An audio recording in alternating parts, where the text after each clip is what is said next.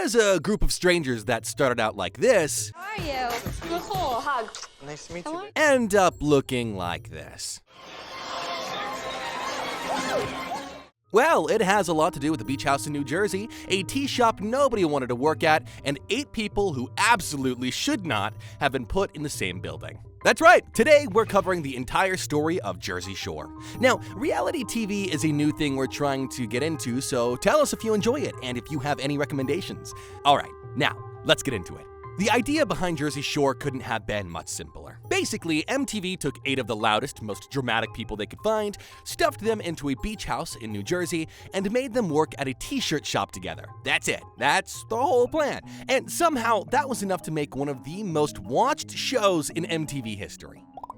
We begin episode 1 with 8 strangers driving to Seaside Heights, New Jersey, and every single one of them thinks that this summer is gonna be their Roman Empire. First through the door is Mike, the Situation, from Hazlitt, New Jersey. The Situation is the kind of guy who walks into a brand new house, immediately lifts his shirt to show off his abs to nobody in particular, and claims the best room before any of his roommates even show up. Iconic, honestly. Pauly D rolls in from Johnston, Rhode Island. Pauly introduces himself as your girl's favorite DJ, and within about 4 minutes of meeting Mike, they're best friends. They claim the same room together, and that's it. Brothers with different mothers right there. Then, Sammy Sweetheart walks in from Mannapoland, New Jersey, and Mike is already locked in. He offers her a spot in his and Polly's room before Sammy even has a chance to put her bags down. Sammy says yes, so we're doing this on day 1, apparently. Vinny shows up next from Staten Island, New York. Vinny describes himself as a total mama's boy, picks a room, and then immediately switches rooms the moment he sees Jenny J. Wow walk through the door. Her bold, in-your-face personality and her revealing outfit just intimidated him. And look, if you've seen Jenny, you kinda get it. She has a lot to walk into a room. Vinny doesn't need much convincing. Nicole SNOOKI bursts in from Poughkeepsie, New York, loud and already asking everyone where the drinks are. Ronnie from the Bronx shows up next, built like a brick wall, and tells the camera with full confidence that he is never, ever falling in love at the Jersey Shore. Sure, Ronnie. And last at the door is Angelina from Staten Island, carrying every single one of her belongings in garbage bags. Polly clocks us immediately and is not impressed. I mean, she arrived with garbage bags. Talk about a bad first impression. Now that all 8 are in the house, their landlord, Danny, shows up and wastes absolutely no time. He tells them that they're working at his t-shirt shop to pay the rent, showing up drunk or late, and you're fired. That's the deal. Welcome to paradise. The roommates start getting to know each other, and things feel pretty good. That is, until SNOOKI gets into the drinks and starts rubbing herself on every guy in the house. Oh no, the other girls are disgusted. The guys are weirded out, and SNOOKI ends up passing out alone in the hammock on the deck while everyone else carries on without her. Not exactly the entrance she was going for. The rest of the roommates head out to a carnival for the night. They play games, have a good time, and on their way home, that's when it happens. Sammy and Mike are walking together and holding hands. The other roommates clock it immediately. Nobody says anything, but everybody notices. Something is definitely starting between those two. Back at the house, SNOOKI wakes up alone and tries to call her dad. The problem is, she can't figure out how the house phone works. She spends a few solid minutes just staring at it. Day 1. The next morning, everyone heads to the t-shirt shop to meet Danny and start work. Everyone except SNOOKI, who is sick in the bathroom from the night before. She shows up late, and Danny looks her dead in the face and tells her this is her one and only chance. SNOOKI apologizes and holds it together.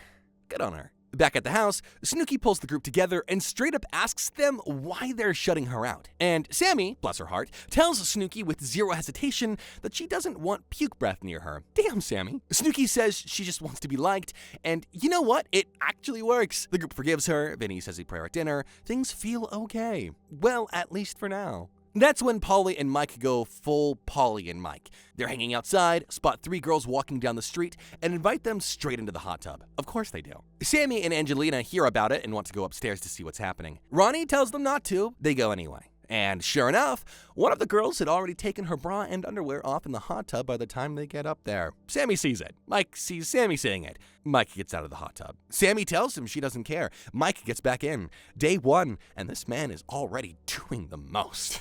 And, well, that's when the whole house goes sideways.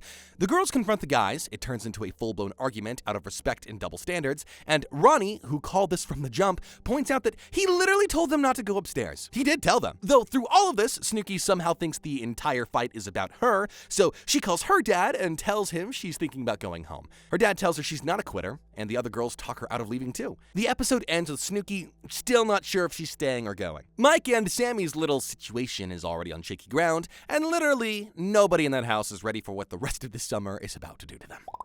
Episode 2 opens, and the SNOOKI situation is not over yet. She's on the phone with her parents, bags packed and fully ready to leave. Oh, we're doing this again. But while SNOOKI is upstairs having an emotional crisis, Mike is downstairs cooking Sammy breakfast like a man with a plan. These two are moving fast. At the t-shirt shop, Pauly D and Angelina show up for their first shift. Pauly gets straight to work and makes his first sale within minutes. Angelina, on the other hand, decides almost immediately that this job is beneath her and basically does nothing. Back at the house, Sammy sits down with SNOOKI and tells her straight up that she needs to build some self-esteem.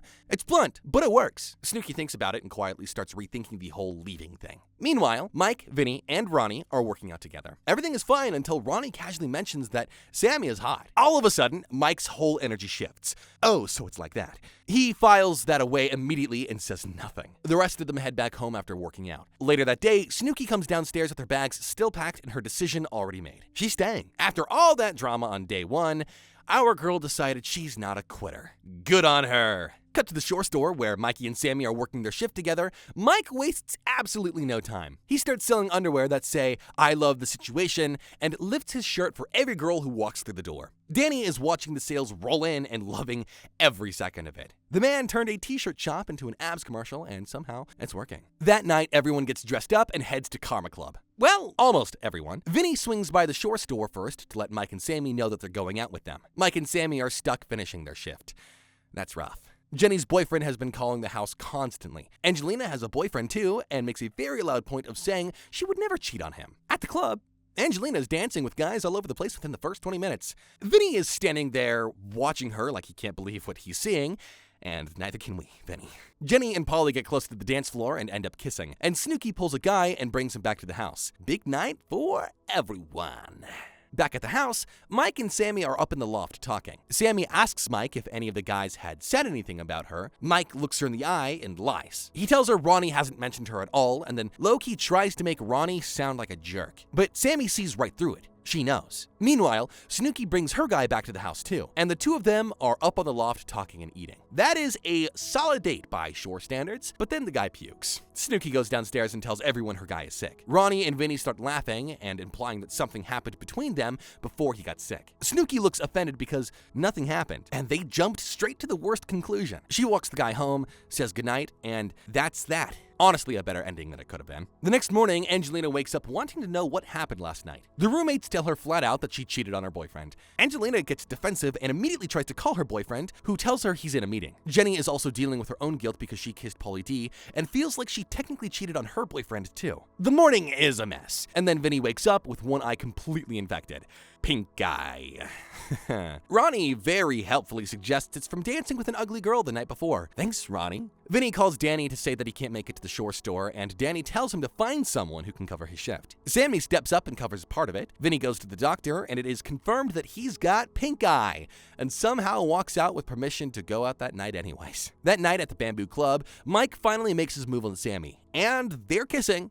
So, we're back here. Jenny and Pauly D are dancing again and kissing again, but Jenny pulls herself away before things can go further. Smart. And then Sammy walks straight past Mike, across the room, and starts kissing Ronnie. Oh, Mike and Pauly D both see it happen in real time. Mike walks straight up to Sammy and gets in her face. She tells him she can do whatever she wants, and so can he. Mike, feeling played after half a night of thinking he had her, looks across the room and immediately starts a fight with some random guy who was apparently hating on him. The guy's friend shoves Vinny for getting involved. Pauly D sees it and punches the guy in the face. Yeah, they all got escorted out. Outside, 3 girls start following the guys, and Mike, Vinny, and Pauly bring them back to the loft. But downstairs, Sammy, Ronnie, and Angelina are still home. Mike sees Sammy and completely loses it. He tells her she's missing out and will never get his situation again. She tells him she likes Ronnie. Angelina tells Mike to go back upstairs to his hole. Mike goes back up and starts venting to the girls about the drama. One of them tells him that she's not a hole. And the night keeps getting better. Angelina goes upstairs too, not to hang out, but to purely ruin Mike's chances.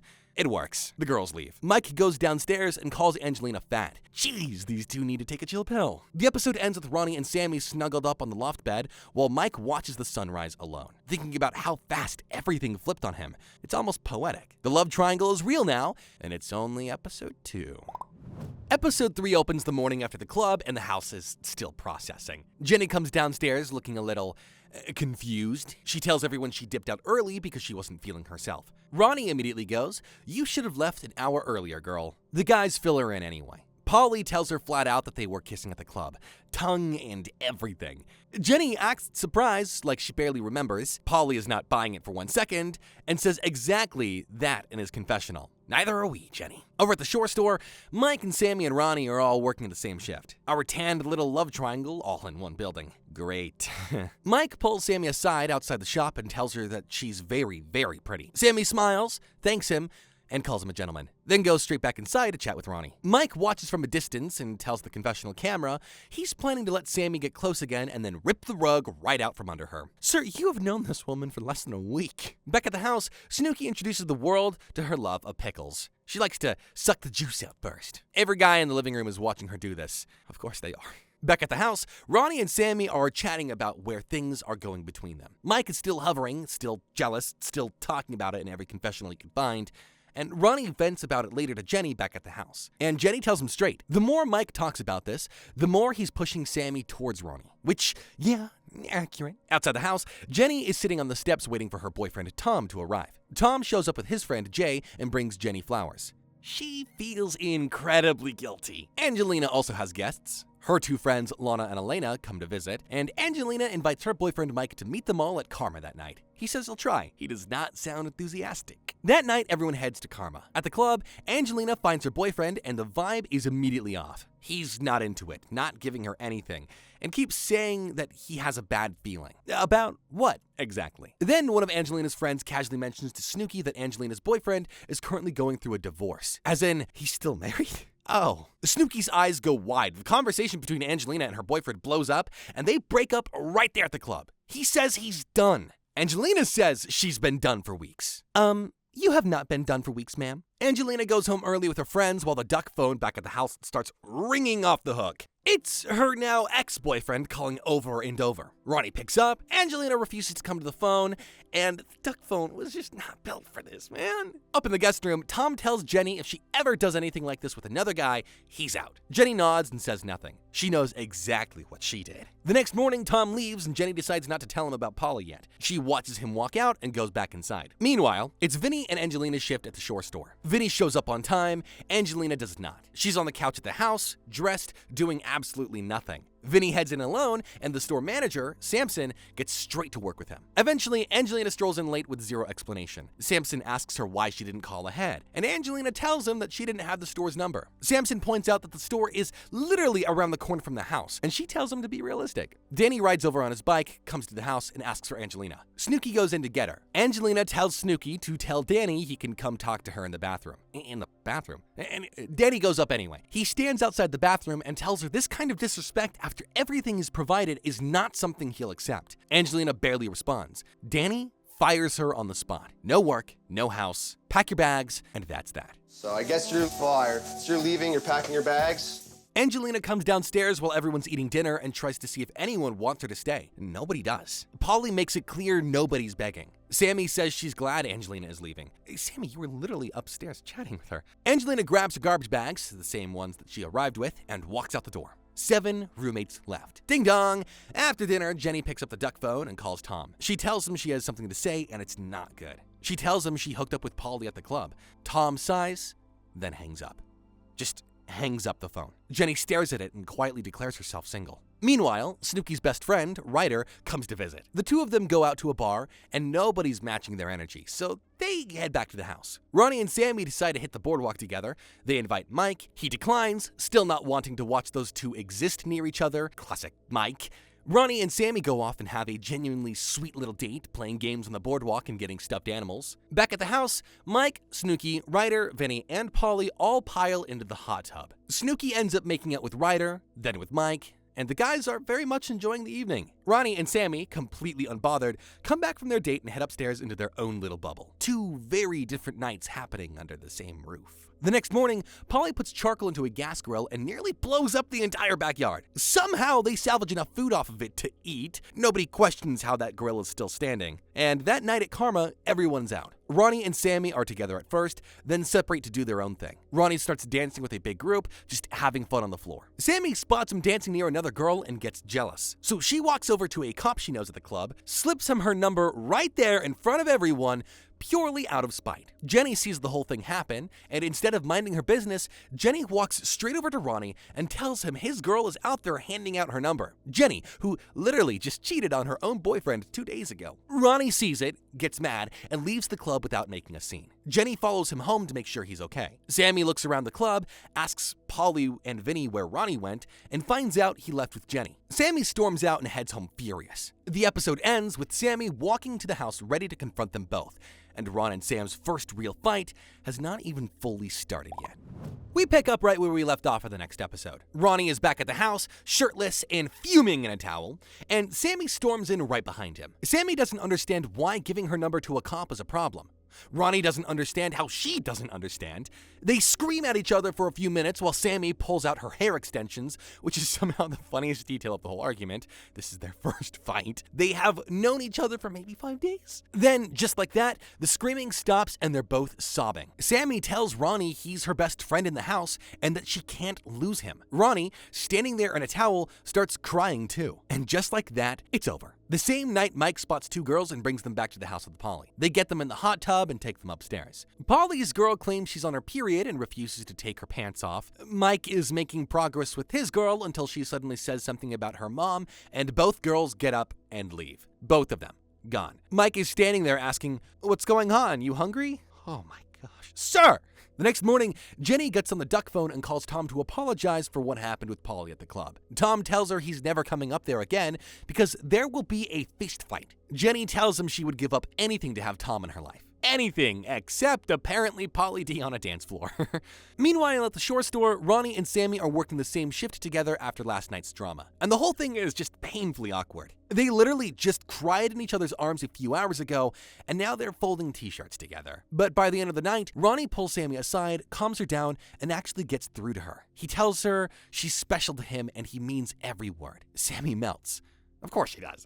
And, well, one thing leads to another, and let's just say Ronnie later confirms to the camera with zero hesitation that they smushed. The man who swore he would never fall in love at the Jersey Shore has fully, completely, embarrassingly fallen in love at the Jersey Shore. The next day is rainy, so the guys use it as a self-improvement day. Gym, tan, haircut.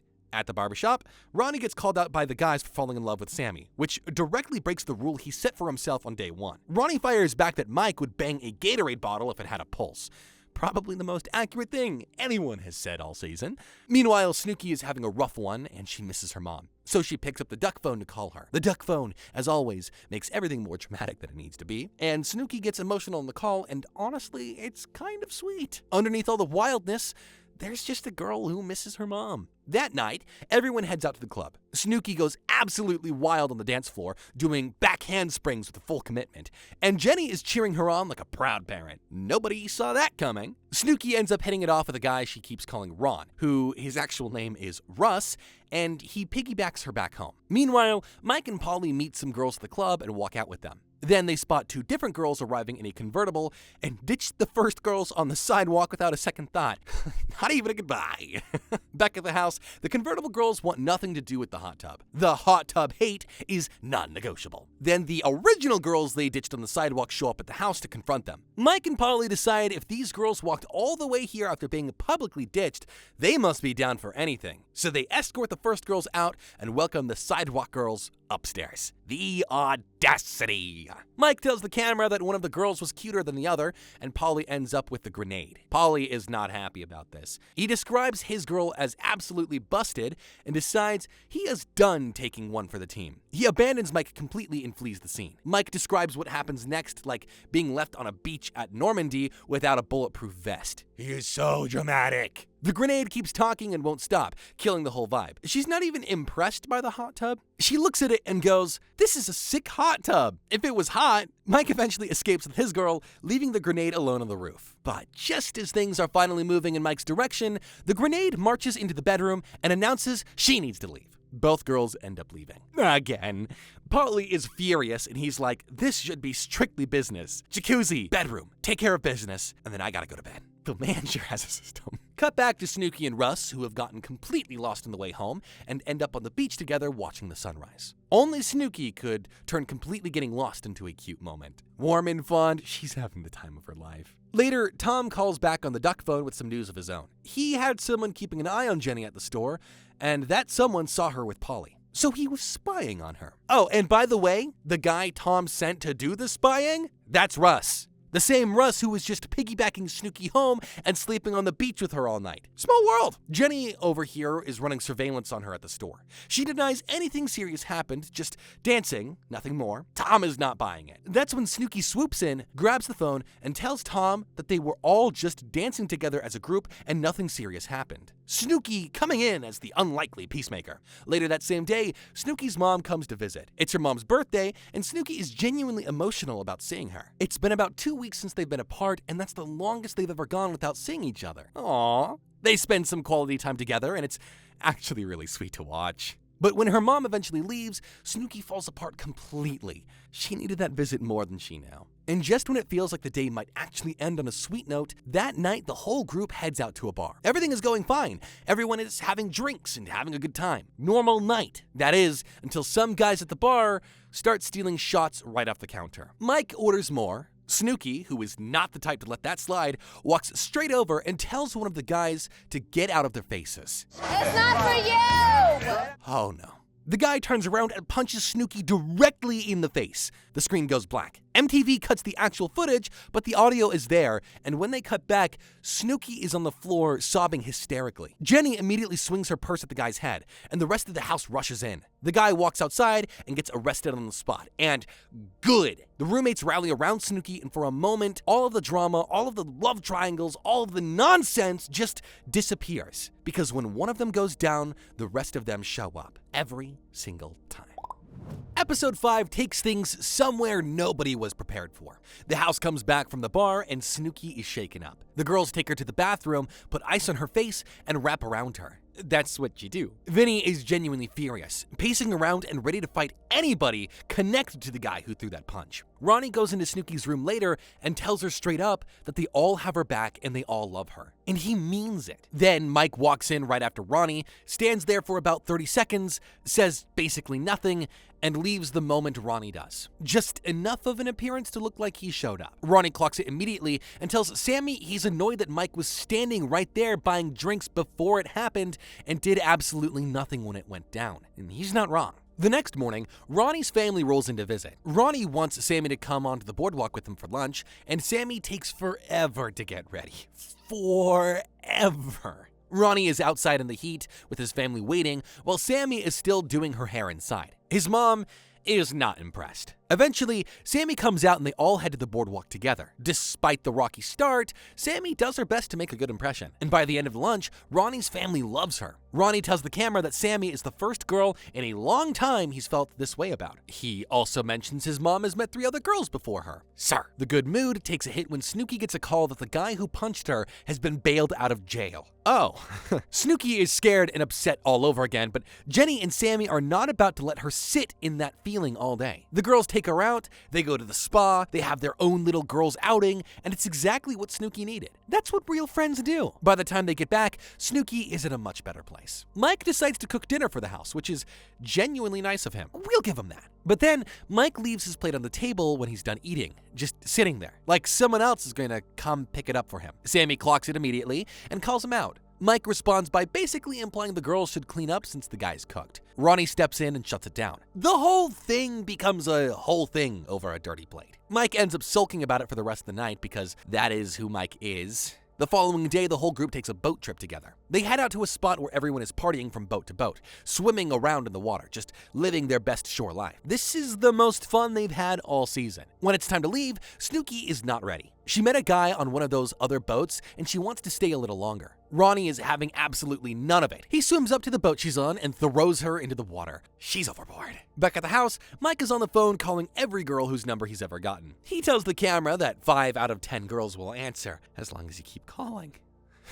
That same night, the house splits. Mike, Polly, and Vinny stay back and call up girls from their phones until 3 of them agree to come over. Mike is partially excited about a girl named Stephanie and tells the camera that he wants to take her out to lunch and dinner. Mike wants to take someone on a date. It's progress. The girls arrive and they all end up on the roof of the house. Vinny, who apparently has a lot of thoughts about women, decides this is the perfect moment to share his philosophy on life with the camera. He explains that there are 2 types of girls. The one who strip off their clothes and jump straight into the hot tub, and then the ones you have to actually treat like human beings. Vinny said that out loud on national television. Mike, meanwhile, is over in the counter telling Polly that the 2 of them are officially famous on the shore for hooking up with everyone. Polly has even earned the nickname The Problem, making them collectively The Problem and The Situation. Mike definitely told himself this. Meanwhile, SNOOKI, Sammy, Ronnie, and Jenny head out to Bamboo. Everything is going fine until a random girl in the club walks up and calls SNOOKI fat. Wrong move. Jenny does not even hesitate. She throws her drink into the girl's face, and it turns into a full-blown fist fight and hair-pulling contest right there on the floor. That's what you get. They all get thrown out. Again. These people cannot stay in a club for a full night to save their lives. The next morning, Mike is in the kitchen attempting to cook something. Meanwhile, Polly is getting his DJ equipment together because tonight he has a gig and Rhode Island's finest is about to bless New Jersey with his talents. Our boy. Mike also has a date lined up with Stephanie, the girl from last night, and Stephanie does not show up. She stood him up. Mike, the man who claims girls fall at his feet constantly, got stood up on a date. Karma works fast sometimes. The guys then head out to get their hair done, which at this point is the 2nd time in a week. The maintenance required to be these people is genuinely impressive. That night, everyone heads to Karma, where Polly is in the DJ booth doing his thing, and the house is supporting him and the energy is good. That is, until Ronnie and Sammy quietly slip out together and go home early without telling anyone. Again. The rest of the house notices and they are already over it. SNOOKI points out that they literally all live together, so there is 0 reason to disappear every single time they go out. Vinny cannot stop raving about how good Polly's set was. Ronnie and Sammy missed the whole thing because they cannot spend a single night without disappearing into their own little bubble. The house is getting tired of it and they are only on episode 5. And then there's Vinny. While everyone else is at Karma, Vinny ends up talking to a girl and things go well. They head back to the house together. Then she tells him that she's Danny's girlfriend. Danny, their boss. Their landlord? The man who controls whether they have a roof over their heads. Vinny's face says everything. We finally get the full GTL experience in the next episode. Gym, tan, laundry. The Holy Trinity. The guys lay it out like a religion, and honestly, the commitment is impressive. Meanwhile, Vinny is busy telling Ronnie about taking Danny's girl home last night. Vinny is very proud of himself, and Ronnie listens like an older brother humoring a little kid. Danny, for his part, finds out and does not actually care, so that whole thing was for nothing. Vinny then flips through the actual phone book and calls Mike's sister Melissa, who Mike had casually mentioned to him. Melissa comes down to visit. The problem is, Vinny takes one look at her and realizes she looks exactly like Mike. Exactly like Mike. He spends the first chunk of the night standing in the corner looking confused. He eventually gets over it. Good for him. And then that night, the whole group heads out to the club together. And everyone is having a genuinely good time. Once Vinny gets past the whole Mike resemblance situation, he and Melissa actually hit it off and spend most of the night together. Vinny, who has been invisible for 5 episodes, has suddenly found his footing. On the way home from the club later that night, Ronnie and Sammy are drunk and joking around in the car. Sammy calls Ronnie a stumpy bastard. Ronnie fires back that she has Flintstone big toes as a joke, and Sammy immediately goes quiet and starts pouting. Ronnie is genuinely confused. He cannot figure out what had just happened. Back at the house, Ronnie wants space to cool down, and Sammy keeps pushing to talk. SNOOKI jumps in to mediate, tells Sammy it's literally a big toe joke, and they were both drunk, and then goes to Ronnie to tell him the same. SNOOKI is doing more relationship counseling than anyone has signed up for. Ronnie tells the boys he's done with the argument and ready to go out. He leaves, gets about halfway there, turns around, comes straight back and apologizes to Sammy. He was never going anywhere. Then, Mike decides to invite girls back to the house. One of them is the same grenade from a previous episode, back again with a friend. Mike quietly pulls SNOOKI aside and whispers that he wants the extra girls gone, but he wants the brunette one to stay. So, SNOOKI goes outside to handle it, on Mike's behalf. Yeah, the girls don't take it well. They jump SNOOKI right outside the house, in the same spot she just got punched a few episodes ago. Are you kidding?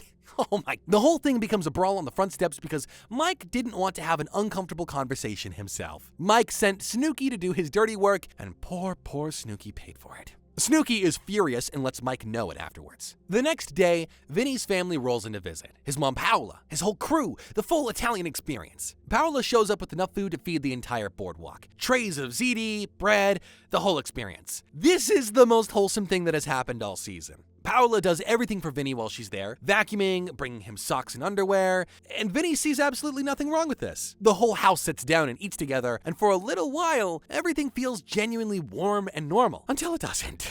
That night, the group heads to Beachcomber's bar. Everyone is having a good time, dancing, enjoying the last stretch of summer. There is a guy sitting near Polly who keeps making comments and talking trash, but nobody really engages with him. Ronnie and Sammy eventually decide to leave early and walk home together. That's when the guy follows them onto the boardwalk. He starts yelling stuff at them, and Ronnie just keeps walking, ignoring him completely. He is trying to be the bigger person. But Sammy starts talking back, and Ronnie begs her to stop. She keeps going. Ronnie, completely frustrated, shoves her out of the way to stop her from making things worse. He should not have done that. The guy immediately accuses Ronnie of abusing her, and that is when Ronnie is done. He glides across the boardwalk and punches the guy clean in the face. One shot. The guy's girlfriend tries to grab Ronnie. Sammy jumps in. It becomes a full-blown boardwalk brawl. Back at the house, a friend of Polly's calls to say Ronnie got into a bad fight. Mike and Polly immediately race out to back him up. That's the loyalty. When it's all over, Ronnie walks ahead and leaves Sammy to walk home alone. Jenny catches up and asks where Sammy is. Ronnie says he doesn't give a damn. Sammy walks home alone, crying. Back at the house, Ronnie puts ice on his face and goes outside to let off steam. Sammy finds him and tells him he traumatized her by shoving her. Ronnie tells her she started the whole thing.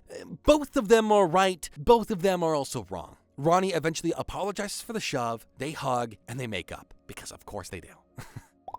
In episode 7, we find out something important first. Before everything went down on the boardwalk last episode, SNOOKI had pulled Ronnie and Sammy aside at the bar and told them straight up that the whole house was uncomfortable with how much they isolate themselves from the group. They said they needed a family meeting about it. SNOOKI said what everyone else was thinking. Well, that family meeting is happening right now. Ronnie and Sammy call everyone together to address it, and they go around the room asking if anyone actually has a problem with them. Mike and Polly both deny everything to their faces. Both of them had multiple diary rooms saying exactly the opposite. SNOOKI, who is the only one who said it out loud and meant it, ends up taking the full heat. Ronnie tells Sammy she can't trust SNOOKI. The same guys who had the diary rooms are now watching SNOOKI take the blame and saying nothing. And SNOOKI, being SNOOKI, goes straight to Sammy afterward and apologizes anyway. She shouldn't have to, but she does it because she's real like that. That night, everyone heads out to the club. SNOOKI hits it off with a guy who is about as far from a Guido as you can get. Pale Irish farmer type. Not her usual, but she likes him and they spend the night together. Mike is working the room as usual, grinding with a girl and telling anyone who will listen about how legendary he is on the shore. Nobody asked Mike, by the way. Vinny, meanwhile, is having a great time with Tanya, Danny's girlfriend. The audacity is truly something. Back at the house, SNOOKI and her guy end up on the roof, but nothing happens. Mike and his girl, Paula, whom he brought home from the club, are in the hot tub. Everyone is doing their thing. A perfectly normal night at the shore, for now. The next morning, a girl shows up at the door banging like it's the police. It's Lauren, Paula's friend, looking for Paula. She tells Paula she missed her first day of work and her whole family has been calling since 9 a.m. Her whole family! Mike, who is the reason Paula is still at the house and missed her first day of work, immediately disappears into the bathroom to take a shower. He leaves Paula to deal with Lauren completely alone. Later that day, Mike decides to start trouble with Vinny for, well, no reason. Vinny, completely unbothered, looks at Mike and tells him he would never want to be like him at 27. Mike is 27. Mike does not take this very well. That night, Melissa, Mike's sister, comes back and has set her sights on Vinny. And Vinny's not complaining. He starts flirting with her and spending time with her, partially because he genuinely likes her and partially because he knows it is driving Mike absolutely crazy. Two birds, one stone. Meanwhile, Polly is talking to Danielle, an Israeli girl who has been following him around, and she is trying to convince him to move to Israel to eat kosher food. Polly is not moving to Israel. Then Tanya, Danny's girlfriend, suddenly shows up at the same spot. Vinny immediately drops Melissa and goes to Tanya. Just like that. Back at home, Polly and Danielle are spending more time together, but Danielle makes it very clear that she is saving herself for marriage. Polly loses interest immediately. Goodbye, Danielle. Mike is furious about the whole Vinny and Melissa situation and confronts Vinny about juggling his sister. Vinny listens, nods, and then goes straight back to Melissa and makes out with her right in front of Mike at the house. Bold move, Vinny. The group packs up and heads to Atlantic City. A change of scenery. At dinner, things start off fun and loose, everyone cheering and having a good time. Then Mike starts feeling himself. He starts throwing snide comments at SNOOKI across the table, bringing up her weight and not letting the tension die down. SNOOKI tells him flat out that nobody likes him and he needs to stop talking to her. Mike responds by making a cruel comment about her weight. Just like that, the table goes quiet. SNOOKI gets up and walks away. Jenny follows her. Away from the table, SNOOKI opens up to Jenny about something she's never said on camera before. She was anorexic in high school. Cheerleading pressure got into her head and she started starving herself, getting down to 80 pounds before her parents stepped in. So she was eating barely anything. And Mike just used that against her without even knowing it. Ronnie, to his credit, goes to Mike and tells him that he needs to go apologize right now. Mike eventually goes over and gives an apology that nobody believes. You can tell he doesn't mean it. SNOOKI accepts it and moves on because that's just who she is. At the club, Mike keeps the mess going. Vinny finds a girl, they hit it off, they're dancing together, they even kiss. Things are going well for Vinny. Then, Vinny makes the fatal mistake of going to the bathroom. Mike spots the opportunity immediately and swoops in. By the time Vinny gets back to his girl, she's not Mike's girl. The robbery. Mike cannot stop bragging about it. Vinny is annoyed, but honestly, at this point, what did he expect leaving a girl alone with Mike? He knows exactly who Mike is. Later that night, Jenny's not feeling well and wants to go up to the room. She asks Mike to walk her upstairs, and Mike refuses because he's busy with the girl. His roommate is sick, and he won't walk her upstairs. Jenny asks again. Mike says no again. Jenny then smacks Mike in the back of the head. Security pulls Jenny out of the club. Ronnie and Sammy have already left the club early again, slipping out around 4 a.m. while everyone else is still out. The rest of the house clocks it and nobody says anything, but everybody notices. Back at the hotel room the next morning, Vinny wastes no time teasing Mike about stealing his girl the night before, asking him how she tasted. Vinny did not let that go overnight. Mike is still trying to convince everyone that stealing that girl was some kind of achievement. Nobody is buying it. Then Jenny walks in. She has been waiting for this moment all night. She walks straight up to Mike and starts swinging. No warning, no speech, just hands. Vinny tries to hold her back, but Jenny reaches around him and lands a backhanded punch directly onto Mike's nose. Whew, beautiful. Episode 8 and the Jersey Shore crew is back from Atlantic City, still processing all that happened. Jesse calls Tom to fill him in on Mike's situation, and Tom's response is to ask why she was drinking so much and to tell her she needs to control herself. That is not what you say to someone who just called you to vent. Jenny is not impressed. Meanwhile, Mike is in the house telling Sammy and Ronnie that he is done with both Jenny and Vinny. Mike thinks Sammy is his best friend in the house. Sammy, who talks about Mike constantly behind his back, nods along. Meanwhile, Paulie has a situation of his own developing. Danielle has been showing up on the boardwalk, not once, but multiple times. She pops up while Paulie is with the other girls, interrupts him, and hovers. She is everywhere. That night, she calls the duck phone repeatedly, trying to get through to Paulie. Vinny answers and tries to take a message. Danielle does not want to leave a message. She wants Paulie. When Paulie finally gets on the phone, he goes in on her, tells her that she has been stalking his whole life on the boardwalk and needs to stop. The New York accent is fully activated. The thing is, Danielle is not even looking for a hookup. She is looking for a husband. Paulie D is not looking to be anyone's husband, unfortunately. She is at this level of obsession without even getting intimate with him. Mike comes up with a plan. He puts a foul-smelling concoction under Vinny's bed and waits for the reaction. Vinny does not notice. Days go by. Vinny still does not notice. This tells you everything you need to know about Vinny's bedroom habits. Later, Mike is working a shift at the Shore store with Sammy, and you can tell even now that he still has his feelings for her. He just can't help himself. At some point during the shift, he makes the mistake of telling Sammy about the prank he pulled on Vinny, apparently forgetting that Sammy tells Vinny everything. Sammy immediately tells Vinny everything. Vinny finds the thing under his bed, removes it, and Mike's grand prank lasts approximately one conversation. Devastating. Back at the shore house, the tension between Mike and Vinny is still very much alive. Vinny goes at Mike again, calling him out for being 27 and still acting like this. Ronnie hears it and immediately jumps in to back Vinny up. Paulie is sitting on the couch watching all of this unfold, and his response is exactly what you would expect from Paulie. He shrugs and says, either you deal with Mike or you don't. Paulie D has decided he is not paid enough to mediate. The house goes bowling, and for about 20 minutes, everything is fine. Nobody is fighting, nobody is stalking anyone. It's all nice and cool. Jenny pulls Mike aside and tells him she doesn't want to leave the shore with bad energy between them. She explains her side of Atlantic City. Mike explains his. They come to an uneasy kind of peace. Neither of them actually likes the other, but at least they're not punching anymore. Mike even gets close to having a real conversation for about 30 seconds before he shuts it back down. He just can't do it. SNOOKI on the boardwalk meets a guy named Keith, who is genuinely sweet to her, carries her around, looks out for her. Our girl deserves it. Later, she meets another guy who seems promising until his girlfriend shows up. SNOOKI clocks it immediately and walks away without hesitation. That's SNOOKI. Later that night, on the way home from Karma, a group of guys on the boardwalk start messing with the group, calling SNOOKI names. SAMMI, of all people, is the first one to step up and say something. The guys don't stop, they keep going. Ronnie tries to walk away once. The guy follows and keeps talking. Ronnie turns around, walks back calmly, knocks the guy out clean, and keeps moving. Wata! One shot. The cops show up almost immediately. They know Ronnie's name, he's on television.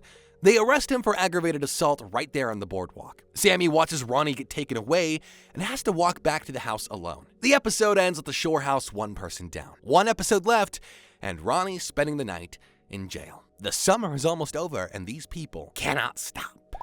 The last episode of the season kicks off early in the morning with Ronnie walking out of the county jail. SAMMI goes to pick him up. Ronnie comes home feeling genuinely embarrassed. He tells the camera he's not a criminal, this isn't who he is, and he never wants to be in that position again. It's the most reflective we've seen him all season. The rest of the house is mostly asleep when they get back. Summer winding down around them. One weekend left. It's Labor Day weekend, and the whole group decides to do something they somehow have not done once all summer. They go to the beach together. All of them, as a group. Seriously, they've lived on the beach for 30 days, and this is their first time? At the beach, Mike spots a girl and starts making comments until the whole house turns around and tells him she does not look of age. Mike's response is that he didn't ask.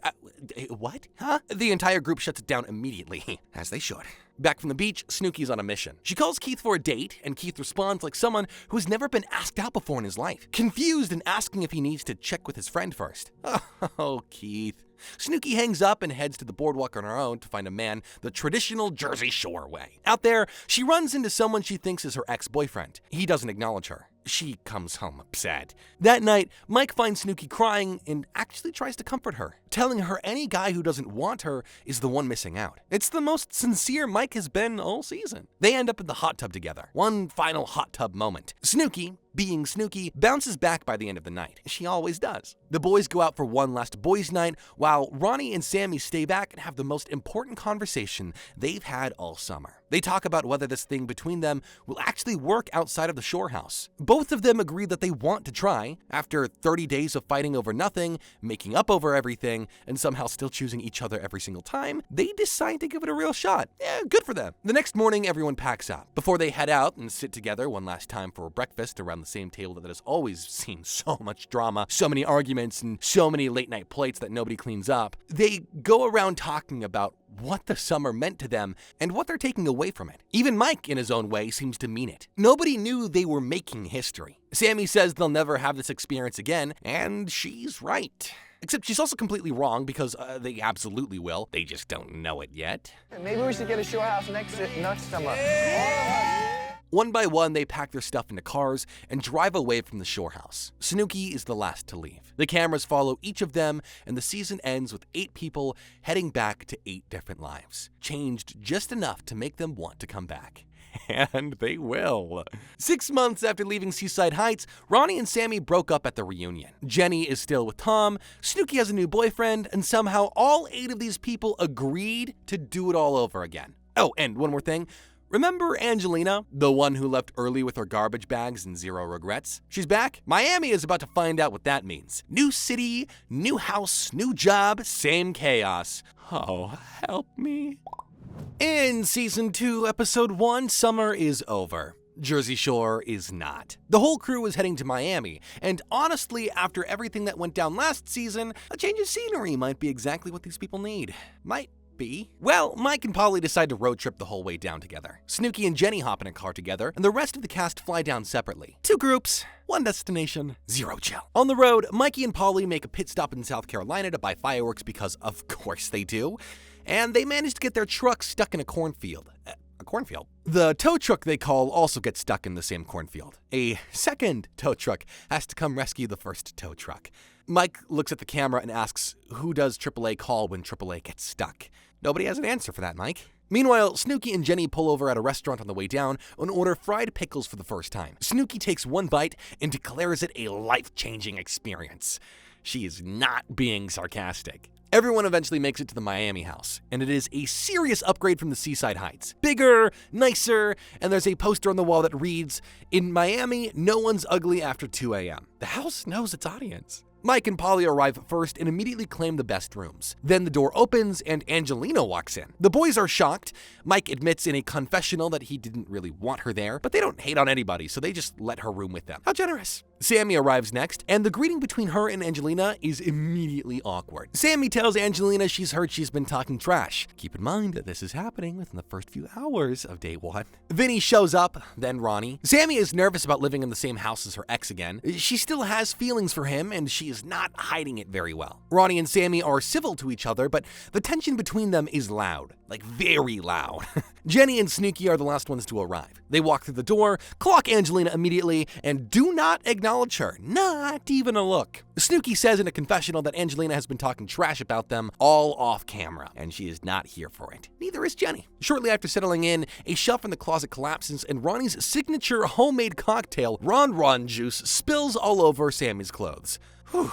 Of all the shelves in Miami. Then SNOOKI spots Angelina in the hot tub with the boys and goes straight to Sammy to report it. Sammy's response is that she will beat both Angelina and Ronnie up if anything happens between them. We are less than a day into this season. On the way to the club, the girls pile into a cab, and Angelina inserts herself into a conversation about Ronnie and Sammy.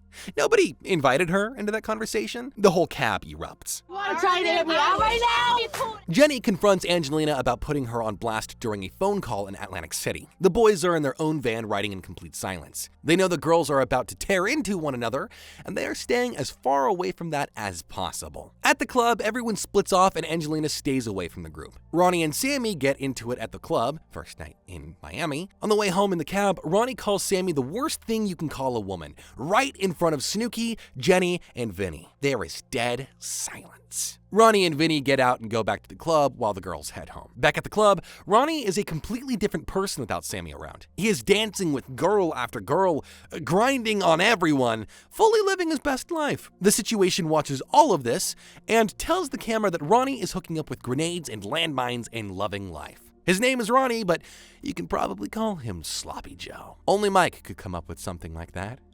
Angelina watches the whole thing unfold and says if Sammy was her friend, she would have told her what Ronnie was doing. Coming from Angelina, that is rich. The episode ends with Sammy alone in the Miami house, in bed, heartbroken, while Ronnie is out there living like a free man. Oh, poor girl. In episode 2, Ronnie comes home from the club after a night of hooking up with multiple girls and walks straight into Sammy's room and gets into bed with her. Like nothing happened. Sammy, half asleep, asks him if he did anything. Ronnie says no. Spoiler alert, he did things. The next morning, Ronnie tells the guys he can't even remember what happened. Convenient. Sammy, meanwhile, tells Ronnie he was obnoxious all night and brings up their argument. Ronnie says nothing useful. Sammy later hears the guys whispering about Ronnie and goes to find out what they know. Polly will only tell her that Ronnie was drunk, to say the least. Ronnie huddles with the guys and tries to figure out his next move. He considers admitting to dancing with girls, but leaving out the kissing part. He ultimately decides he won't say anything unless Angelina says something first. Ronnie is using Angelina as his canary. Meanwhile, the girls head out shopping and SNOOKI comes home later and accidentally knocks over Mike's marinating chicken dinner. The look on Mike's face says everything. Everything. That same evening, Sammy is going through Ronnie's phone book and finds a name, Caroline. She immediately confronts Ronnie about it. Ronnie says he spoke to Caroline a couple of weeks ago and is not happy that Sammy went through his things. Sammy says she's over it, but she's not over it.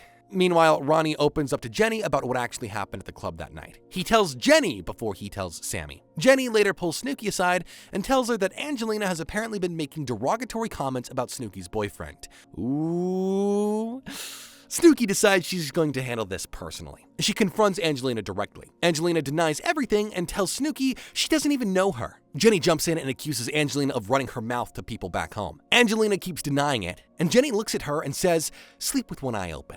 The duck phone rings for Angelina at that exact moment. SNOOKI picks it up and tells the caller she died. Gow! Damn, SNOOKI! The same night after the Angelina drama settles down, the guys finally tell the girls what Ronnie actually did at the club. Mike delivers the information with zero hesitation. He made out with 2 girls at the same time and was loving it. Mike said that with Sammy right there. Classic Mike. The next day, Sammy goes to Ronnie and apologizes. They admit they still have feelings for each other, because of course they do. Everyone then heads to their new job at the gelato shop for the first time. Their new boss takes one look at Polly's hair and immediately worries about it falling into the ice cream. Polly assures him that the hair is not moving. Ronnie then decides to get a tattoo on his torso, and Sammy goes with him. He says he needs her as he lies on the table. They hold hands. These two are really something. That night, the group heads to a club. Angelina decides she needs to forget about her stress and starts drinking heavily and dancing with girls. She spots Polly dancing with a girl and goes over to tell him that the girl is apparently engaged. Polly does not care. Back at the house, Angelina is clearly drunk and brings the whole thing up again. Polly tells her to mind her business. Angelina then somehow starts suggesting she wants to marry Polly, but Polly wants this conversation to end immediately. He tries to walk away. Angelina follows. She slaps him.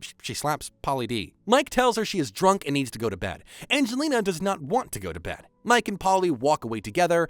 Angelina follows again. Polly finally loses his temper completely and tells her flat out that he and Mike were the only 2 friends she had in the house, and now she has nobody. You're wrong. You don't have me, and you don't have a situation. So who do you have? No one. Angelina has been back for 2 episodes, and she's already an outcast. In the next episode, we pick up right where we left off. Jenny gets woken up by all the noise outside and comes out to find what is happening. Mike tells her Angelina slapped Polly 3 times. Angelina is standing there denying every single word of it.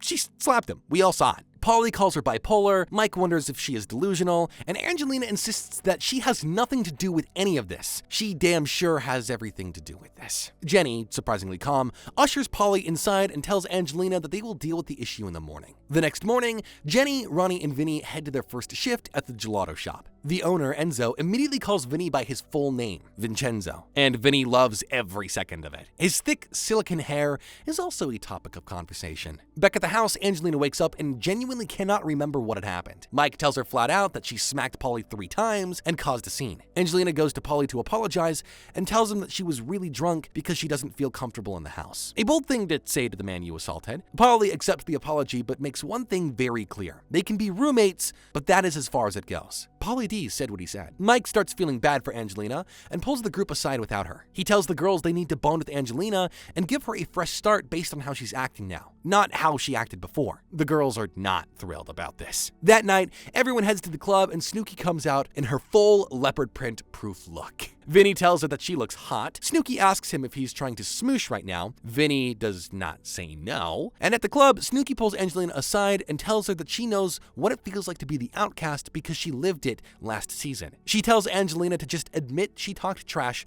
so everyone can move on. And Angelina admits it. Whatever they heard her say, she probably said it. The truth has set Angelina free. Angelina apologizes to Jenny too, and things are tentatively squashed. Meanwhile, Ronnie is getting absolutely obliterated at the club, stumbling around and dancing on everything that moves. Sammy is watching it happen and getting more and more uncomfortable. Ronnie tells her to leave if she's not going to have any fun. He just told his girlfriend to leave the club. The other girls take Sammy home while the guys stay out with SNOOKI. SNOOKI spots Ronnie dancing up on another girl and goes straight up to him to call him out. Ronnie pushes SNOOKI. Oh. The other guys jump in immediately and pull Ronnie out of the club before anything else happens. Back at the house, Ronnie stumbles around, gets into bed with Sammy, and whispers, "Can I smoosh you, please?" Oh man, this guy. SNOOKI, also very drunk, wants to call her boyfriend. Vinny is passed out on the beanbag next to the phone, so she just collapses on top of him and dials. It's 6 a.m. She has the hiccups the entire call. She hangs up and knocks the entire table over. Phone, lamp, everything. Vinny wakes up laughing. They stumble through the house together, and Vinny asks her to sleep in his bed for companionship. They pass out next to each other. The next morning, Vinny wakes up with his clothes around the room and no memory of what had happened. He tells the others he definitely did not touch Snooki. Definitely. That same day, Ronnie and Sammy work a shift at the gelato shop together. And Ronnie casually calls her his girlfriend. Just like that. Sammy is thrilled. Ronnie is charming. The cycle continues. That night, Mike, Polly, and Vinny decide to have an MVP night. Angelina wants to come. She wants to put an A in the MVP. Unfortunately, A is not a part of that equation. And the guys wait until Angelina's head is turned and literally run out of the door. And it works. At the club, the place is full of grenades. Mike and Polly are not deterred. They bring a group of girls back to the hot tub. Then someone's bra insert falls out and starts floating around the hot tub like a dead fish. What's this?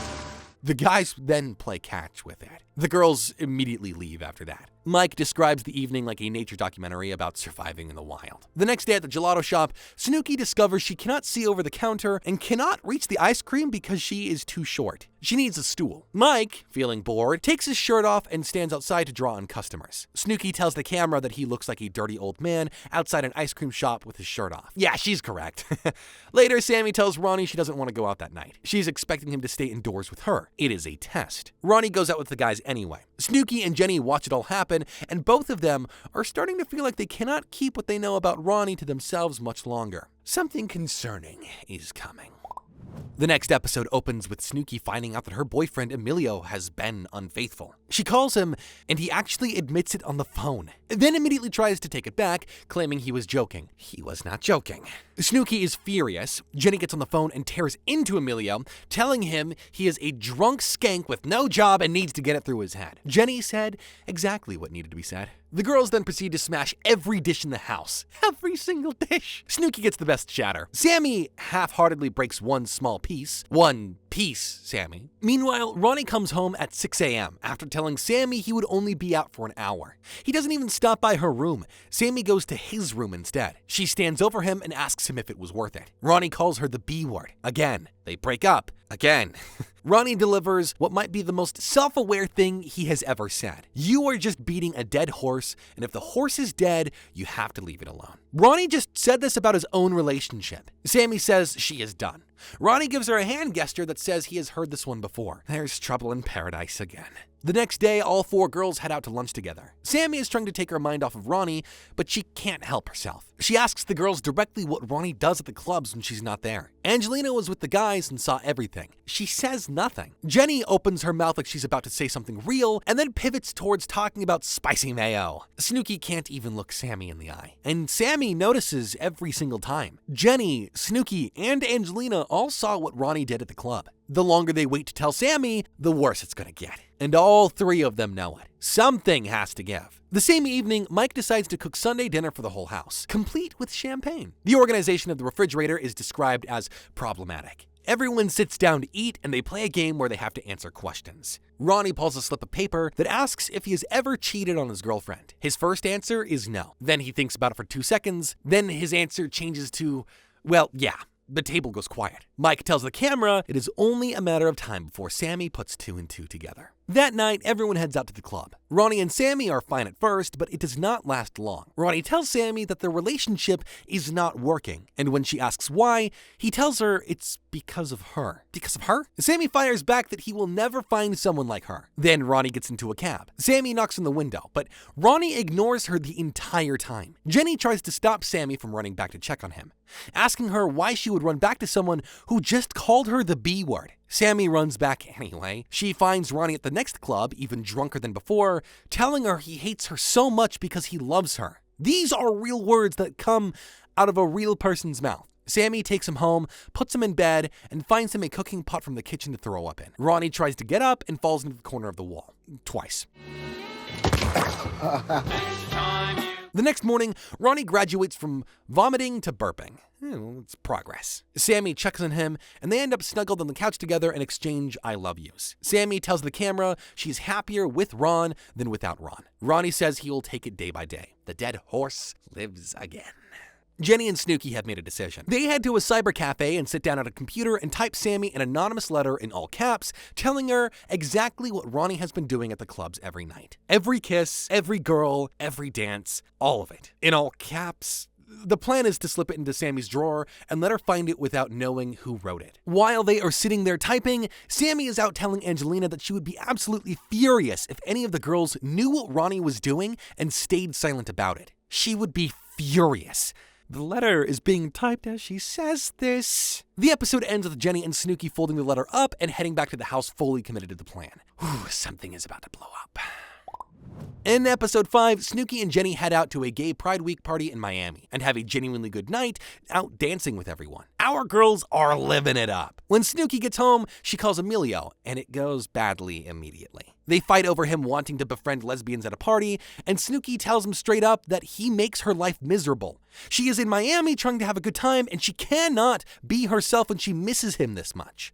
Then she tells him she hates him and never wants him to call the house again. Emilio's second chance is officially over. Meanwhile, that same night, Mike, Polly, and Ronnie come back from the club with 2 girls. Then Mike realizes he also has 2 backup girls arriving at the house. He separates them and brings Vinny in to help manage the situation. The plan is for each guy to pick a girl and leave the remaining one to fall asleep in a spare bed. The grenade goes to bed.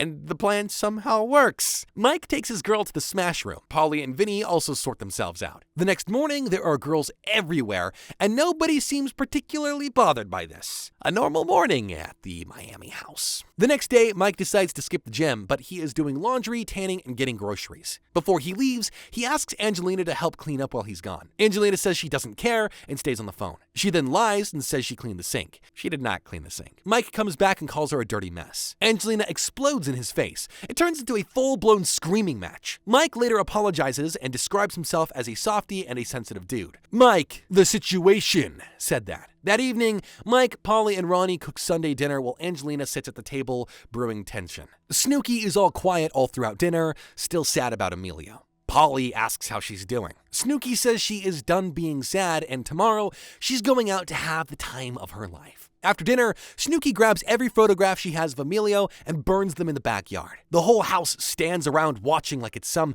religious ceremony. Not all of them burn completely, but Snooki doesn't address this. She looks at the camera and says she is done. The mood in the house suddenly shifts. Snooki is single, fired up, and ready to move on. The summer just got a lot more interesting. That night, Jenny and Snooki are conspiring in the hallway about the letter when Sammy walks right past them. She does not notice. Jenny runs over to Sammy's room and slips the letter into her drawer. Done. The next morning, it's raining, and Mike, Jenny, and Snooki have to go to work at the gelato shop. Neither Jenny nor Snooki slept well after delivering that letter. They spend the whole shift anxious about what is happening back at the house. They caused this, and they know it. Back at the house, Sammy finds the letter in her drawer and reads every word. She immediately pulls Vinny aside and asks if it's true. Vinny says he really doesn't know and walks away. She goes to Polly. Polly looks her in the eye and says he didn't see anything. The show cuts to footage of Polly watching Ronnie kiss 2 girls at once. Yeah, classic. Vinny quietly pulls Ronnie aside and tells him about the letter while everyone else is at the breakfast table. Ronnie's face changes immediately. Ronnie goes into Sammy's room and asks to see the letter. She hands it to him. He reads it. He knows immediately that it was Jenny or Snooki. He admits to Sammy that he danced with girls and got a number, but insists he threw it away. The one thing he specifically denies is holding a girl's hand. Sammy tells the camera that if he admitted to some of it, then it probably all happened. And she looks like a fool for not knowing. Oh, Sammy, you certainly do not look like a fool. You were just lied to. Mike, Jenny, and Snooki come home from work. Mike reads the letter and laughs the entire time. Sammy comes out and asks why he is laughing, and Mike says if it's on the paper, it must be true. Jenny tells Sammy that she will look like a fool if she goes back to Ronnie. Then Jenny lies to Sammy's face about knowing anything about the letter. Ronnie tells the camera he knows Jenny and Snooki wrote the letter and gives them the silent treatment. He goes to Sammy and asks her flat out, "You want this or you don't?" If she does not answer, he's taking it as a no. Sammy tells him to take it however he wants. They break up. Ronnie immediately goes to the phone, dials loud enough for Sammy to hear, and asks his ex-girlfriend back home to wear the Varsity Blues outfit when he gets back. He did that on purpose. Sammy hears every word of it and confronts him. Ronnie hangs up, they go back and forth one more time, and Sammy tells him straight, "You and I are not meant to be. For now." Ugh. In episode 6, later that night, SNOOKI puts on a giant sombrero, accidentally drinks from the ash cup, and decides to test out every guy's bed like she's Goldilocks. This is a normal thing that SNOOKI does. She tries a few and decides Vinny's is the winner. She puts on her pajamas and climbs in. They end up making out before falling asleep together. The next morning, SNOOKI slips out early to avoid awkwardness. Vinny tells the camera he is completely fine with what happened. SNOOKI tells Sammy about it later and delivers what might be the most unforgettable description of another person's anatomy in reality TV history. Let me get my glasses on. It's like putting a watermelon into a pinhole. SNOOKI said that out loud. The next morning, Mike and Sammy end up talking, and he tells her flat out that Ronnie was 100% wrong and made her look stupid. Mike, of all people. Sammy says she is done with Ronnie, and boy, we have heard this one before. Meanwhile, SNOOKI wants to come clean about the letter, but Jenny is not ready. Angelina, surprisingly, is the voice of reason and points out that the note did not actually accomplish anything because Sammy is still with the guy. She is not wrong. Vinny wakes up with pain in his eye and makes a doctor's appointment. He had pink eye last season too. Polly goes with him to the examining room and makes jokes the entire time. That, my friends, is friendship. Turns out it's just severely dry eyes, not pink eye. All right, we're making progress. Jenny and SNOOKI head to the grocery store to shop for Sunday dinner. They do not know what a quart is. SNOOKI loses the shopping list at the pickle section and immediately assumes someone stole it. Someone did not steal it. SNOOKI. They pull dinner together anyway. Meanwhile, Mike, Vinny, and Polly go out for lunch because they genuinely do not believe that the girls can cook. They are wrong. The girls make penne a la vodka, and SNOOKI makes garlic knots. She says she loves balls. She means the garlic knots, probably. The guys come home, sit down, and Mike thanks everyone before eating. Polly says it's pretty good. Sammy makes a salad and refuses to eat any of Jenny's food. Jenny is furious, and you can already see these two heading towards a showdown. For once, the guys do the dishes. Sammy and Angelina are working the gelato shift together, and Sammy tells Angelina she is her closest ally in the house right now. Angelina returns the favor by confirming, with a coy smile, exactly who wrote the note. Jenny had warned her multiple times what would happen if she did that. That same weekend,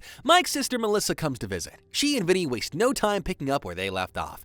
Mike is not thrilled. Meanwhile, Polly gets drunk and has to be helped home and into bed. On the cab ride home, Polly and Angelina, who have been at odds all season, end up making out. Everyone is watching. Nobody knows what to say. When the group gets back to the house from the club, Jenny calls Tom and casually mentions that Polly was drunk that night. Angelina overhears and runs to Sammy and Ronnie in a scandalized whisper to report that Jenny was talking about Polly to her boyfriend. Vinny hears both conversations. He decides he has had enough of Angelina stirring the pot and goes straight to Jenny to tell her. Jenny goes back to the living room to confront Angelina. Angelina denies it. Sammy jumps in out of nowhere. Jenny wheels around. Really? Let's be up. Jenny gets up in Sammy's face. Sammy gets up in Jenny's face. Jenny clamps both hands on Sammy's head and pushes her down. Sammy manages to hit Jenny in the face. Jenny grabs her hair and takes her to the floor. Everyone piles in trying to break it up. The episode ends there, mid-fight. To be continued. And to be continued it is, because in the next episode we pick up right where we left off. Sammy slugs Jenny in the face. Jenny grabs her hair and takes her down again. Everyone is screaming. Angelina half-heartedly tries to hold Sammy back and appears to let go at a very convenient moment with a smile on her face. Ronnie goes after Vinny, blaming him for starting the whole mess. Polly comes out of nowhere and pulls everyone apart. Vinny explains to the camera that he was calling out Angelina for stirring the pot, and Sammy threw herself into it. He is not wrong. During the shouting, SNOOKI tells everyone that Angelina helped write the note, too.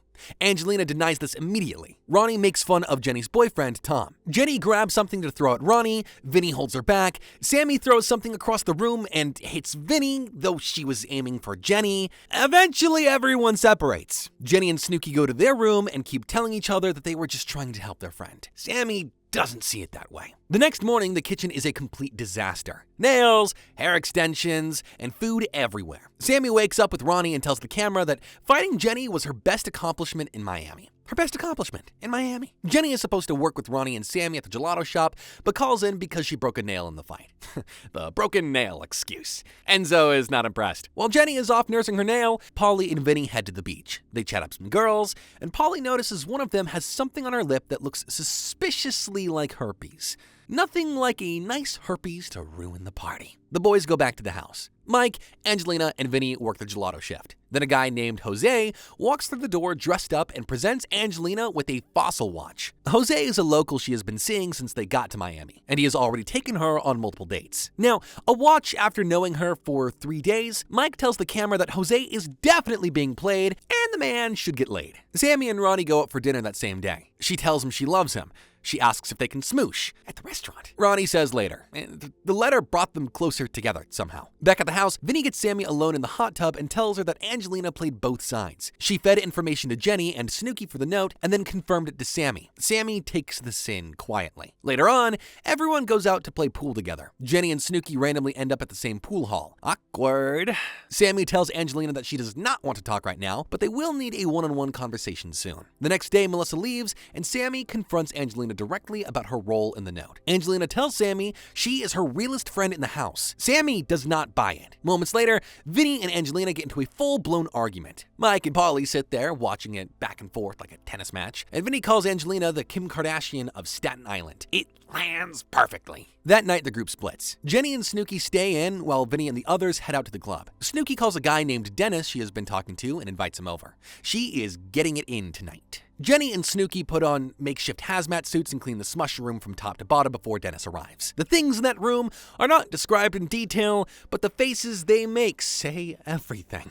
Dennis arrives with a friend whom SNOOKI describes as a grenade grundle I will not elaborate further. Jenny takes one look at the friend and walks out of the room. She announces she is going to drink horny go weed and go to bed. Jenny really said that. SNOOKI sends the friend home and takes Dennis to the smush room. Jenny lies in her bed while listening to the whole thing and describes it as the most messed up night of her life. Meanwhile, at the club, Vinny meets a girl named Ryan who works at Hooters and brings her home. Polly says Vinny has flow and swagger and is doing his thing all on his own. On the cab ride home, something nobody saw actually happens. Vinny and Angelina, who have been arguing all episode, start making out in the backseat. Everyone is watching. Nobody knows what to say. They get back to the house and Polly hollers through the smush room door at SNOOKI on his way to bed. Vinny quietly tells Polly that they need some privacy.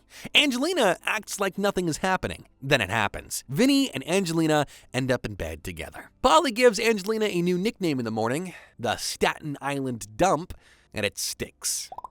In episode 8, the morning after Vinny and Angelina's cab hookup, the duck phone is already ringing. Angelina answers it from Vinny's bed. It's Vinny's mom. The whole house finds out what happened overnight, and the reactions are exactly what you would expect. SNOOKI tells the camera that Angelina is a for hooking up with Vinny while she is supposedly dating Jose. Mike calls her a hypocrite. Sammy calls her a to her face. Vinny, for his part, sums up the whole situation with, "They don't make women like my mother anymore." Vinny said that the morning after hooking up with Angelina. Meanwhile, SNOOKI is quietly upstairs for her own reasons. She hooked up with Vinny first, and then he hooked up with Angelina. The layers of the situation are genuinely impressive. Vinny's family arrives for a visit, and they bring enough food to feed the entire house twice over. His mom shows up with a suitcase full of ingredients. That's right, a suitcase. Then Uncle Nino arrives and immediately becomes the highlight of the day. He calls Mike sanitation and Jenny J-Lo and tells her he wants to drink her like a Jello shot. Pauly D declares him an OG, original Guido. He is not wrong. The whole house sits down for a proper Italian family feast. Multiple courses, breaks between them, dessert at the end. The roommates who have been living on gelato and Sunday dinners are genuinely moved. Angelina, in a moment of spectacular audacity, invites Jose over to meet Vinny's mom. It is also Jose's birthday. Jose arrives and everyone sits down together for one of the warmest moments of the whole season. This is what family looks like. After the meal, Uncle Nino ends up in the hot tub. Jenny and SNOOKI come outside and Uncle Nino is extremely excited to see them. He makes this very clear. Angelina accidentally hits a ball into SNOOKI during a game out back. A quick explosive argument happens and then fizzles out just as fast. After Vinny's family leaves for the night, everyone gets ready to go out that night. Before they leave, Angelina calls Jose and tells him not to come. She is scared that Mike is going to tell him about Vinny. At the club, Mike and Vinny get into a bit of a situation when Vinny tries to move in on a girl Mike was working on. Mike steals her back and rubs it in Vinny's face. Mike and Polly bring the girls home, but the girls aren't cooperating and eventually leave. Nothing happens. Polly, unbothered, calls a girl at 6 a.m. She comes over. Mike, meanwhile, has nobody, so he makes himself an egg sandwich and sits in the room watching Polly make out. Mike literally sat in the room and watched. Angelina also brings a different guy home from the club that night. Everyone is doing their own thing, except Mike, who's eating his sandwich. That night, Angelina invites Jose out with the group. Mike pulls Jose aside and tells him Angelina is hiding something. Angelina gets upset and decides to just tell Jose herself.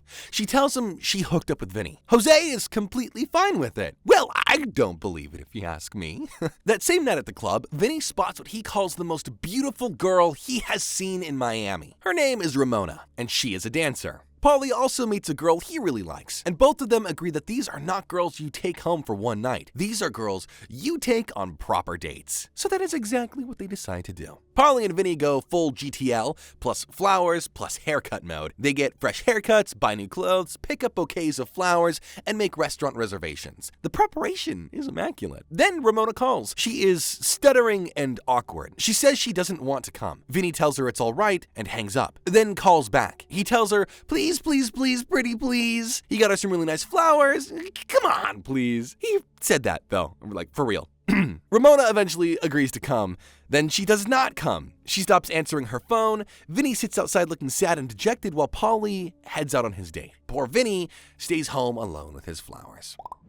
Episode 9 picks up right where we left off. Vinny is still sitting at the house waiting for Ramona, who is not coming. The flowers are still there. Meanwhile, Angelina, Sammy, and Ronnie are out celebrating Jose's birthday at a restaurant. When the girls go to the bathroom, Jose tells Ronnie flat out that what Angelina did with Vinny is not a big deal. But she told him not to hook up with anyone else, so he's getting mixed messages. Ronnie tells the camera that Jose is getting played like a piano. Accurate. On the walk home, Ronnie tells Sammy what Jose said. Sammy tells the camera that Angelina is her best friend, but she does not trust her because she says one thing and does the opposite. That's not a friend, Sammy. Back at the house, everyone feels bad for Vinny. Ronnie, in a move of questionable sensitivity, takes Vinny's flowers and gives them to Sammy, leaving money on Vinny's bed. Sammy is not impressed because Ronnie did not buy them himself. That night, Angelina stays with Jose in the smush room.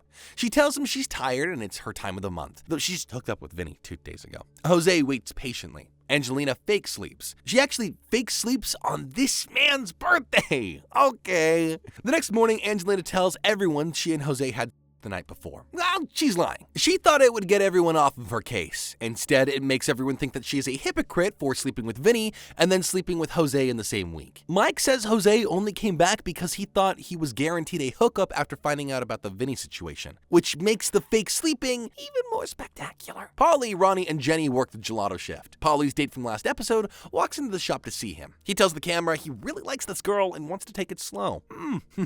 Interesting. Back at the house, Jenny calls and asks Angelina to wake SNOOKI up for her nail appointment. Angelina does not do it. Paulie comes home, walks into the room, and physically picks SNOOKI up and puts her on the love sack. SNOOKI gets up. Jenny's boyfriend Tom comes to visit Miami for the first time, and Jenny is genuinely giddy about seeing him. That's so sweet. Tom arrives, and minutes after settling down, he looks through Jenny's phone book and finds a number she saved that he asked her not to. He immediately says he is done and walks out. He was in the house for like 4 minutes. He eventually comes back, and they spend the rest of the visit picking each other's noses. Ha! Anyways, later that day, Angelina's friend Gina comes to visit. Gina brings clothes from Angelina's mom, and Angelina's mom calls too. Angelina randomly starts crying on the phone. She misses home. It's the most vulnerable we have seen Angelina all season, and honestly, it makes sense. She has been in this house fighting with everyone since day one. Even Angelina has a breaking point. That night at the club, Mike zeroes in on a Canadian girl and cannot wait to get home with her. He is so impatient that he tries to take her to the club bathroom. Someone knocks on the door immediately and tells them only one person at a time. Mike walks her back upstairs. She disappears into the crowd. Gone. Mike stands there confused. Meanwhile, SNOOKI is having a rough night at the club. Every guy who approaches her is a disaster. She tells one of them in a suit that her worst moment is right now, standing here, talking to him. SNOOKI does not sugarcoat anything. Angelina ends up dancing with a guy who also hooked up with SNOOKI. She knows this, and she dances with him anyways. And SNOOKI is not pleased. The next day, Mike, Paulie, and Vinny head out for GTL, gym, tanning, and laundry. When they get back, Mike spots a note on the gate outside. It's from Samantha, the Canadian girl who disappeared from the club last night. She left her number. Mike takes the note and puts it on the fridge door. He tells the camera that he is going to call her. He is very confident about it. So Mike calls Samantha and she agrees to come over. He looks around the house and realizes it's a complete mess. He has to clean before she arrives. He starts cleaning but leaves the dishes for Angelina. While cleaning, he goes into the bathroom and finds a used pad on the floor. A used pad? Oh, damn. He calls Jenny and Tom to witness the discovery. They witness it. Mike then picks it up with the wrapper and walks straight to Angelina's room. He puts it under her pillow. Later, Mike, Jenny, and Tom head out and run into Polly and Vinny. They all go to a cafe together, and Mike tells them what he found and what he did. Everyone is either horrified or delighted. There's no in between. Back at the house, Angelina comes home with a new guy and her friend Gina. She goes to her room, checks her bed, and finds the pad with the new guy standing right there. She had mentioned earlier in the episode that it was her time of the month, so this new guy thinks that it's hers. The whole house rolls back in, and Mike checks under the bed to confirm that she found it. It is confirmed. Mike then asks Angelina to do the dishes. Angelina says that she has cleaned all day, but she did not clean all day. They start arguing in front of Angelina's new guy and her friend Gina. Mike drops everything he knows about Angelina's behavior all summer. The argument gets louder and louder, and the episode actually ends right before the moment MTV has been teasing all week. The slap is coming, but not tonight.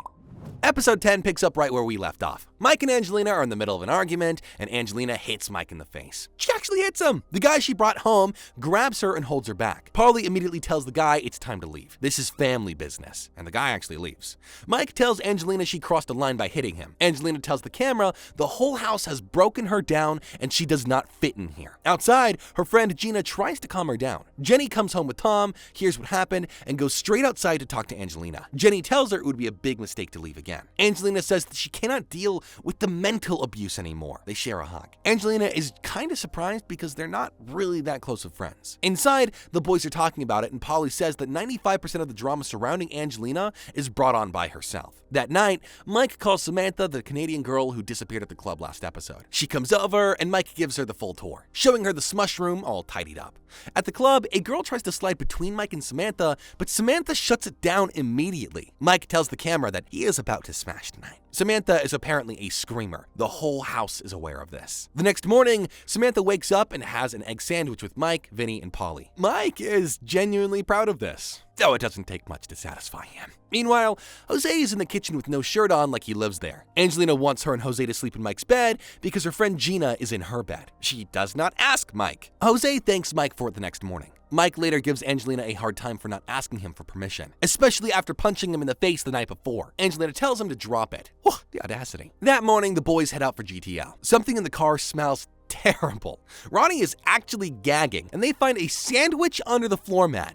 Who would do that? Polly throws it out of the car window. The GTL session lives. Back at the house, SNOOKI and SAMMI are working the gelato shift. SNOOKI is making a checklist for her ideal man instead of working. The owner tells her to mop the patio. SNOOKI asks why her, because obviously she's just not working. Tom leaves Miami, and Jenny is sad to see him go. SNOOKI shows Jenny the list, and they make it their mission to find her ideal man. SNOOKI thinks that she'll find him at the gym or the Ed Hardy store. The roommates spread the word that Angelina might be leaving. Nobody cares. The news spreads from person to person like a game of telephone. It is confirmed that nobody cares. That night, the group goes to dinner and then the club. Angelina does not come. Mike says she wants them to beg her, and he's not doing it. He is 100% right. At the club, Polly's date from the previous episode shows up and tells him she wants him to come back to Rhode Island with her. Polly D is flattered. SNOOKI, meanwhile, gets all over a guy named Alex. Alex has previously hooked up with Angelina. SNOOKI either does not know or does not care. Back at the house, Angelina is packing her bags. She wants to have them packed before the group gets home, but does not actually want to leave while they're gone. She waits on the couch. The group comes home, spots the bags outside, and starts hooting and hollering before they even walk through the door. The energy says everything. Inside the house,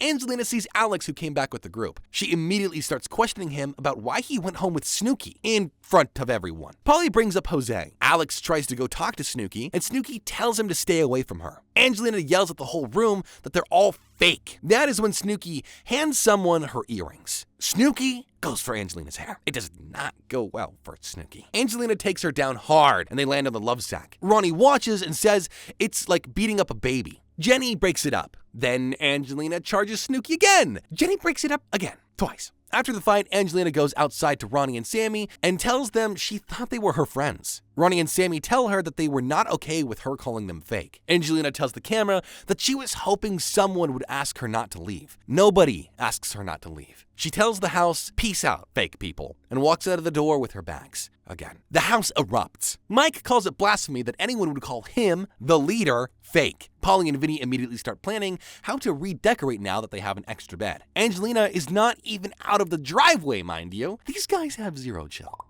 In episode 11, the morning after Angelina's departure, the whole house feels completely different. Polly says that the bad aura is gone and it feels like a weight has been lifted. He and Mike immediately get to work removing Angelina's bed and throwing her leftover clothes and shoes out of the room. They toss them over the backyard wall and hit a car, setting off an alarm. Of course, nobody goes to check on the car.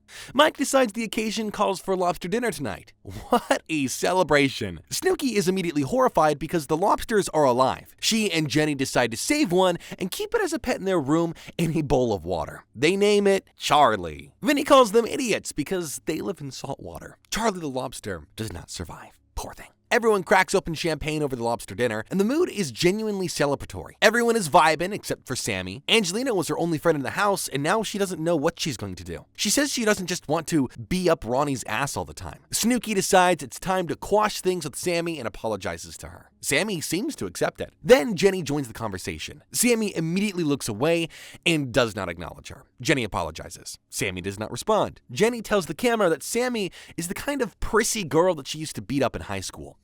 Wow. That night, Sammy tells Ronnie she will never be friends with Jenny, and she means it. Snooki is exhausted. The next morning, Vinny calls Ramona and arranges to meet her at the beach. 2 hours pass. Ramona doesn't appear. 2 other girls call the house to hang out, and Vinny confirms plans with them. Then Ramona calls. Vinny now has 3 girls and a decision to make. He chooses Ramona. They finally have their date on the beach. Vinny asks her about Romania, where she's from, and he is completely head over heels. She even brought one of those tiny dogs. Vinny takes care of the tiny dog, and the date ends with a goodbye kiss. Polly and the house are genuinely happy for him. Snooki's best friend from home, Ryder, calls the house the night before her flight, completely drunk, trying to get directions to the house. The group is convinced she is going to miss her flight, though Ryder shows up the next morning, and she and Snooki immediately start mixing the most questionable drinks imaginable. They taste terrible by their own admission. Of course, they drink them anyway. That first night out with Ryder, everyone heads to the club. Mike is already in an aggressive mood and starts hitting on every girl in the room. The girls are not into it. They're telling him to get away from them to his face. Sammy tells Ronnie at the club that she cannot imagine what she would do if Mike came up to her. Ronnie reminds her that Mike did not come up to her and that she made out with him. Sammy goes quiet. At the end of the night, Mike decides it's time for everyone to leave. No one else agrees. He walks over to Snooki and picks her up to get her to move. Snooki is furious. She does not want to be picked up and carried out of the club like a child. Though Mike thinks he's helping. And of course, Snooki does not see it that way. The next day, there's a tense silence between Mike and Snooki at the house. The apology has not come. Mike and Polly head to GTL, Snooki, Jenny, and Ryder go out for lunch, and Snooki invites Sammy. Sammy makes it weird and awkward because Jenny is going as well. So she stays behind and waits for Ronnie instead. When Ronnie gets home, she immediately asks him if she should have gone. Meanwhile, Mike runs into Snooki and Ryder on the way back from the liquor store and apologizes. Snooki tells him that she does not just want an apology, she wants a conversation. Mike and Snooki are not in a good place. That night at the club, Ramona shows up and Mike immediately moves in on her while Vinny isn't looking. Paulie says he would never pull a robbery on his own guy. Ramona shuts Mike down and tells Vinny what happened. Mike stands on the sidelines watching Vinny and Ramona dance together. He's staring like a creep. Mike decides at some point that it's time for everyone to leave. Nobody else agrees. He walks over to Snooki, starts kissing her, then smacks her in the mouth to get her attention. He smacks her. He gets in her face and tells her it's time to go. Snooki is furious. He does the same thing to Jenny,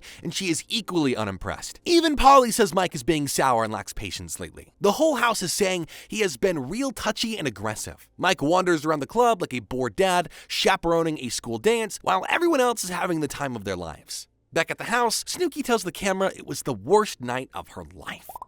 The next episode picks up right where we left off, with Mike still trying to herd everyone out of the club like an angry substitute teacher. Eventually, everyone leaves, though they are furious at him. Back at the house, Vinny brings Ramona back and shows her around, even showing her the phone he waited by for her call. She jumps into his bed. Vinny tells the camera she is not usually a DTF girl, meaning down to have fun, but you never know what's gonna happen. The camera leaves them as the lights go out. The next morning, Ramona leaves, and Vinny tells Sammy that he would wife her up, but he does not believe in love. Vinny said that right after the girl left his bed, by the way. Mike goes to Snooki's room and apologizes for the night before, saying he did not want to leave her there alone and drunk. Snooki accepts, but tells him not to do it again. Progress, if you ask me. Ryder's last morning in Miami arrives, and Snooki is absolutely not okay with it. She is sobbing so hard you would think Ryder is leaving forever. It's only been 2 weeks, Snooki. Jenny and Ryder do shots to send her off. Snooki is still crying after after Ryder's cab disappears. She tells the camera she only trusts Vinny, Polly, and Jenny in this house, and she wants to go home right now. Jenny, determined to lift her spirits, announces that they are going to space tonight, the club where all the juice heads hang out. SNOOKI perks up immediately. It's t-shirt time. At Space, the night starts well until SNOOKI starts talking trash to a girl whose boyfriend looks small but has very large friends who are not happy about it. Mike comes over and makes the whole situation worse. Their group gets kicked out of the club. Ronnie says they pissed all over his parade. On the way out, Polly grabs 2 girls and brings them back to the house with Mike while the others head to a second club. Back at the house, Mike immediately starts acting weird with his girl. Polly's girl does not love the idea of being in the same room as another couple. Mike's girl says she does not hook up. Mike tells her she can hang out in another room, but he will not be joining her. He actually says that. She calls him an old man,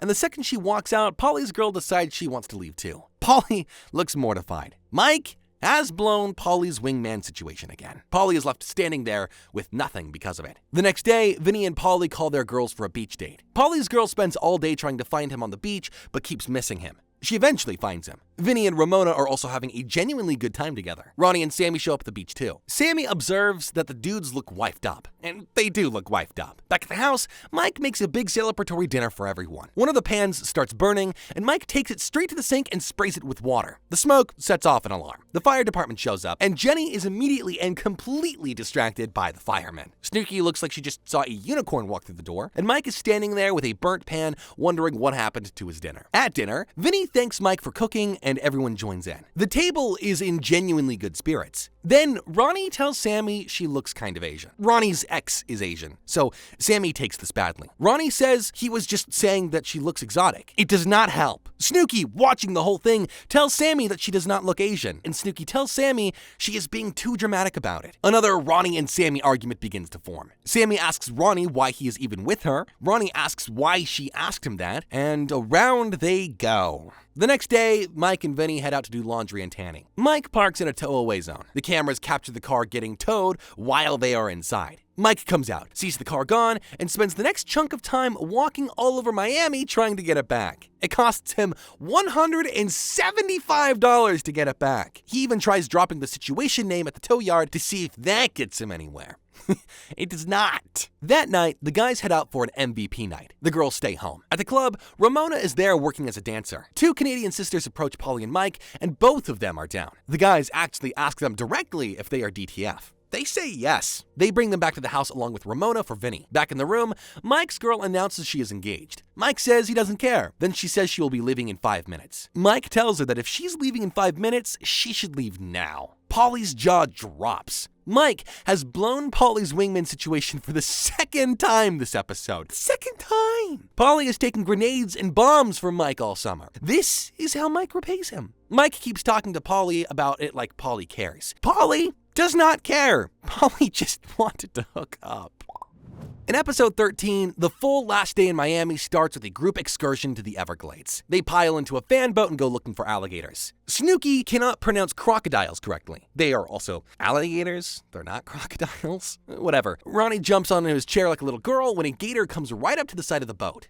Oh, Ronnie. Afterward, they go to a local restaurant where fried frog legs and gator are on the menu. Mike digs into the frog legs enthusiastically, then asks the driver to pull over on the way home. And yeah, he throws up on the side of the road. The frog legs have their revenge. Jenny almost does the same just watching him. She calls the frogs fly-eating slimy creatures and cannot understand why she feels sick. Mike does not help by jumping out of the car and shoving a leftover frog leg in her face. Oh, classic Mike. That night, Polly and Vinny both have final dates with their Miami girls. Vinny calls Ramona, and she's late again. Of course she is. Vinny waits patiently, and they eventually go to dinner together. He asks her if she has ever had a long-distance relationship. Neither of them have. Vinny is clearly far more into this than Ramona is. They say goodbye on the sidewalk in a friendly but not very particularly romantic way. Vinny's heart is a little broken. He does not admit this, though. Polly takes Rocio, the Cuban girl he has been seeing since earlier in the season, out for dinner for one last date before they leave Miami. And their goodbye is much more tender. Polly tells the camera he's not going to smash it out with Rocio before he leaves because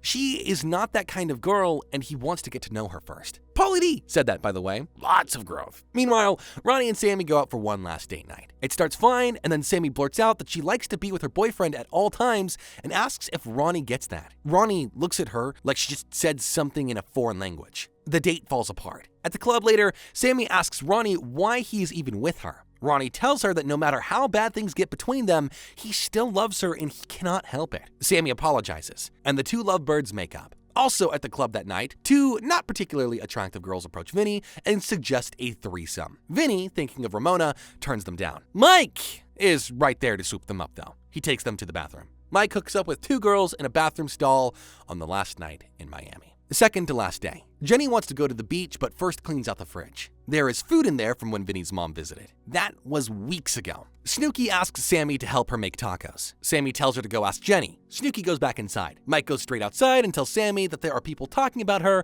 for not helping out around the house. Ronnie tells the camera that Mike is just stirring the pot. Accurate, by the way. Sammy goes inside and offers to help SNOOKI in the most sarcastic way imaginable. SNOOKI sends her away and goes outside to vent to Jenny. At dinner, Mike starts handing out superlatives. Most likely to get skin cancer goes to Paulie, who nominates himself. Most likely to be a follower goes to Vinny, because Mike says he only started hanging out with Paulie and Mike this season. Ronnie tells the camera that Mike is just upset that Vinny and Paulie became such close friends.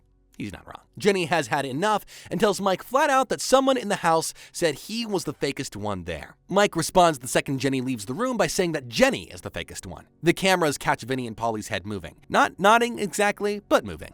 SNOOKI sees it differently. She pulls Jenny aside and tells her that there was a full consensus that Jenny was the fakest and that Vinny and Paulie both nodded in agreement. Jenny, not known for her cool, measured responses, pulls Mike aside and tells him that it was Paulie who called him fake. Mike immediately goes to Paulie and tells him. Paulie starts screaming. He wants to know why Jenny would make that up. Jenny wants to know why Paulie called her fake. Paulie says he never said it. The whole house is now arguing about who called who fake and what was nodded at and what wasn't. SNOOKI ends up crying outside alone because everyone soon figures out that she is the source. The irony of SNOOKI creating drama in the finale after spending all season trying to keep the peace is genuinely poetic. Mike comes outside, picks SNOOKI up, and puts her on the couch with everyone. He tells her nobody hates her and it's all over. Mike, being the person who calms things down in the finale, is not something anyone had on their bingo charts. The morning of the last day, Mike makes breakfast with champagne. Of course he does. Everyone packs up and says their goodbyes. Ronnie and Sammy leave first. Sammy walks out without saying goodbye to Jenny, on purpose. Vinny heads out next. Then,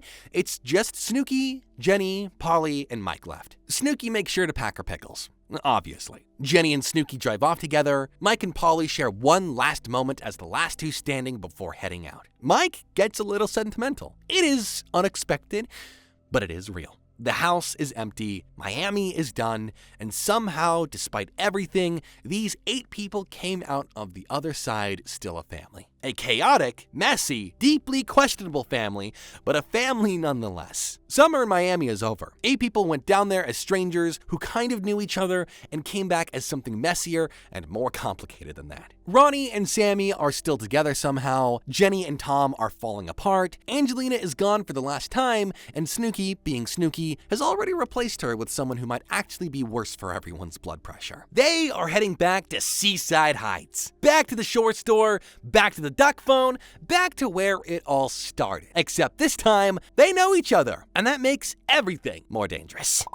In the first episode of Season 3, the crew is back in Seaside Heights, and the house looks exactly the same. Scarface poster, duck phone, it's all the same energy. Ronnie and Sammy arrive first and make a beeline straight for the biggest room upstairs, the one with 3 beds. They grab 2 of them and claim the third for, well, I don't know, whoever wants it. Jenny shows up next and she struggles up the stairs with her suitcase. Ronnie sees her struggling and does nothing. Neither does Sammy. When Jenny sees Sammy already settled in the big room, she scoffs and keeps moving. Not a warm reunion. Vinny arrives next and grabs a room. Paulie comes in right after and takes the second bed. Then, SNOOKI arrives with a friend. Her best friend from home, Dina Nicole Cortese. She walks through the door and the house immediately does a collective double take. Nobody knew she was coming. SNOOKI basically just invited her. That is how Dina joins Jersey Shore. Mike, who arrived at some point in all of this, ends up with the only bed left, in the room with Ronnie and Sammy. Busybody Mike? In the room with Ronnie and Sammy. Interesting. The general reaction to Dina is warm for most of the house. She is basically SNOOKI with different hair. Sammy, on the other hand, treats Dina with the kind of cold disdain usually reserved for someone who wronged her personally. At dinner, everyone is sitting around having a good time, and Sammy just gets up and walks out of the room. No reason, she just leaves. The rest of the house plays flip cup outside and gets into the hot tub. Ronnie and Sammy sit upstairs in their room looking bored, and Sammy turns to Ronnie and asks what he would do in her position. Ronnie does not answer that question. He just says he loves her. She asks him why. The rest of us are also wondering. In the hot tub, Snooki, Vinny, and Dina are hanging out, and things get a little tense when Snooki notices how well Dina and Vinny are getting along. She does not love this. And then comes the reveal. Vinny slept with Snooki's best friend, Ryder. Not during filming. A few weeks before this episode, and Snooki walked in on it. She is still not over it. Snooki and Vinny have a real conversation about it in the hot tub, and Vinny tells her he cares about her but does not want her to be upset if he goes out and hooks up with someone else the next day. Neither of them know how to handle this, and that much is obvious. Meanwhile, inside the house, Dina and Mike somehow end up talking about a cowboy hat she has that says "blast in a glass" on it. It is not entirely clear how this conversation started. Dina finds the hat and decides to show off her bikini, then accidentally removes her bottoms in front of Mike completely. Mike's face says everything. Dina gets embarrassed and leaves the room. Mike tells her it's just between them, then immediately goes outside and tells Polly and Jenny everything. They go upstairs and tell Ronnie and Sammy, oh wow, yeah, just between them. Indeed. Dina, not knowing any of this, comes looking for people to hang out with and asks Mike if he wants to cuddle. Mike is not interested. Sammy, watching from upstairs, laughs at her. Dina hears it. On the way down the stairs, Dina calls Sammy the C word loud enough for the whole house to hear. Ronnie joins up and rushes downstairs to tell Dina that she is new and should not come into this house talking smack. His house. He just spent one summer here. Snooki then starts going at Sammy too, then drops a bomb. She tells the house that Ronnie's mom has been calling her, asking why her son is a B word like Sammy. Ronnie doesn't deny it. He calls Snooki a nobody from Poughkeepsie instead. And that is not a denial from Ronnie. That is when Jenny has had enough. She gets up, goes nose to nose with Sammy, then punches her. Sammy punches back. Multiple punches are thrown, with few landing. Vinny jumps up and tries to break it up. The episode ends right there mid-fight with the house in full chaos on the very first night back. Haha! Sheesh, these guys haven't even unpacked yet. Episode 2 picks up right where we left off. Sammy and Jenny are still going at it. Big producers have come in to physically separate them. Sammy walks away with a clump of Jenny's hair, and Ronnie does not even try to break it up. Ronnie and Sammy head upstairs to their room while Snooki and Dina decide the only reasonable response is to drink some more. Of course. The next morning, Mike wanders around the house eating a bowl of cereal and checking in on everyone. The boys and Sammy head to the gym, while Dina, Jenny, and Snooki go tanning. Dina finds out that Sammy is at the gym and describes her as Ronnie's human backpack. The editors overlay this comment while we watch Sammy stare at Ronnie lifting weights, and then sidle right up next to him. That night, before heading out, Vinny and Polly joke around about the new girl and whether various things about Dina are real. Nobody gets a definitive answer. Vinny goes upstairs to ask Ronnie and Sammy if they're coming to the club. Ronnie clearly wants to go. Sammy clearly does not. The group heads out and has a good time. Snooki and Jenny leave early. Back at Jenny's place, she calls Tom while completely wasted and complains about losing a piece of jewelry. But Tom is not in the mood.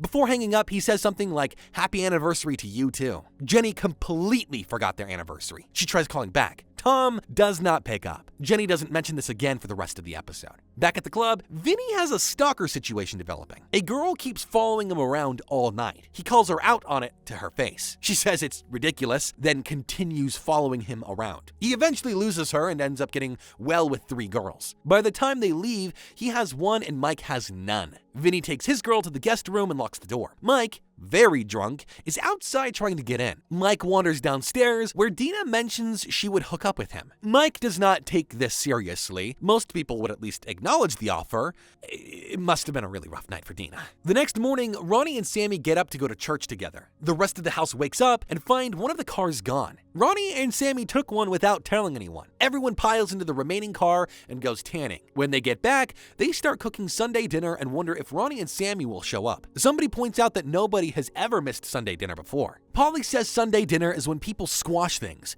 and not showing up sends a clear message. Ronnie and Sammy come home, and Sammy says she could not care less about Sunday dinner. Vinny and Polly are not pleased. The group heads to the Shore store to get their work schedule. There is a wildly awkward moment where Snooki copies the whole schedule down, but Ronnie and Sammy insist on making their own separate copies. Right there. in front of everyone, their own copies. Mike, Dina, and Vinny work a shift together. Mike wanders off to get food, while Dina and Snooki somehow end up playing kickball on the patio, and the ball goes over onto the other roof. Snooki holds Dina's legs while she tries to scoop the ball with a broom. Thankfully, Vinny swoops in and saves the day before anyone dies. The episode ends with the whole group heading down to the boardwalk together to ride rides. Everyone except Sammy, who stands to the side watching them all have fun with a look on her face like everyone around her just farted. At some point, Sammy pulls Ronnie aside on a ride and starts talking about feeling alone and flashing back to Miami, where he would go dance with girls and then come home to her. Back at the house, Sammy is on the patio getting increasingly angry. The same argument they have had a million times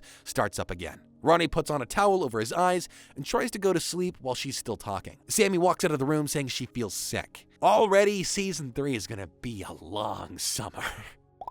The next episode opens with Ronnie and Sammy fighting again.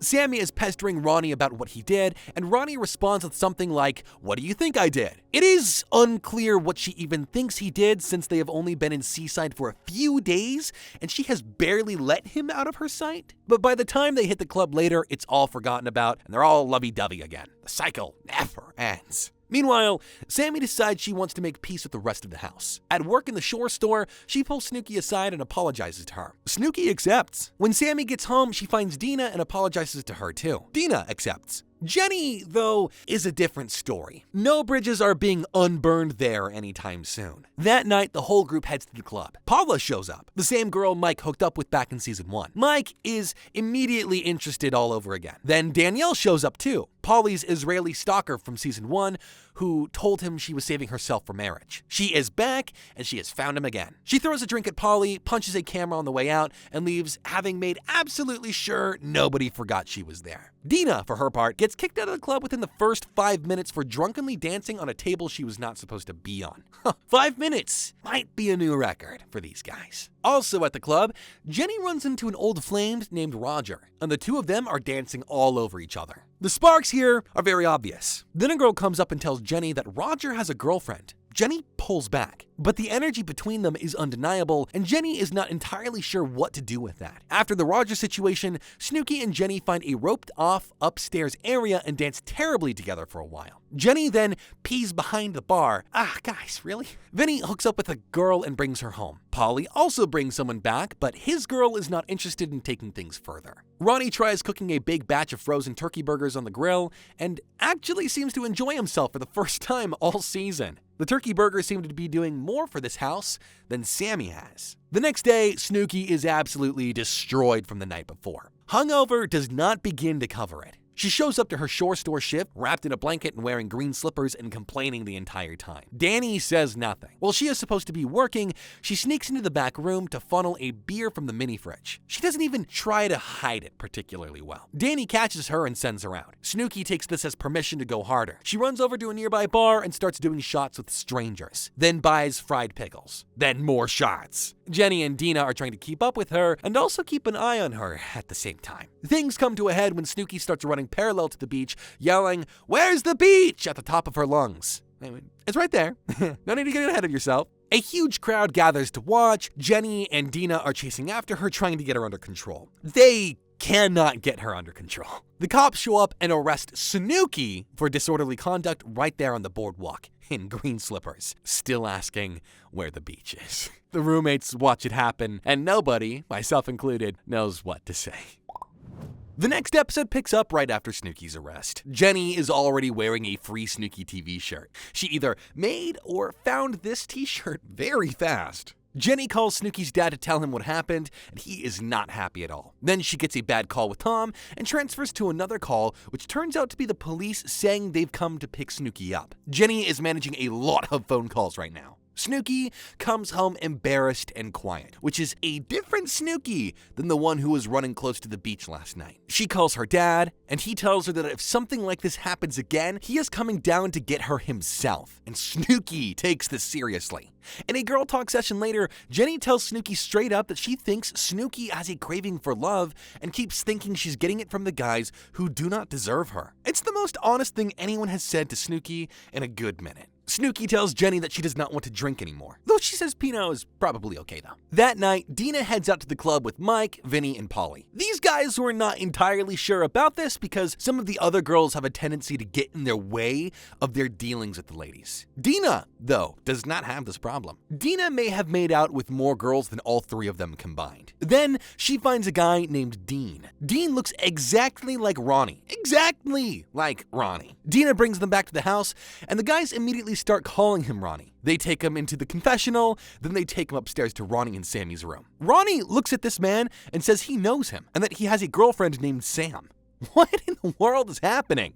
Dean tells Dina that he does not have a girlfriend and actually gets in the hot tub with her. They spend the night together. Dina says nothing actually happened. Polly and Vinny joke that Dina hooked up with Ronnie and that Sammy is going to be furious. Then they suggest writing her an anonymous letter. These people never learn.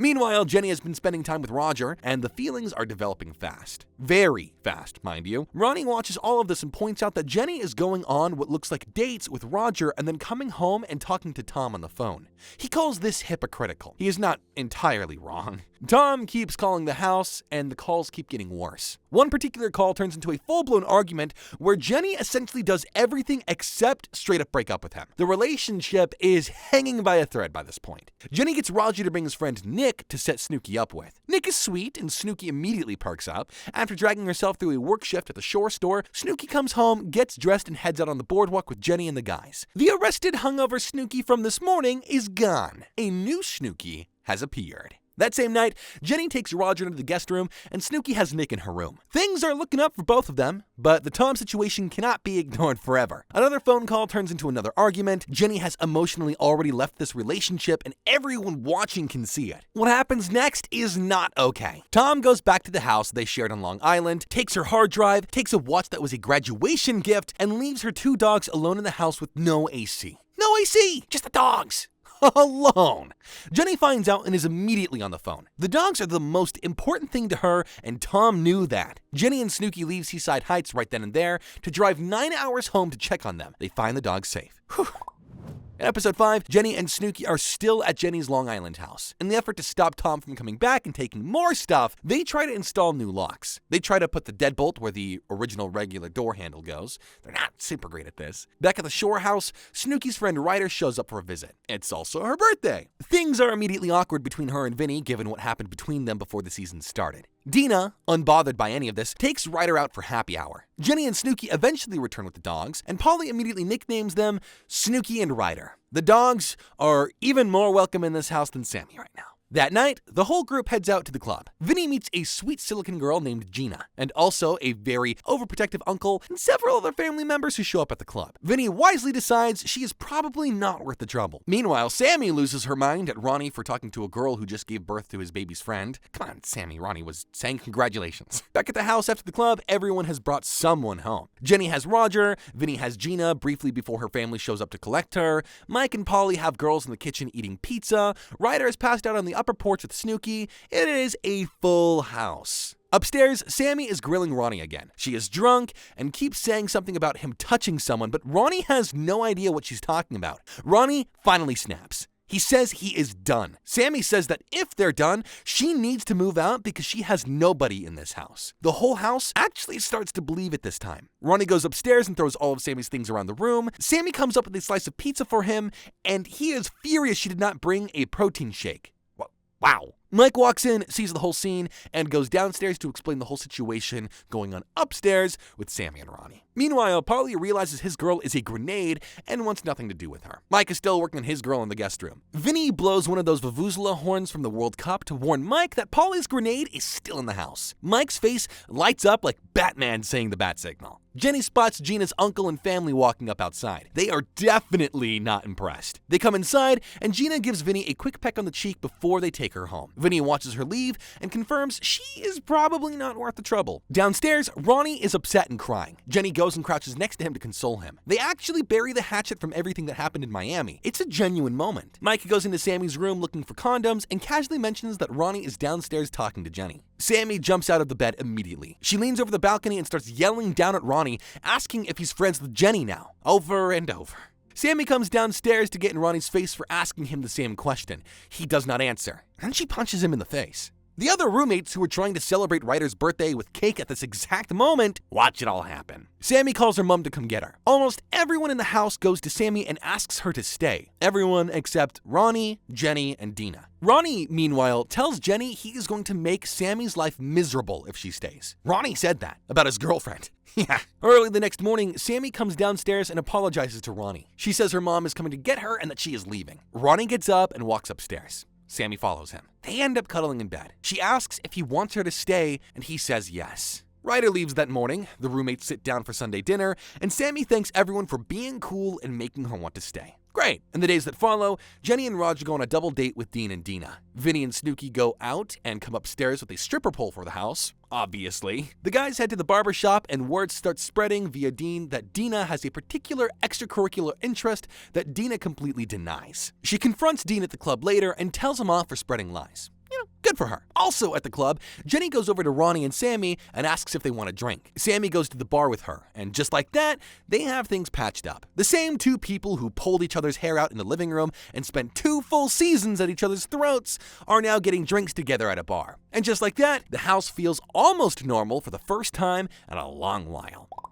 Episode 6 picks up right where we left off at Karma, with Jenny and Sammy making up at the bar like 2 seasons of drama never happened. Later on, Sammy pulls Ronnie away from the group to talk to him privately. She is worried about him getting as sloppy drunk as he did in Miami. By the time they get home, Ronnie is absolutely destroyed. He plops down on the beanbag chair in the living room, and Sammy tries to feed him. He throws up immediately. Mike is in the same room with the girl he brought home. What a night for her. Snooki at some point wanders off and falls asleep in a gated area where Jenny keeps her dogs. On the dog bed, in the pen. The next morning, Jenny finds her and drags her to the actual bed. Nobody knew where Snooki was all night. The real shocker is that Ronnie wakes up with rectal bleeding from drinking too much. That's possible, apparently. He goes to the doctor and lets the cameras come into the examination room. Ronnie lets the cameras into the examination room, by the way. Let that sink in. The doctor asks questions that nobody in that room wanted to hear and does things that nobody in that room really wanted to see. Sammy sits in the waiting room with her legs crossed in a very unusual way. It is confirmed that the bleeding is from excessive drinking. You know, they should really teach this in health class. That night, the group heads to the club where some of Ronnie's friends are home from meeting him. One of them, named Dario, immediately catches Dina's attention. Snooki meets a seaside guy named Jeff, and things seem promising. Dina makes a big speech to the camera about Dario not getting her golden ticket. The editors cut immediately to the next morning with Dario leaving. Looks like the golden ticket has, in fact, been taken. Dina does not look entirely happy about this. Meanwhile, Snooki and Jeff keep hanging out and hit the boardwalk together the next day, genuinely having a good time. Then at the bar, Jeff tells her he was engaged to that girl before he went to Iraq. Something in Snooki's head switches off immediately. She is done. Jeff keeps calling the house trying to reach her, and Snooki will not pick up. Polly eventually answers, pretending to be an answering service, and hangs up on him. Aw, Jeff was actually a pretty decent guy.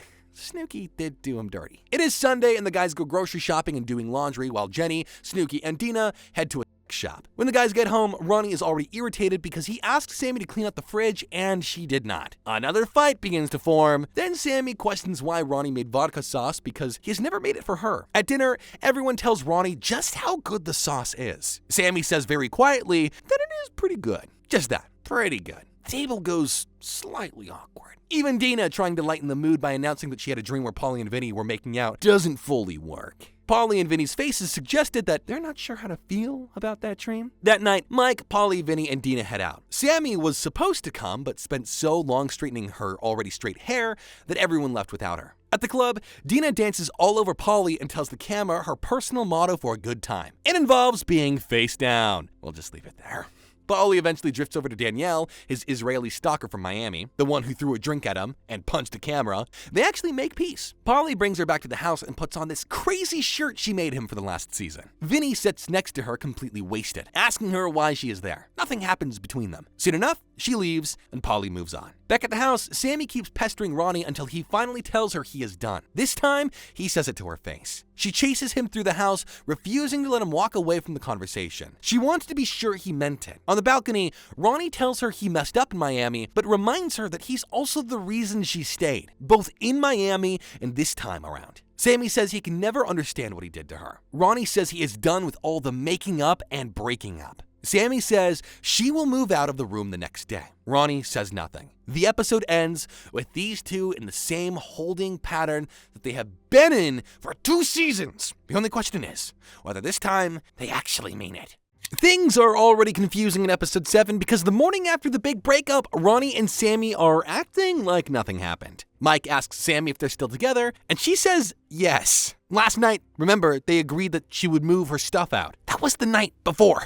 Before heading to work, Mike pulls Sammy aside one more time upstairs to check in on her. He brings up Miami, what Ronnie did, all of it. What Mike does not know is that Ronnie is in the bathroom on the other side of the wall, listening to the whole thing. He is furious. He vents to Dina and Polly. Polly is close with both Mike and Ronnie and does not want to be put in the middle of it. In a genuinely smart move, Polly takes Ronnie down to the boardwalk to cool off, while Dina does the exact same thing with Sammy. Divide and cool down. While the girls are at a bar on the sidewalk, the guys walk by and Sammy claims she saw Ronnie talking to a girl. Whether or not this actually happened is unclear. What is clear is that Sammy starts hitting on muscly guys at the bar in response. So that is where we are. When Mike gets back from work, Ronnie comes at him with 3rd grade insults about telling Sammy things from Miami. It escalates into a full shouting match. Mike tells Ronnie it is actually good for both of them to be broken up. Ronnie does not want to hear this. Mike, playing it smart, apologizes and hugs it out, then tells the camera it was just to defuse the situation. Mike, being strategic,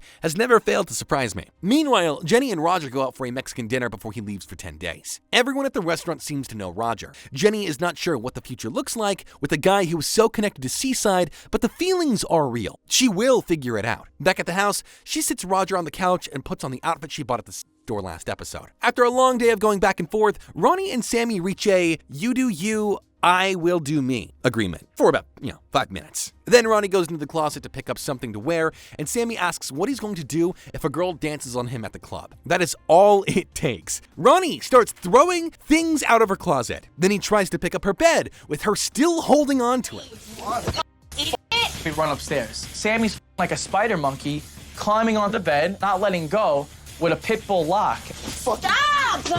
Mike goes upstairs to get a hat, sees the whole situation, and goes back downstairs to get the guys. Most of the house ends up trying to separate them. Ronnie walks away, Sammy tears after him. Ronnie brings up the fact that she has never cooked for him. And now we're talking about cooking. The guys eventually get Ronnie out of the house and to a club called Aztec. SNOOKI and Dina stay behind with Sammy. SNOOKI convinces Sammy to come out of the club and to take her mind off of everything. Sammy decides the best way to do this is to dance right in front of Ronnie with another guy. Ronnie sees it, he swears at her, then he leaves. He gets back to the house before anyone else and starts smashing Sammy's things. Everything! Oh my goodness. Earlier, SNOOKI and Dina had tried to move Sammy's bed out of the room, but only got the mattress and the slats out. Ronnie finds the frame still stuck in the hallway and throws it onto the porch with the rest of her stuff. When Sammy gets home, she sees the destruction and she breaks down. She then goes to Ronnie and they go around, but this time something is different. Sammy is quiet afterward. She slowly tells the house that she is leaving. Ronnie hears this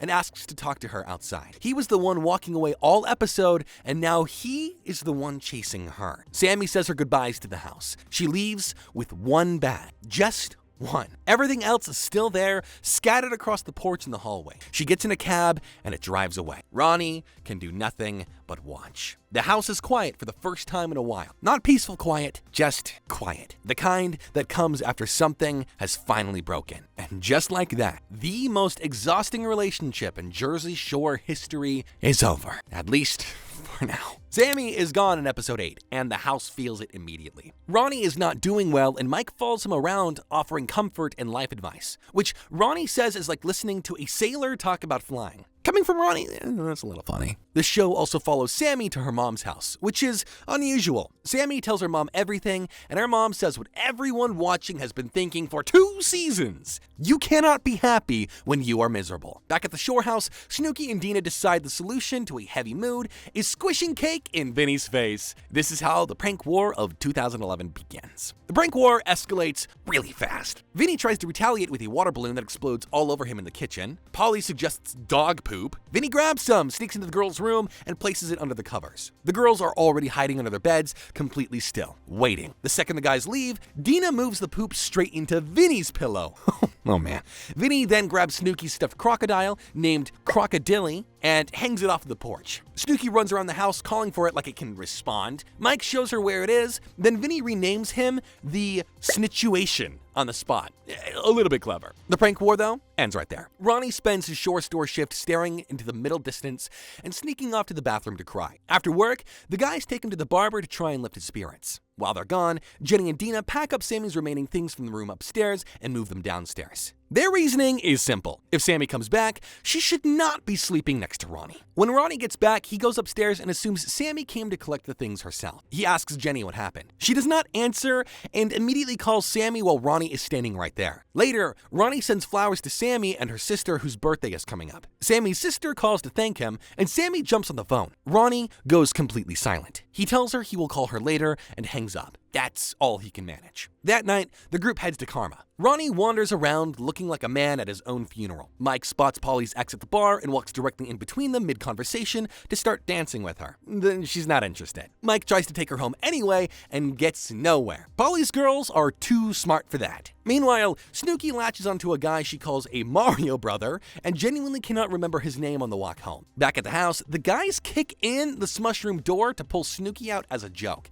She jumps straight back in because she has not smushed in 4 months and she needs everyone to know this. I got something for you. I don't want it. It's a steak burger, son. I know you want it. You and your girl can split it. I think Mike will try to look for leftovers. I think he's really waiting for me to ask him. Vinny tells the camera he thinks Mike was hoping to be invited in, and he was not invited in. Dina trips on the way home and gets upset when the guys laugh about it. Mike calls her a slopopoptimus, which is a combination of the word hippopotamus and another one I don't think I can really say. Dina does not take this very well. Ronnie goes outside and talks her down from leaving, the same Ronnie who is falling apart inside. Then Dina returns the favor when Ronnie admits he's thinking about going home to heal. And she talks him out of it. The roommates are quietly noticing something. Without Sammy around, Ronnie is calmer, more present, more like an actual person. It almost makes you root for him. Almost. In episode 9, Snooki's guy from last night wakes up, asks if he can leave, and leaves. He did not want to cuddle. He just wanted to go. Wow, Snooki really knows how to pick him.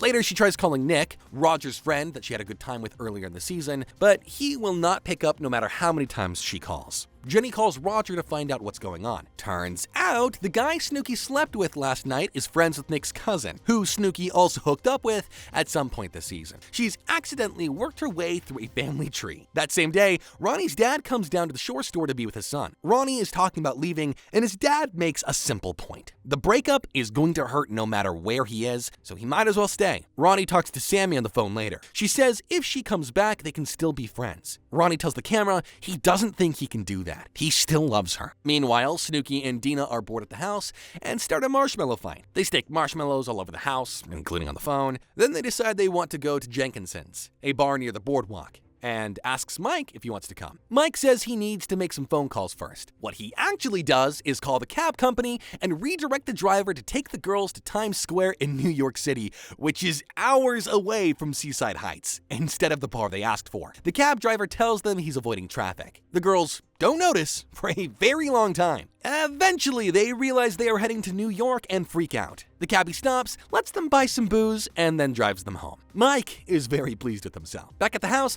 the guys ask Mike to join them for dinner. He says yes, then gets on the phone again. By the time everyone is downstairs and ready, Mike has not even changed yet. He says 5 more minutes. The guys call him up multiple times. 5 minutes pass, then more. Polly decides they are leaving. Ronnie needs to get out of the house. They can go without Mike. The editors cut back and forth between the guys having a great time at the restaurant and Mike sitting alone at a table having full conversations with empty chairs as if his roommates were right there with him. He tells one chair to man up like he's talking to Ronnie. He tells another chair that he just brought it a birthday present like he's talking to Polly. Jenny is standing behind him the whole time, listening. Nobody tells him she is there. When the guys get back, Mike gives them a little heat for leaving without him. Nobody tells him why. Snooki and Dina get home and pretend to Mike that Times Square was actually a great time and his prank Didn't work, though Mike is not fully convinced. Then Snooki flips for not warning them about the cab situation. Vinny tries to reason with them. Polly walks in and announces that he is mad at them for being mad at him because he didn't even do anything. Polly always lands on his feet. The house is actually having a good time at the end of the night. Ronnie is laughing and making a giant drink.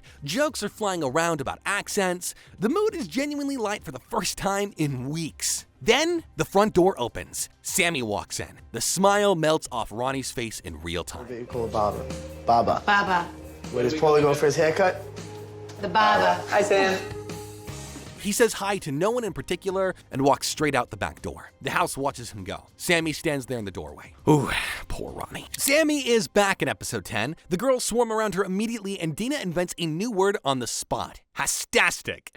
Happy and ecstatic combined. Only Dina could make that word work. The guys are significantly less enthusiastic. Everyone is quietly worried that the fighting is about to start again. Ronnie walked outside when she walked in. When they finally face each other, Sammy tells him he looks pale. Ronnie says it's because he thought he saw a ghost. He tells the camera he wished she had stayed away longer. Before heading out that night, Snooki pulls Vinny aside and tells him she wants to cuddle with him later. Vinny, trying to be sweet about it, offers to come home alone that night just for her. Snooki tells him not to do that on her account. Keep that in mind though, because that becomes important later. At the club, Ronnie follows Sammy around like a lost puppy. He tries to slide his hand into hers. She shuts it down immediately. She tells him she needs space and he should go have fun. Ronnie goes home instead and lies on the couch. Later, Vinny and Polly bring two girls home and hook up in the same room together. The smush room is empty. They chose to be in the same room anyway. Nobody asked questions. Back at the club, Snooki is drunk and telling Sammy she has feelings for Vinny. They head home together. Snooki goes looking for Vinny. Ronnie, realizing what is about to happen,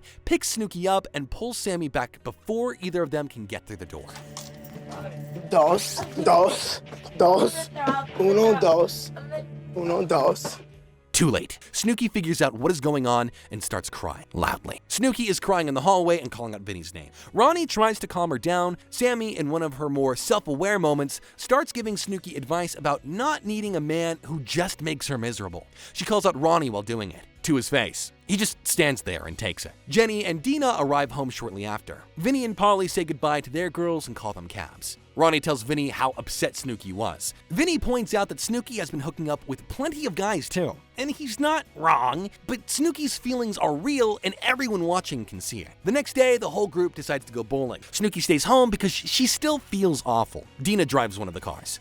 Dina drives like she is personally challenging every stationary object in the road not to get hit. Thankfully, everyone survives. At the bowling alley, Sammy tells Vinny that Snooki was completely broken up last night. Vinny repeats what he told Ronnie. He has a point and everyone knows it. Back at the house, Vinny tries to make up with Snooki. She tells him to leave. The house also discovers that someone flushed a tank top down the toilet and the other people kept using it on top of that. The plumber has to come. Snooki thinks the plumber is cute. That night, Ronnie, Sammy, and Snooki stay in a while the others go out. They use the time wisely by putting grated cheese, sliced cheese, and cream cheese in Mike's sheet and under his mattress cover. A cheese bed, because he sent Snooki and Dina to New York last episode. Revenge is patient. At the club, Mike brings a girl home. A few days later, he tells the group what happened that night. He was hooking up with her and started smelling grated cheese.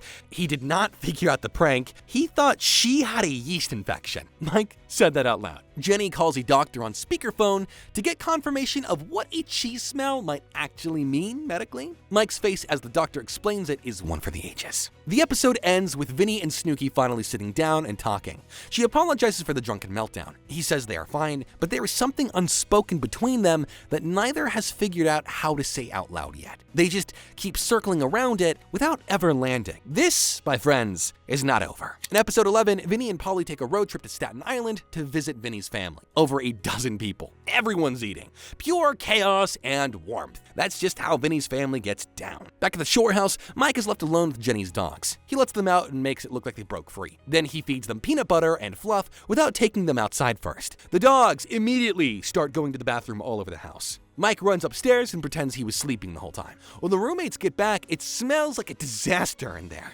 Mike comes downstairs acting tired and confused, and Dina plays detective and notices one of the dogs smells like Mike's cologne.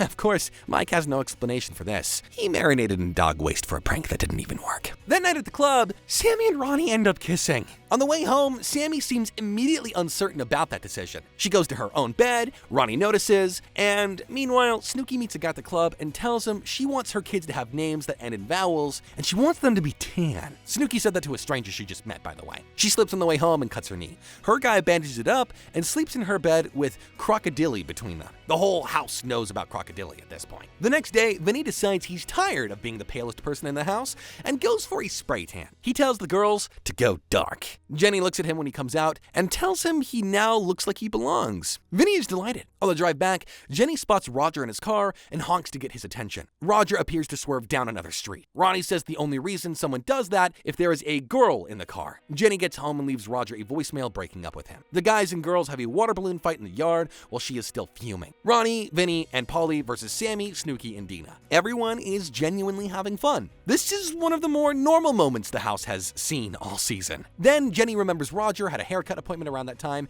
and she feels immediately stupid. Roger calls back and says he needs a little space, but they seem to still be together. Catastrophe narrowly avoided. Ronnie and Sammy sit down and talk about where they stand. Sammy says she still loves him. They agree she will be fun Sammy going forward, and they will keep sleeping in separate rooms. Something tells me this is gonna end in tears. That night, the group heads to Jenkinson's. At the club, Mike runs into his old friend Arvin, who tells him Sammy texted him and asked him to meet him there that night. Mike asks to see those texts. Arvin shows him. Mike grabs Jenny to look at them too, so it doesn't look like he's stirring trouble. It looks a little like he is stirring trouble though. The information spreads through the house exactly as you would expect. Mike tells Polly and Vinny, Jenny tells Snooki and Dina, Snooki and Dina pull Sammy aside and ask her about the texts. Sammy denies everything. Then in denying it, she essentially admits she texted him. Arvin looks increasingly uncomfortable with every passing minute. He just came out to meet a girl. He didn't sign up for this. Ronnie finds out, confronts Mike and Arvin, and tells the camera he did not even hook up with anyone while Sammy was gone. Back at the house, Sammy calls Mike the shadiest person in the house. Mike fires back that Shady is texting another guy right after breaking up with your boyfriend. Ronnie backs Mike up. More arguing ensues. Ronnie follows Sammy and tells her not to walk away like she always does. The episode ends exactly where you thought it would. In episode 12, Ronnie and Sammy are back at the house still arguing about Arvin. Sammy does not admit to any wrongdoing. She also tells the camera that she would kill a girl who showed up saying she was supposed to hook up with Ronnie. Ronnie, who did exactly that in Miami. The hypocrisy is breathtaking. Sammy tries to get Ronnie to come to bed with her. He says no. A few episodes ago, she was the one insisting on separate rooms. Meanwhile, in another part of the house, Snooki and Dina are playing with empty boxes. Dina tries to fit herself inside one. Snooki decides to play soccer with it. First kick lands fine. The second kick sends her sliding across the floor on her back. Beautiful. The next day, Vinny takes Snooki out to lunch. They do not talk about their feelings. Instead, Vinny tells her the girl he brought home last night was not a bad choice. Snooki disagrees. Vinny says it's seaside and they can't all be perfect. This is not what Snooki needed to hear at lunch. Back at the shore store, it's Dina's last day. She's not doing anything, as you might expect. Danny tells her she is the worst employee of the year. Dina takes it reasonably well. Before going out that night, Vinny gets his ear pierced. Polly says he looks fresh to death, and the whole house agrees. That night, Ronnie and Sammy stay in and drink wine together. It's all Ronnie's idea. He was furious at her yesterday. They talk it out, and Sammy apologizes for texting Arvin, saying they're just friends. Ronnie accepts it. They end up sleeping together. Sammy confirms this to the girls the next morning. The second room's agreement, keep in mind, it only lasted about 48 hours. Meanwhile, at the club, Mike, Polly, and Vinny are dancing with a crowd of older women. They bring two girls home. Vinny's girl's brother shows up,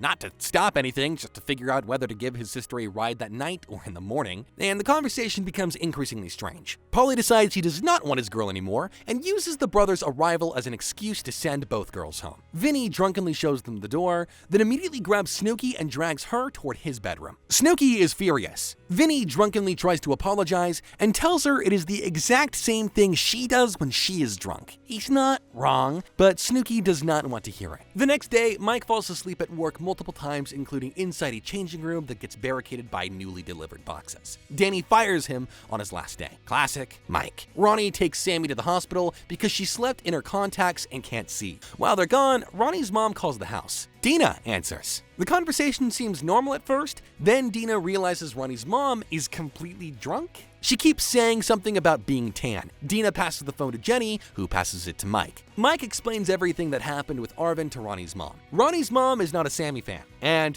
Mike is not a Sammy fan either. The two of them end up having a very long and very productive conversation about the Arvin situation. When Ronnie and Sammy get back, Jenny tells Ronnie his mom called in drunk. Then the phone rings again, and it's her. Ronnie talks to her, clearly embarrassed, while Sammy listens in from across the room. Jenny pulls Sammy aside and tells her Mike just told Ronnie's mom everything about Arvin. Now, everybody knows. Ronnie gets off the phone, and Mike pulls him aside about Arvin again. Sammy walks in and interrupts. The house immediately splits along gender lines. Guys on one side, girls on the other. Everyone is going back and forth about who did what and whether Sammy is telling the truth. Mike decides the only way to settle this is to call Arvin directly with everyone standing around. Arvin picks up. Ronnie asks him straight up what happened between him and Sammy. Arvin tells him they hung out a lot and made out, but did not hook up. Yo, bro, I don't care. Have you ever hooked up with Sam? No, not like that. You never made out with Sam? Yeah, we have. Sammy said they were just friends. Ronnie goes quiet. Then he goes outside. He tells the camera Sammy is the biggest liar in the world. Yikes. In the last episode of Season 3, we pick up right where we left off. Arvin confirms that he and Sammy made out. Sammy grabs the phone and tells Arvin he's lying. Arvin is very calm. He says she knows it's true. Ronnie watches her body language the whole time and tells the camera he can tell she is lying. Outside, Sammy finally admits to Ronnie that she made out with Arvin. She still has not admitted to texting him and asking him to meet her at the club. That is what started all of this. At this point, Ronnie just walks away. He's done talking. It is the last day at the shore store.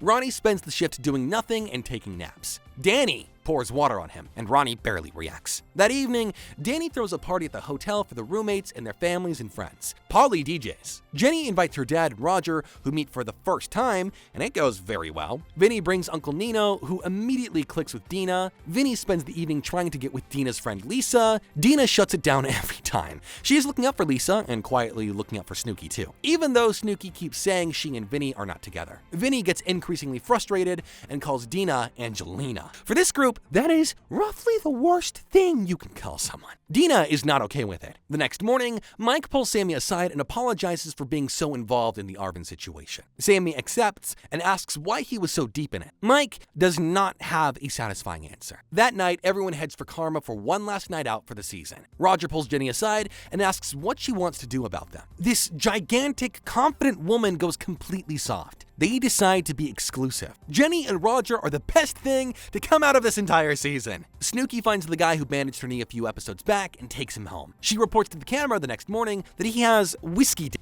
But it's actually a good thing because he lasts longer. Nobody has ever looked into that situation from that angle before. Back at the club, Ronnie and Sammy get into it again because she is talking to some guys and wants Ronnie to join her. He will not. On the walk home, she asks what kind of boyfriend leaves his girlfriend alone at a club. Ronnie walks away. She walks home alone. Back at the house, Ronnie and Sammy start another screaming match in the middle of everyone trying to wind down for the night. Ronnie eventually comes downstairs crying. Mike takes him outside, and Ronnie says he is done and ready to go home. The summer has broken him. Everyone eventually separates. Dina, with her friend Chris, make grilled cheese for Vinny, who is drunk on the couch. Vinny takes it and tells her he does not deserve it because he has been an asshole. Dina gives it to him anyway. The last day has arrived. The dog poops on a rug. Mike says it's like Ronnie and Sammy's relationship. There was always somebody making a mess and nobody cleaning it up. Out on the porch, Sammy tells Ronnie she loves him and that he is her best friend. Ronnie says that she does not show him that. She says she is not a lovey-dovey person. He says it's not about that. It's about not being nasty and negative. She asks if it's over. He says yeah. He gets up and walks inside. Sammy sits on the porch alone.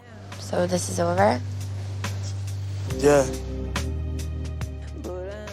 One by one, they pack their cars and drive away. Sammy leaves first. Mike says this has been his best summer, and Jenny says the same. Snooki tells the camera she still loves Vinny, but they're just friends with benefits. Classic Snooki. And just like that, they are gone. Holy cow, this season gave me a hernia, but Now we're going to Florence, Italy! Yep, that's where we're going next. After 3 seasons in Seaside Heights and 1 summer in Miami, MTV decided the next logical step was to send 8 people, who between them speak approximately 12 words of Italian, to live in one of the most beautiful cities in the world. Ronnie and Sammy are broken up, Jenny and Roger are official, SNOOKI has a new boyfriend named Gianni. Benvenuti a Firenze. Welcome to Florence. In episode 1, the first season of episode 4, the girls all meet up at Dina's house to pack while the other guys gather at Vinny's place. 2 separate groups, 1 destination, 0 Italian between them except Vinny, who knows a little. A few updates before they leave.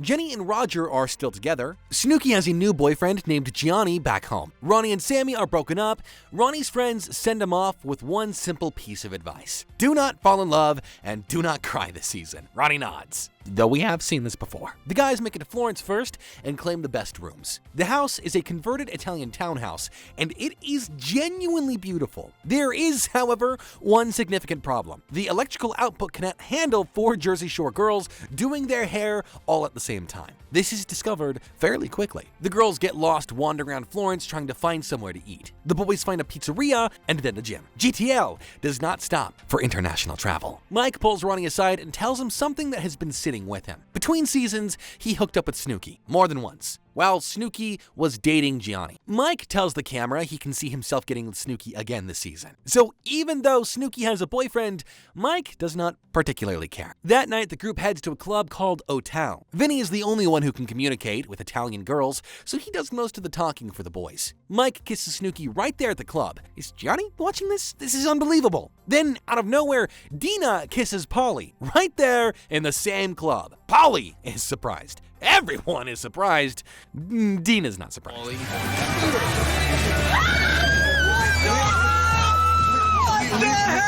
Dina can die happy now. The night ends with the house back together in a foreign country navigating a new city, a new language, and already a new set of complications. Italy is gonna be something. Episode 2 ends with the whole house already worried about the Dina and Polly situation from last night. Everyone is concerned Dina is going to catch feelings and then get hurt when Polly inevitably moves on to other girls. Polly is already fake asleep when Dina tries to get into his bed. Dina tells the camera her plan is to flirt with Polly, make out with him a couple of times, and see where it goes. Polly tells the camera he will probably end up hurting her feelings no matter what. And he's right. Meanwhile, Ronnie is on the phone late at night with a girl named Hannah back home who has been keeping him company between seasons. He asks her when she's coming to visit, and she says soon. The problem is, Sammy is in the same house. This summer got mildly more interesting. Sunday dinner is happening, but first someone needs to get the groceries. Mike, Vinny, Polly, and Dina head to the supermarket. Everything is in Italian. Nothing is in English. Dina asks if something is wheat approximately 1,000,000 times. Polly cannot figure out which one is shampoo. They manage to get something and head back. At the house, Sammy volunteers herself and Dina to cook. She tells the camera she is one hell of a cook, and nobody has given her the chance to prove it. The girls open wine while cooking. They leave to grab a bite to eat, and while they're gone, the dishwasher starts flooding the kitchen floor with soap suds. The guys come back, find the flood, and just start cooking for themselves. SNOOKI wakes up just in time for dinner. One entire day has passed without her calling Gianni. He is not happy about this. After dinner, SNOOKI calls Gianni. His first words are, "Where the hell have you been?" SNOOKI tries to explain time zones. Mike immediately swoops in the second she hangs up. He sits next to her, puts his hands on her knees, and tells her not to let anyone make her upset and that he has got her. She did not come to him, he came to her. Mike tells the camera he can make SNOOKI happy, if Gianni cannot. SNOOKI tells the camera Gianni just does not trust her sometimes. I mean, looking at Mike's hands on her knees, Gianni might have a point. I'm glad you came to me. I'm glad you came to me too. Okay. Because I got you. Thank you. The next day, the whole group heads to orientation at their new job, a pizzeria called O Vesuvio. Their boss, Marco, is a hard ass. He tells them this is the first and last time he will show them how to make a pizza, and there will be no questions. Dina asks if they can ask questions. Marco says no. He really is a tough cookie. Marco picks SNOOKI to make the first pizza, and SNOOKI tells the camera she does not speak Italian and has no idea how to make a pizza. She tries the hand toss. It does not go well. The pizza somehow resembles a pizza when it comes out, so Ronnie tells the camera if SNOOKI can do it, they all can. can. That night at the club, Ronnie gets sloppy and loud and tells Sammy to her face that he hooked up with 4 girls right before coming to Italy. Sammy starts crying. Ronnie stands there without a single ounce of regret, like he just won something. Dina tries desperately to pull Sammy away, but Sammy will not move.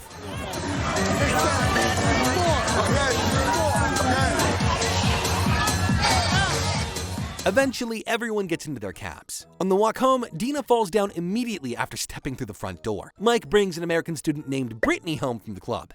They hook up. Mike calls her a cab immediately after. After Brittany leaves, Mike finds Snooki outside and tells her he likes her more than a friend. He loves her personality. He loves her as a person. But Snooki shuts it down. According to her, they are just friends. Very good friends, but just friends. Mike tells her he begs to differ and that he sees the way she looks at him. Snooki does not confirm this, and Mike does not fully accept the response. The next day, while the group is out doing laundry, the roommates agree that Ronnie and Sammy need to stop paying attention to each other and just have fun. Mike stirs the pot by mentioning Ronnie is planning to fly a girl out to Italy. Everyone clocks this. That night at the club, Paulie and Vinny spend the evening coming up with increasingly creative ways to determine if a girl is too young. Laser tag, light up shoes, coloring books, Snow White on DVD. Oh wow, these guys are just doing the bare minimum. Back at the house, Sammy corners Ronnie in the kitchen and tells him she still loves him and misses him. Ronnie listens without saying much back. He gets up, puts his hat on, and walks away. Episode 3 opens at the club.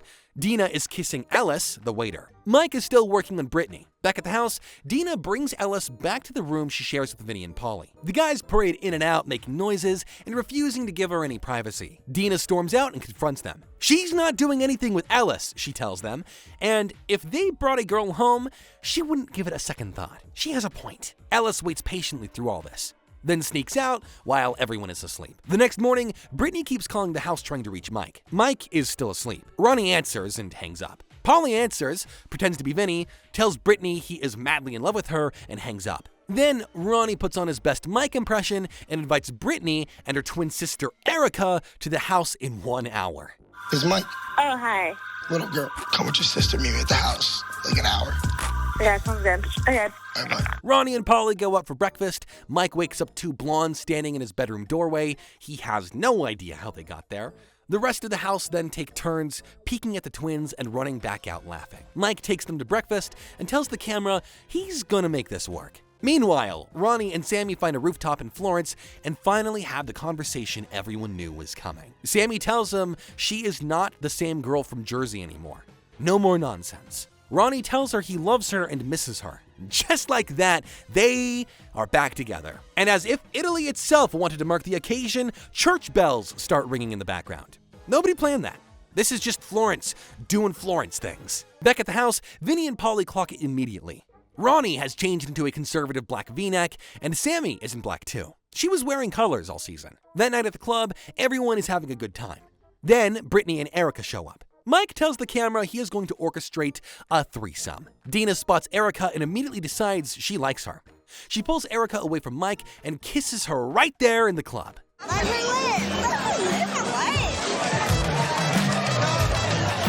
Mike watches his plans disappear in real time. He tells the camera that Dina is selfish. Bro got greedy. Back at the house, things get more chaotic.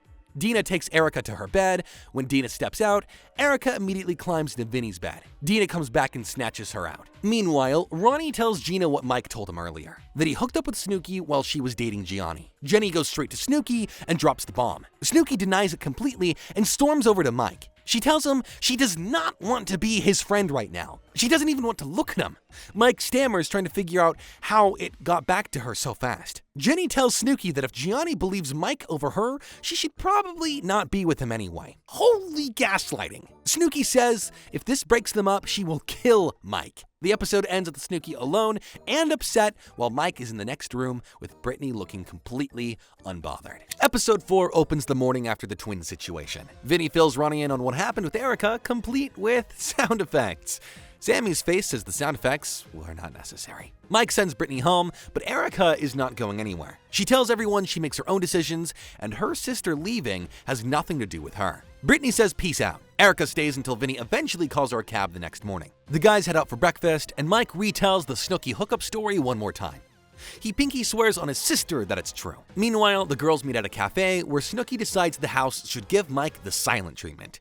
Jenny repeats her position. If Gianni believes Mike over SNOOKI, then SNOOKI is better off without him. Sunday dinner arrives and the women decide to dress up as 40-year-old women from Yonkers. Giant hats, lots of cleavage. Nobody is talking to anybody at the table. The silence is spectacular, actually. Mike eventually breaks the ice by mentioning that Erica called and he was not sure if she was calling for Vinny or Dina. Somehow, this works. Dina clarifies that she made it with a girl, realized she likes guys better, and that is that. Mike then brings up what happened at the club, calling it a robbery. In the guys' world, a robbery is when someone swoops in and takes the person you were talking to away. Dina did exactly that when she pulled Erica away from Mike and kissed her. Mike says it is a serious offense. Dina fires back that Mike pulled the same move on Vinny more times than she can count. Polly calls for a break. Jenny asks what else is going on. Polly says that's pretty much it. Everyone laughs, except for SNOOKI. After dinner, the guy moved Dina's bed into the living room as payback for the robbery. They are being stealthy about it. When Dina comes back and sees her bed in the living room, she has a full-on anxiety attack. Jenny goes to the boys' room and tells them the girl is hysterically crying and that this isn't a joke anymore. Vinny switches gears immediately. Jenny moves the mattress back herself. Polly and Dina then sit down and have a real conversation. Polly tells her she used to be the coolest girl in the house who could take any joke and give it right back. But somewhere along the way, she changed. And according to him, he never changed. Dina admits that she has been drinking too much and not speaking up when the jokes go too far. She apologizes to Vinny. Vinny says he holds zero resentment. Polly immediately puts a love seat on top of her bed. Dina gives him the finger. Then both Polly and Dina hug it out. Italy is healing. Their first day of work at O Vesuvio arrives. Dina, SNOOKI, and Polly get lost on the way there. Dina finds the place. At the pizzeria, Polly gets a bullhorn and spends the shift happily directing customers outside. Dina and SNOOKI are behind the counter, looking miserable. They hatch a plan to have a customer buy them wine and pass it to them by the bathroom. The plan works. They're in the bathroom drinking wine when Marco finds them. Dina tells him in her best Italian that it's her period. The Italian word for period is periodo. Dina says perioso. Mark is not convinced. He takes the wine bottle and pours it down the drain. SNOOKI cannot believe what she just witnessed. That night at the club, Ronnie is dancing with 2 drinks, spraying champagne and living his best life. Sammy spots him dancing near a girl and cannot let it go. She confronts him outside the club. He tells her she is out of her mind. She knows she should not be doing this drunk and does it anyways. Ronnie goes home. Back at the house, Mike spots them and tells them at the end of the day they love each other. Then Sammy mentions that Mike told the girls at lunch that Ronnie had 5 girls on their way if he wanted them. Ronnie had not heard this. His face changes. He goes into the bedroom, removes Mike's mattress, and throws it into the living room. Mike loses it completely and throws Ronnie's mattress out there too. Mike punches the wall out of frustration, Ronnie charges at him ready to fight, and then the episode cuts off right before either of them can land a punch. To be continued. Where were we? Oh yeah, episode 5 opens right where things left off actually. Mike and Ronnie are going at each other in the bedroom. Security steps in to separate them, but before they can fully intervene, Mike rams his own head into the concrete wall with enough force to put himself on the ground. Here, bro. The lights are on, but nobody is home. Jenny stands over him, trying to get a reaction, but Mike has drool on his chin and is completely out of it. He gets back on his feet eventually, gives the wall a high 10, and starts yelling, "Let's go again!" He doesn't realize the wall won. He just doesn't know it yet. Just outside the room, Ronnie and Sammy are already back at it. Ronnie tells her he has been calling girls since they got to Italy, every night. Polly watches from the doorway and tells the camera that neither Mike nor Ronnie actually landed a punch. Mike put himself in the hospital. The wall did more damage than Ronnie did. Jenny calls an ambulance, and she's not sure if Mike has a concussion or something worse. The ambulance arrives, and Mike is placed on a gurney and taken out. Polly rides along. The house watches in silence. After the ambulance leaves, Ronnie comes back down and starts his apology tour. He tells Vinny he loves him and he's sorry. Vinny tells him that when he drinks, he becomes a completely different person, and it's scary to watch. Then they hug it out. Next, Ronnie and Sammy talk in the smush room. Ronnie tells her that being together is toxic. He admits he has been calling Hannah, the girl from Long Island. Sammy says she never wants anything to do with him ever again. Ronnie follows her back to her bed, wanting to keep talking. He always wants to keep talking. Mike comes home wearing a neck brace and sunglasses. Polly points out that you do not wear sunglasses with a neck brace. Ronnie cleaned up the bedroom and put Mike's bed back together while he was gone.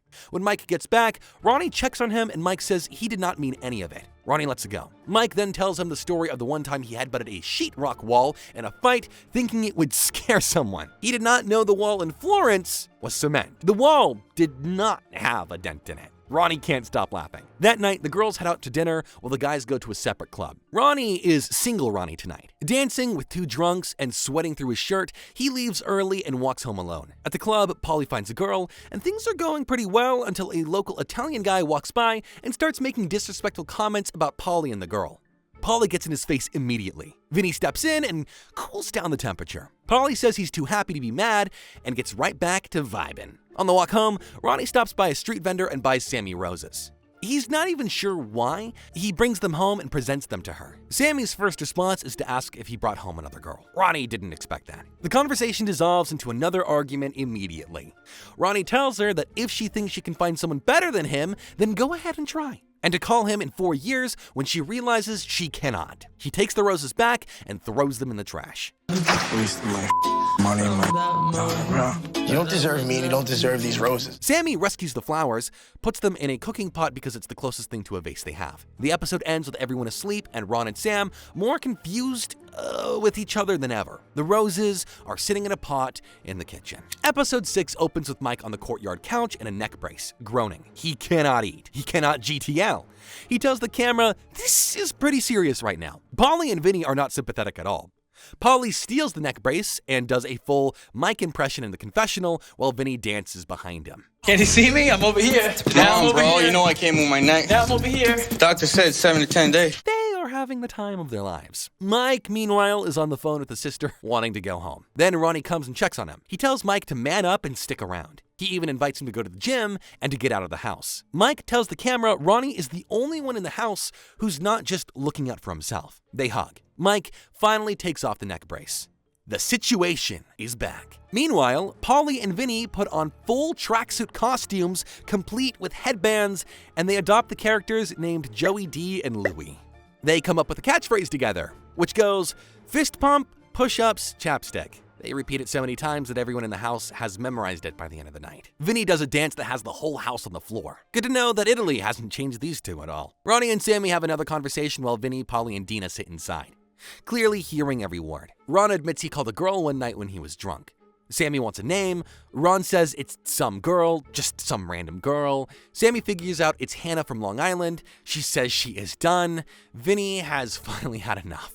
He goes outside and calmly tells them that when they fight, everyone hears it and it kills the mood. Ron says that they weren't even yelling this time. And Vinny says it's still not normal. And somehow, after all of that, Sammy thinks they can work it out. They still get back together. Again. Later that night, SNOOKI tries to make amends with Mike. She tells him to just admit he was wrong and they can move on. Mike says he is sorry he told Ronnie about their hookup instead of keeping it between them, which is not really an apology at all. He is basically saying he regrets who he told it to, not that he told it to anyone in the first place. SNOOKI walks away, Mike keeps talking. Nobody is listening. That night at the club, some girls start looking for trouble with the Jersey Shore girls. A drink gets thrown at Dina, her switch flips immediately. SNOOKI sees what is happening and calls out to Dina to go after them together, which is what they call Team Meatball Attack. There is a lot of jostling and hair pulling and club security. The funniest part is that SNOOKI and Dina spend most of the fight pulling each other's hair without realizing it. Haha, classic. Back at the house, SNOOKI calls Gianni. She is drunk and tells him how much she misses him. Gianni immediately asks if she hooked up with someone. She says no. He asks again. Ronnie takes the phone and tells Gianni she loves him and there is nothing going on. Gianni tells him to put SNOOKI back on. Ronnie tells the camera that Gianni is a jerk. Gianni really picked the wrong moment to be difficult. The next morning, Jenny, Sammy, and Dina stage an intervention.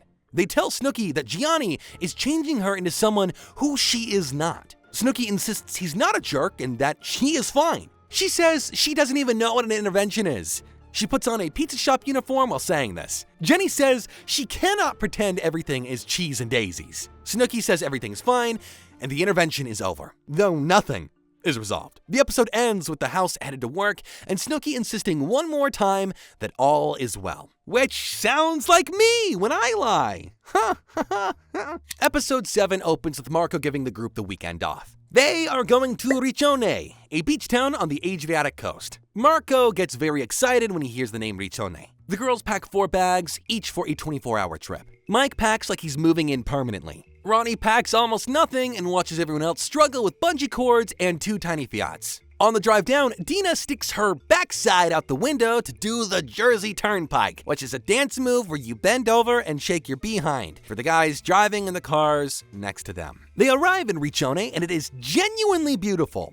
Paulie says it looks like seaside. He is immediately shouted down. The girls hit the beach and start doing shots. They do some drunk shopping. Dina buys a guitar. Snooki spends $400 on Hello Kitty merchandise. Jenny and Sammy quietly speed up and put distance between themselves and the meatballs. Snooki and Dina follow the sound of house music and find a club. The guys eventually find them inside. Ronnie says dinner is at 9:30 and they should shower and change. By the time they show up to the restaurant, they each have a plastic cup of vodka they have been drinking on the walk over.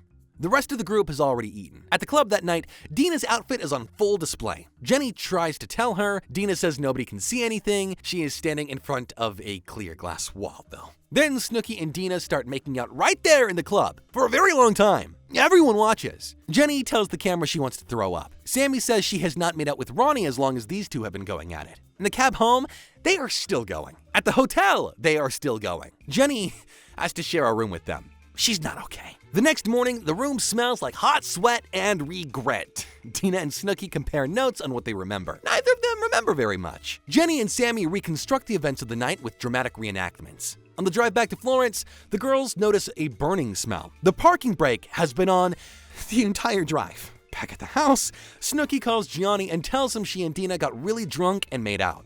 I have something to tell you.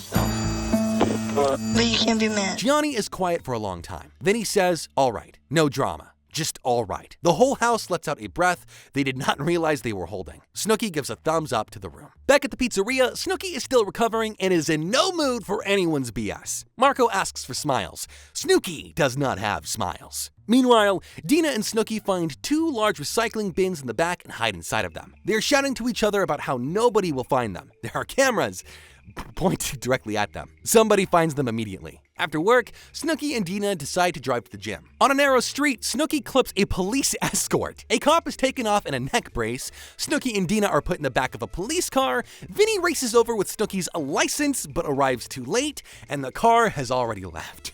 Snooki blows into a breathalyzer and starts crying. The crying does not help. Episode 8 opens at the police station. Snooki blows a 0.00 on the breathalyzer. The cops are not impressed, but they are not arresting her either. After 2 hours of waiting and a lot of paperwork, Snooki and Dina walk out free. Back at the house, Snooki calls Gianni to tell him what happened. His first question is whether she was drunk. His second is whether she's okay. That order is telling. Gianni also reveals that Roger cannot make it to Italy. He could not get the time off of work. Snooki runs straight to Jenny with the news. Jenny calls Roger to confirm. He says he's sorry, but it's out of his hands. Poor Jenny can only cry. Back at the house, Snooki is on the phone with Gianni when Brittany shows up at the door. Mike is not home, though Snooki lets her in anyway. She gets Brittany talking about Mike and then tells her that Mike has been longing for her to call every day and come over every day. Brittany buys all of it. Snooki tells her to go wait in Mike's bed. Then Mike comes home with a different girl. He walks into his room and finds a foot sticking out under the covers. He pulls back the sheets, and there's Brittany. Polly walks in eating something and surveys the scene. Mike sends the other girl home and keeps Brittany. Snooki watches and realizes the prank completely backfired. She handed Mike exactly what he wanted. Oops. Gianni finally arrives. Snooki goes all the way downstairs to meet him. They hug in a genuine reunion. Vinny spots them from upstairs and leans out the window shouting, "We don't want any," like they are door-to-door salespeople. Some people really can't let a sweet moment breathe. Mike disappears into the kitchen and stays there. He tells the camera he is ready to throw hands if Gianni starts anything. The house watches Mike practice karate moves in the living room. Dina calls him Kung Fu Panda. Oh my god, all right, Mike. Do your thing, Kung Fu Panda. That night at the club, Mike spends the evening watching Gianni from beneath his sunglasses and telling anyone who will listen that if Gianni so much looks at him wrong, he will handle it. What is he smoking? Jenny tells the camera that Mike is being an idiot. Indeed. Later, at another club, Snooki asks Gianni to put her up on a raised platform so she can dance. He does. Things escalate fast. Gianni tells her everyone can see her, and SNOOKI keeps dancing. He tells her to stop. She pulls him closer. He throws the jacket he was holding at her and walks out of the club. SNOOKI chases after him in heels and then wipes out on the cobblestones. Gianni just keeps walking. Jenny chases after him in bare feet, calling his name through the streets of Florence. Ronnie catches up to Gianni and talks to him man to man. He tells him, as a real man, he should go back and talk to SNOOKI. Gianni takes off again anyway. Vinny manages to talk SNOOKI back inside with one simple point. Gianni's passport is in the house, and he cannot leave the country without it. So they wait. Gianni eventually comes back and rings the bell. He walks straight past SNOOKI without saying a word and heads for the one room in the house that has no cameras in it.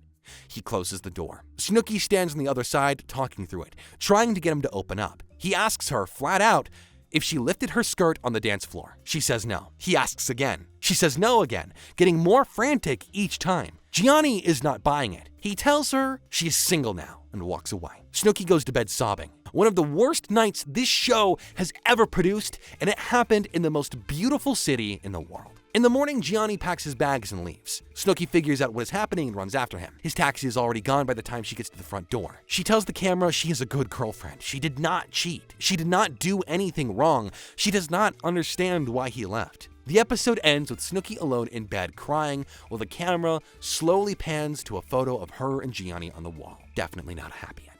Episode 9 opens the morning after Gianni's departure, and the house is running on no sleep. SNOOKI cannot reach Gianni on the phone. She hits voicemail every time. She eventually puts on her boots and heads out into Florence alone. At a bar, she gets a beer, tells strangers she flew her boyfriend to Italy and he left her, and keeps dancing. At this point, you have to admire the resilience. Back at the pizzeria, Marco gives Dina the bathroom cleaning job. She almost gets the toilet brush into the bowl before nearly retching. She ends up wiping the toilet with a mop instead. Marco watches the whole thing and looks like a man who deeply regrets every decision that led him to this moment. SNOOKI gets home and calls Gianni again. His phone is off. She calls her dad instead. Then Jenny comes out and SNOOKI turns on her. She explains that she needed her this morning and she was not there. Jenny apologizes and the anger dissolves in about 5 seconds because SNOOKI is still crying. Jenny decides to call Gianni herself. He actually picks up the phone this time around. Turns out he's on a train to Rome. Jenny begs him to come back and talk to SNOOKI for just 2 minutes, and he eventually agrees. They meet him outside the train station. SNOOKI wants a hug. Gianni hugs her and then says he has to go. His mom already called the airline and moved his flight to an earlier date. So he genuinely has no reason to stay. He says, "Be good," then kisses her before leaving. Oh, poor SNOOKI. You flew this man to Italy, and that's what you got. A kiss and a be good message. SNOOKI starts crying, as expected. That night at the club, Dina pulls Jenny aside and tells her she might be pregnant. She had been feeling dizzy and emotional before the trip, and Jenny tells the camera she cannot get a normal night out. They walk the streets of Florence looking for a pharmacy. Everything is closed. Jenny buzzes a closed pharmacy until someone upstairs wakes up and sells her a test. Dina takes it at home. One lens shows up on the test. She is not pregnant. Genuinely one of the more stressful 10 minutes the season has produced, and it happened on a street in Florence at midnight. SNOOKI finally gets Gianni on the phone, and the call does not go well. She tells him she is not going to call him for a few days. He says that's her decision. She says, yeah, it is her decision, and hangs up. The roommates rally around her. SNOOKI gets the idea for Paulie to set up his DJ equipment in the living room so they can recreate Karma. Everyone gets dressed up, Ronnie plays bouncer, the garbage stays on the floor for authenticity, and this is the most fun the house has had in a good while. Mike senses an opportunity and starts dancing with SNOOKI. He whispers that she should just break up with Gianni and let him take care of her. SNOOKI tells him to shut up. Mike says, "I love you." SNOOKI says, "Shut up" again. Mike, he really has no sense of timing whatsoever. Later, Mike tells the roommates that SNOOKI was hooking up with him while watching her friend hook up at the same time. Jenny's jaw drops. You're talking about my best so friend somebody talked to, well, she did then. Ronnie says he loves fantasy this time of year. Paulie agrees it's his favorite. Everyone eventually drifts off to bed. SNOOKI ends up in Vinny's bed. Vinny is single. He's not going to throw her out. Paulie watches from across the room. The episode ends with SNOOKI and Vinny together while Mike sleeps in his room alone, completely unaware of what is happening just down the hall. What a night. Episode 10 opens with Snooki waking up in Vinny's bed and sneaking back to her room before anyone sees her. She drags Jenny out of bed for mimosas before 8 a.m. After breakfast, she tells Jenny she thinks she and Gianni are done. She explains that she was emotional after the fight with Gianni, things got out of hand with Vinny, and now she does not know where her relationship stands. Jenny asks how drunk she was. Snooki says, not that drunk. Nobody in the history of the show has ever said not that drunk and meant it. Back at the house, Mike is already on the phone with his friend Unit, trying to get his version of the Snooki hookup confirmed. Then he tells Ronnie he called Unit and gave him Gianni's number to spill everything. Sammy is walking by when he says this. Here is the thing though, Mike never actually called Gianni. He made the whole thing up just to see who would run and tell Snooki. Sammy runs directly to Snooki. Dina also runs to tell Snooki. Mike watches both of them go and calls it his most well-thought-out evil plan. Snooki finds out and immediately marches over to Mike, throwing anything that is not nailed down in his direction. Bottles, cups, you name it. You, Mike, I'm not kidding. Mike is still trying to explain that it was a test. Snooki does not care. She is furious at the idea regardless of whether it actually happened. She shoves him into the hallway and tells him to get away from her. Mike follows her to the courtyard and tries to explain himself. There is genuinely no version of this conversation that ends well for him. He eventually leaves. The guys head to Sicily to visit Vinny's family. It is Vinny's first time meeting his family in the motherland. About 100 family members come out to greet them. They eat the largest Italian meal any of them have ever seen. Vinny toasts his family and tells them this was a lifetime dream. Meanwhile, the girls head to Tuscany for a wine tour. They visit a castle with a wine cellar that's over 900 years old. Snooki asks if it is haunted. The guide says, not anymore. I'm sorry, wait, it was haunted? Creepy? Anyway, Snooki finds that quite concerning too. They go on to taste the wine. Then, more wine. Snooki falls asleep draped across some wine barrels. At the second winery, Jenny looks Snooki in the eye and tells her the truth. She says she loves her, but if she slept with Vinny after 2 hours of fighting with Gianni, then Gianni is not going to forgive her. She needs to accept it and move on. Snooki says Jenny is being the worst best friend in the world. Jenny says she is being the best friend in the world. They are both right. They have their little fight and eventually make up later. Then Snooki's dad calls and tells her that Gianni changed his Facebook status to single. Snooki calls Gianni immediately and tells him she ended up in Vinny's bed. However, she says they did not have sex. Gianni says they are done and hangs up. Snooki then starts sobbing into a very large beer. When the guys get back from Sicily, Snooki pulls Vinny aside quietly. She needs to hear exactly what happened between them, so she knows what she's dealing with before talking to Gianni. Vinny tells her everything. Apparently, she was the one who started it. Snooki covers her ears at certain points because hearing it out loud is a lot. Vinny's advice is simple. Do not lie to Gianni. So Snooki picks up the phone. She tells Gianni there is something she needs to come clean about. He asks what. She says they had sex.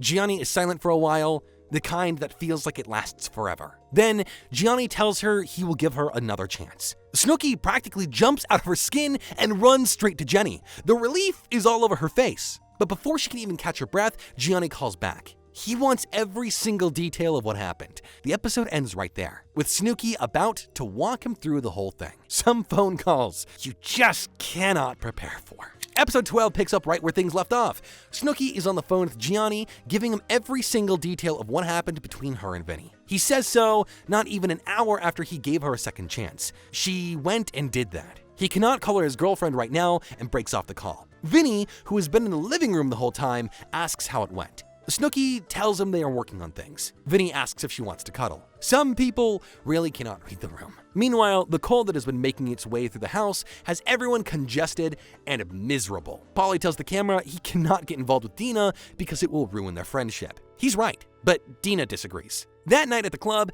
Dina spends most of the night staring at Paulie. Paulie spends most of the night trying to find a girl, so Dina cannot end up in his bed. He strikes out twice. In the cab heading home, Dina asks Paulie directly if he wants to have sex.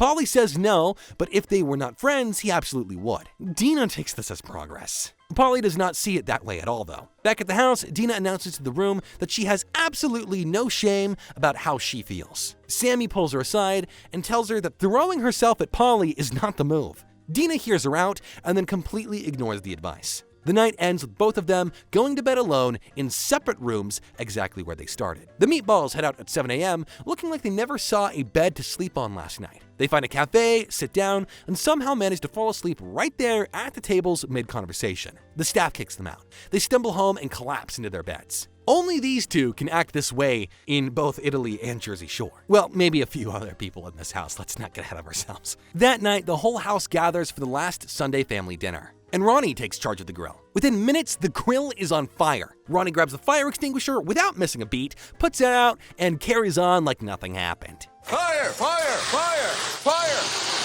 Ron, be careful. Meanwhile, the Mike situation just keeps getting worse. Mike asks Dina to do the dishes. She throws a spatula at him. Mike makes a comment about her weight. Dina fires back. The house is not on Mike's side. And on the other side of the kitchen, Sammy and Jenny are cooking side by side. Two people who spent multiple seasons not speaking to each other, now sharing a stove in Florence. The whole house eats together and toasts to a good summer. The next morning, Mike gets locked inside Dina's bathroom. He was told not to use it, but the knucklehead used it anyways. The door jams, and he threatens to kick it down. He just stands there, frustrated.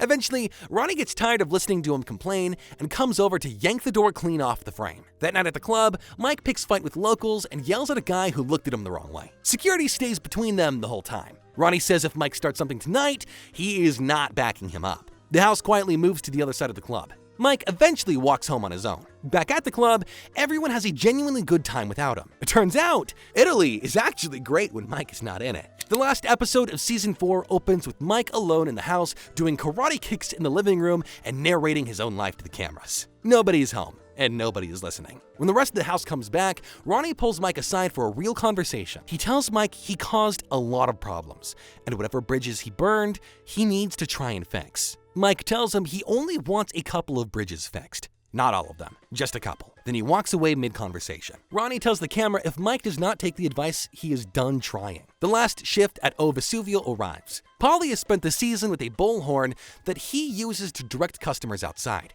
Somewhere along the way, he figured out how to program it to say, "I'm on break," so every time Marco asks him a question, he just holds up the bullhorn and presses the button. They say their goodbyes to Marco and the rest of the staff. Marco tells them he does not know when he will see them again. They all shout, "Come to Jersey!" After dinner, Vinny announces that they are going on a proper sightseeing tour before they leave. They have been in Florence for weeks, and nobody has actually seen Florence. Everyone agrees that this is a good point. The tour guide is a cheerful man named Bernardo with an American flag hat and a bullhorn that looks exactly like the one from the pizzeria. Paulie respects this immediately. Their first stop is the Duomo, which is Florence's famous cathedral that has been standing in the middle of the city for over 600 years. Vinny discovers he has been walking past the building connected to Leonardo da Vinci every single day without knowing it. He is genuinely upset about this. They also see Michelangelo's David. Sadly, Bernardo moves on very quickly. Throughout the tour, Mike keeps separating from the group and sitting alone on nearby steps while everyone else looks at things. The others start noticing. Nobody says anything. At the end of the tour, the whole group takes a van to Michelangelo Square to view the sunset. They all take photos and just stand there, taking it all in. Ronnie spots a plane flying overhead and says that will be them tomorrow, heading home. At sunset, Mike clears his throat and apologizes to everyone for the drama, for all of it. He says family is the most important thing to him. It's the same speech he gives every season in a different country. Everyone thanks him anyway. That night at the club, a kid bumps into Paulie and Mike immediately turns around and screams at the kid, threatening to kick him in the head. The kid did nothing wrong and had no idea who he was dealing with. For a man who just gave a heartfelt apology about being a better person a few hours ago, this timing could not be worse. Back at the house, Dina and Snooki move every plant and planter from inside the house onto the kitchen table. They call it the best prank in Jersey Shore history. The house wakes up the next morning and mostly shrugs. It is the last morning in Italy. Mike makes breakfast for everyone. He announces that he is coming to Jersey after all. Reaction shots around the table. Nobody says anything particularly enthusiastic. Vinny and Paulie rig a mattress slide down the last half flight of the stairs to get bags down faster. Eventually, everyone slides themselves down on it.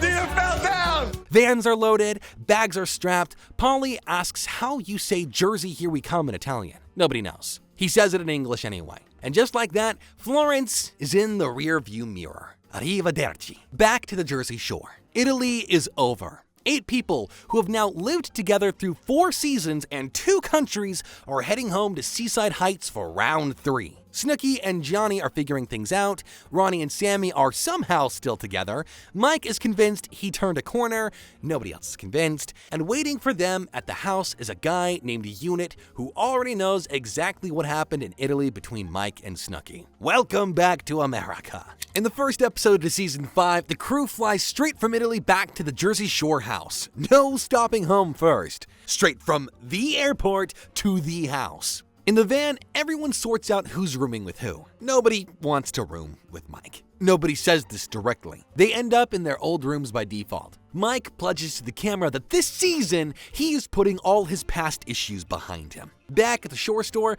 Danny says he is thrilled to have them back for a 3rd summer. One look at his face though, and you can tell he's not entirely sure about that. Before officially starting work, the crew decides their priority is GTO. They all come back significantly paler than when they left for Italy. Paulie says he is almost as white as his own teeth. Mike gets a fresh haircut and applies an entire can of hairspray to it. The barber is visibly smart.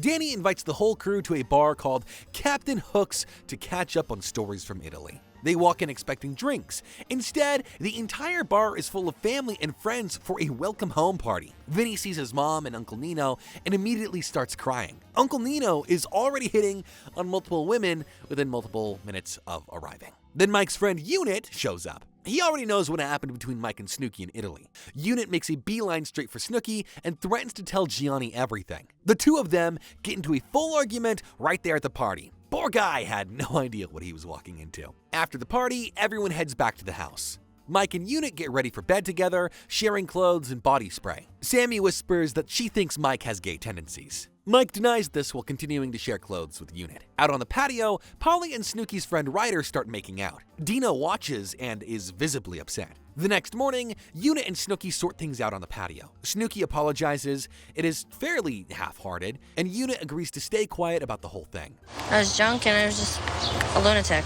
I'm sorry. Mike is genuinely disappointed that the drama did not escalate. His whole plan fell apart in one conversation. Meanwhile, Vinny is spiraling into homesickness after seeing his family the night before. He cannot sleep. The group heads to Aztec to try and lift his spirits. It doesn't work out very well. That night, Mike and Gianni somehow end up bonding over drinks at the bar. Gianni is buying Mike rounds all night, which is either very generous or very naive depending on how you look at it. SNOOKI keeps warning Gianni that Mike is shady, but Gianni isn't really listening. The episode ends with Ronnie and Paulie trying to snap Vinny out of his funk by offering him a stripper or a hooker. Vinny turns them both down. Coming from Vinny, that one actually caught everyone off guard. In episode 2, Vinny is still sulking around the house and refusing to go out. At Karma that night, Mike reconnects with Paula. Out of everyone in the club, it's always Paula he ends up back with. On the way home, a massive thunderstorm soaks everyone, including Gianni. Mike offers him dry clothes, and then tells him that since they shared girls, why not share underwear? The audacity of this man never takes a night off. Mike then cooks a drunk meal for Gianni and brings it to SNOOKI's room while she is trying to have quiet time with her boyfriend. This makes SNOOKI furious. The next morning, Danny notices something is off with Vinny and takes him for a walk. Vinny reveals that he had clinical anxiety since he was 16. Being away from his family this long, combined with the constant partying, is too much right now. He says he's maturing and not afraid to talk about it. Back at the house, the guys take Vinny for manicures and pedicures to try lift his spirits. Meanwhile, Paulie has overcome it in the tanning bed and has burned the skin on his face. He needs a tanning hiatus. Telling our friend Paulie that he can't tan anymore is it's a little sad. That night, everyone except Vinny heads to Karma. Dina runs into an old flame named Damien, and they are kissing within minutes. SNOOKI, on the other hand, has been drinking way too much, and Gianni spends most of the night managing her. Paulie, on the other hand, meets a girl named Chantel at the bar. Mike strikes out for most of the night, but spots Paula on the way out and brings her home. Back at the house, Paulie tries to send Chantel home and calls her a cab. While he is on the phone, she goes through the smush room and steals his diamond chain on her way out. The next morning, Paulie turns the house upside down looking for it. SNOOKI guesses exactly what happened. Later that day, Chantel actually comes back to the house wearing the chain around her neck. What The hell? I see my diamond chain glistening in the sun, like looking all perfect. She says she forgot to return it. Polly takes the chain back. He tells the camera that from now on, every girl gets a hug and a frisk on the way out. The next day, Ronnie takes Vinny to the boardwalk for carnival games and a proper conversation. Vinny appreciates the effort, but is still not feeling better. He tells Ronnie he needs rest. Not sleep rest, just rest. That night, Polly stays behind specifically to talk to Vinny into staying. Before he gets the chance, Vinny calls his sister and asks her to come get him. Polly and Vinny have one last heart-to-heart. Vinny tells Polly the hardest part of leaving is leaving him. Oh. Polly helps him pack anyway. He cannot convince him to stay. Vinny gets into the cab and leaves for Staten Island. Just like that, the house is one man down. In episode 3, Polly heads to Karma to break the news that Vinny is officially gone. Jenny is shocked. Snooki is sad. Dina starts sobbing right there in the club. She thought he would come back like Sammy always did. That same night, Mike takes a girl home and Polly does the same. Polly decides he needs to get it for his departed friend. He calls it a one-man Vinny memorial. Back in Staten Island, Vinny arrives home and his family embraces him warmly. He is honest with his mom about how overwhelming everything became. The next day, Dina and Snooki decide the best way to process losing Vinny is to day drink. By mid-afternoon, Snooki is so drunk that she needs to be physically walked to a cab. Got you, all right? You ain't going nowhere. This is what I need. Come on, I got you. Hold my arm. When Dina is the sober one, you know things have gone seriously wrong. That night, the meatballs head out to a bar and the drinking picks right back up. By the time they get home, Dina's hair extensions have become so tangled and matted that Polly and Jenny end up physically pulling the extensions out of her hair piece by piece. Huge piles of hair end up on the floor. Later that night at Karma, Unit shows up and Snooki immediately goes on high alert. A fight breaks out between two unrelated people, and Unit ends up getting thrown out entirely. Polly meets a girl he decides is exactly Vinny's type, brings her home, puts her in Vinny's old bed, and makes her call him Vinny. This guy's unhinged. My script says it's like the sweetest thing, but it's a little complicated for me. The next day, the whole house gets Vinny on the phone together. He sounds happy and honestly a little relieved to be home. And you know what? Good for him. Now, that same week happens to be Mike and Polly's joint birthday, so the house heads out to Aztec to celebrate. Mike, being Mike, runs into Paula at the club and ditches the girl he came with to take Paula home instead. He passes the other girl off to Polly like a birthday present. Polly is thrilled at first. Then the girl gets back into the house, gets comfortable, and announces she just wants to talk. Polly calls her a cab immediately. She leaves, comes back a little later, and asks specifically for Mike. Paula is still there. Mike looks at both of them and picks Paula again. Some things in this house will never change. On the morning of the actual birthday, Polly's entire family surprises him at the house, including his own personal barber flown in just to cut his hair. Mike's family doesn't show up at all. At dinner, Polly is celebrated by everyone around the table. Mike sits there with nothing. He eventually falls asleep on the couch at the restaurant, and the girls put icing on his face while he sleeps. Back at the house, the girls bake a birthday cake with only Polly's name on it. That is the final straw for Mike. He goes outside alone and cries. Villain or not, nobody deserves to be forgotten on their own birthday. The next day, he leaves the house without telling anyone. First Vinny, now Mike? It's almost like this house cannot hold on to the people. In episode 4, the house is broken down to 6 with both Mike and Vinny gone. Danny comes by and threatens to find 2 new roommates if they cannot keep the Shore store properly staffed. Nobody is pleased. Not long after Danny leaves, Mike walks back in. He left because he felt like nobody cared about his birthday. He has no idea the roommates are already planning a surprise party for him and Polly. At the Shore store, Danny posts a help wanted sign outside. 2 girls come in asking about the job immediately. Jenny, not wanting strangers moving into the place, tears the sign down before anyone else can see it. Danny notices and puts up another one. Meanwhile, Dina and Snooki head to the party supply store to get decorations for Mike and Polly's surprise party and come back with bunny costumes instead. The night the surprise party happens at Karma. Polly and Mike walk in with absolutely no idea. They get handcuffed to wheelchairs. 2 giant cakes arrive, strippers burst out of both of them. Polly calls it the best night of his life. Mike brings his stripper home. Back at the house, the stripper takes one look at his socks and decides she is done for the night. Mismatched socks with holes are apparently where she draws the line. The next night, the house heads over to Bamboo for couples night. At the club, Sammy gets into a brawl after someone pulls her weave from behind. She throws her drink. It escalates fast, and the whole group gets kicked out. Back at the house, Dina tries to spend time with her date, Joey, a guy she's been seeing. but an alarm clock keeps going off at 4:45 in the morning. Nobody knows why it was set for that time. She unplugs it, but it keeps going off. That's one's a relatable one for me. The next morning, the crew launches an official mission to bring Vinny back. They make custom free Vinny shirts at the Shore store and drive out to Staten Island. They storm Vinny's family's home, and he is overjoyed to see everyone. He shows off a new tattoo, a fresh haircut, and a noticeably toned up body. His mom is upset to see him go again, but Vinny decides to come back with his friends anyway. Welcome back, Vinny. In episode 5, Vinny is officially back, and the house feels like itself again. Mike has been acting suspiciously since they returned from Italy, but nobody's buying it. Vinny says he likes Mike better as a douche. While waiting for a cab, Mike announces he wants a tattoo with the words loyalty and betrayal on his arm. The man who has spent 5 seasons stirring up drama and betraying people wants a loyalty tattoo. Okay. At the club that night, SNOOKI dances a little too hard and pees herself on the dance floor. She solves this by spraying perfume up her skirt and calling it Shore Shower, which in her mind counts as being clean enough to keep dancing. The next morning, Dina electrocutes herself with a hairdryer while fixing her extensions. She asks Sammy if getting electrocuted means her brain is now crazy. Sammy has absolutely no idea how to answer that. SNOOKI, still dealing with bladder problems from the night before, starts to think she has a urinary tract infection. She's no doctor, but she did study to be a vet tech, so she figures she knows enough. Her treatment plan is tequila shots. Back at the house, all the bathrooms are taken, and SNOOKI cannot hold it in any longer. So she ends up squatting on the patio instead. Sammy walks out and catches her mid-squat. You're paying! All the bathrooms are taken! SNOOKI tries to cover the evidence with a spare pair of underwear. The creativity in this house never stops. That evening, Mike gathers everyone on the party deck to make sure his case for his own niceness. While giving his speech, his shorts start falling down, and he ends up exposed. The camera blurs it. The house then plays a game that somehow ends with one person walking around with their entire face covered in black soot without knowing it. That person is SNOOKI. She goes about her evening completely unaware while everyone watches. It is impossible not to feel a little bad for her.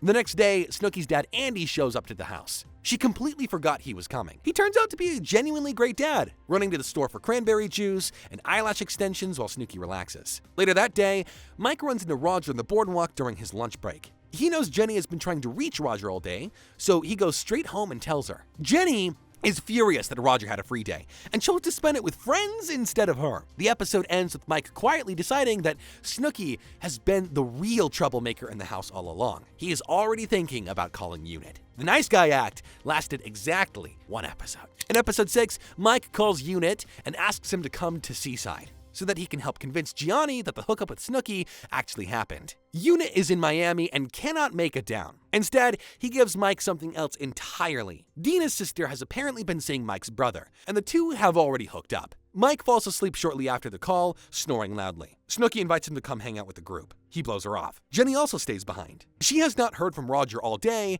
and is not in the mood. At the club that night, Vinny spots a girl he likes and pivots to a better option when one appears. Dina steps in as a wingman and keeps the first girl busy, even bringing her along as backup for Vinny, just in case things do not work out with the second girl. Vinny then finds out the second girl is a lesbian. He's not discouraged, though, by that. The confidence this man carries around is, well, it's something else. SNOOKI, extremely drunk, decides to walk home from the bar on her own. She makes it back and passes out immediately. Vinny, having struck out with the lesbian girl, ends up on the backup girl Dina brought along. The next day, Jenny is already upset with Roger and gets even more upset when he cancels their plans because he's stuck at work. She feels like she always puts him first, but he doesn't do the same. At the Shore store, the Meatballs abandon their shift to go drinking with a bachelorette group, leaving Polly alone on the floor. Danny is furious. Around this time, Polly also realizes he has a stalker.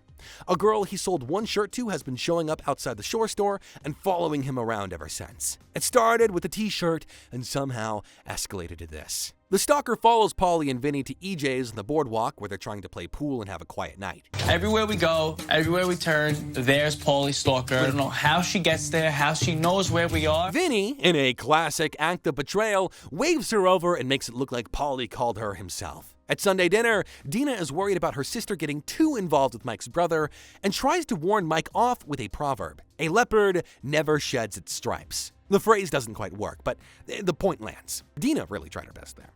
Meanwhile, Jenny has been calling Roger to apologize. She was pushed to make the call after Vinny and Polly ran into Roger at the gym, heard his side of the story, and came back telling her she was in the wrong. Roger picks up the phone, but doesn't apologize back. He tells her if she does not start trusting him, the relationship is going to be damned, done, and ruined. The call ends on a very serious note. In episode 7, Jenny and Roger make up quickly after last episode's phone call and decide to put the fight behind them. Feeling bad about ditching Danny mid-shift, Dina and Snooki bake him a cake to make amends. They almost forget to put it in the oven.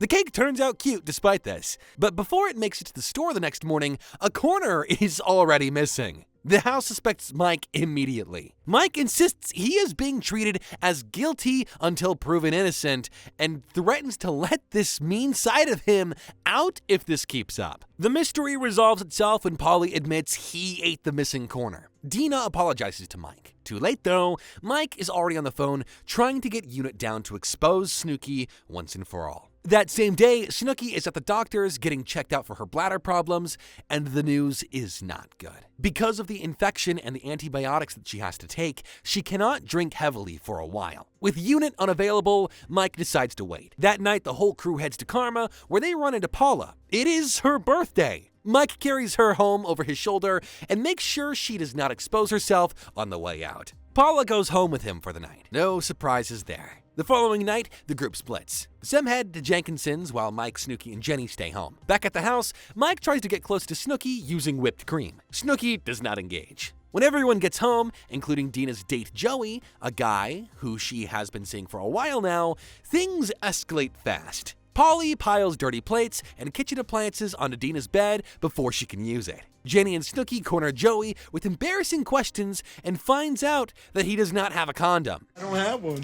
Really? Yeah, 100%. What's wrong with you? I was coming back tonight. Yeah, you're annoying. They go find one for him. Then Snooki barges straight into the room where Dina and Joey are in the middle of things. Nobody in this house has ever had any concept of boundaries. The next morning, Jenny puts on one of the skimpiest outfits she owns to surprise Roger for their night out. Roger sees it and approves. At Karma that night, fights keep breaking out all around the club. Jenny feels uncomfortable being so exposed in case that she has to defend herself. Then a guy starts touching without permission. Roger pushes him away really hard. The guy does not back down. By the time the episode cuts off, these two are about to throw hands. In episode 8, the crew leaves Karma after Roger's fight defending Jenny. Back at the house, Snooki wants to spend time with Gianni, but he goes straight to the bathroom to throw up. She waits outside the door and tells the camera that a boyfriend's only job is to make his girlfriend feel good. Gianni passes out instead. On the other side of the house,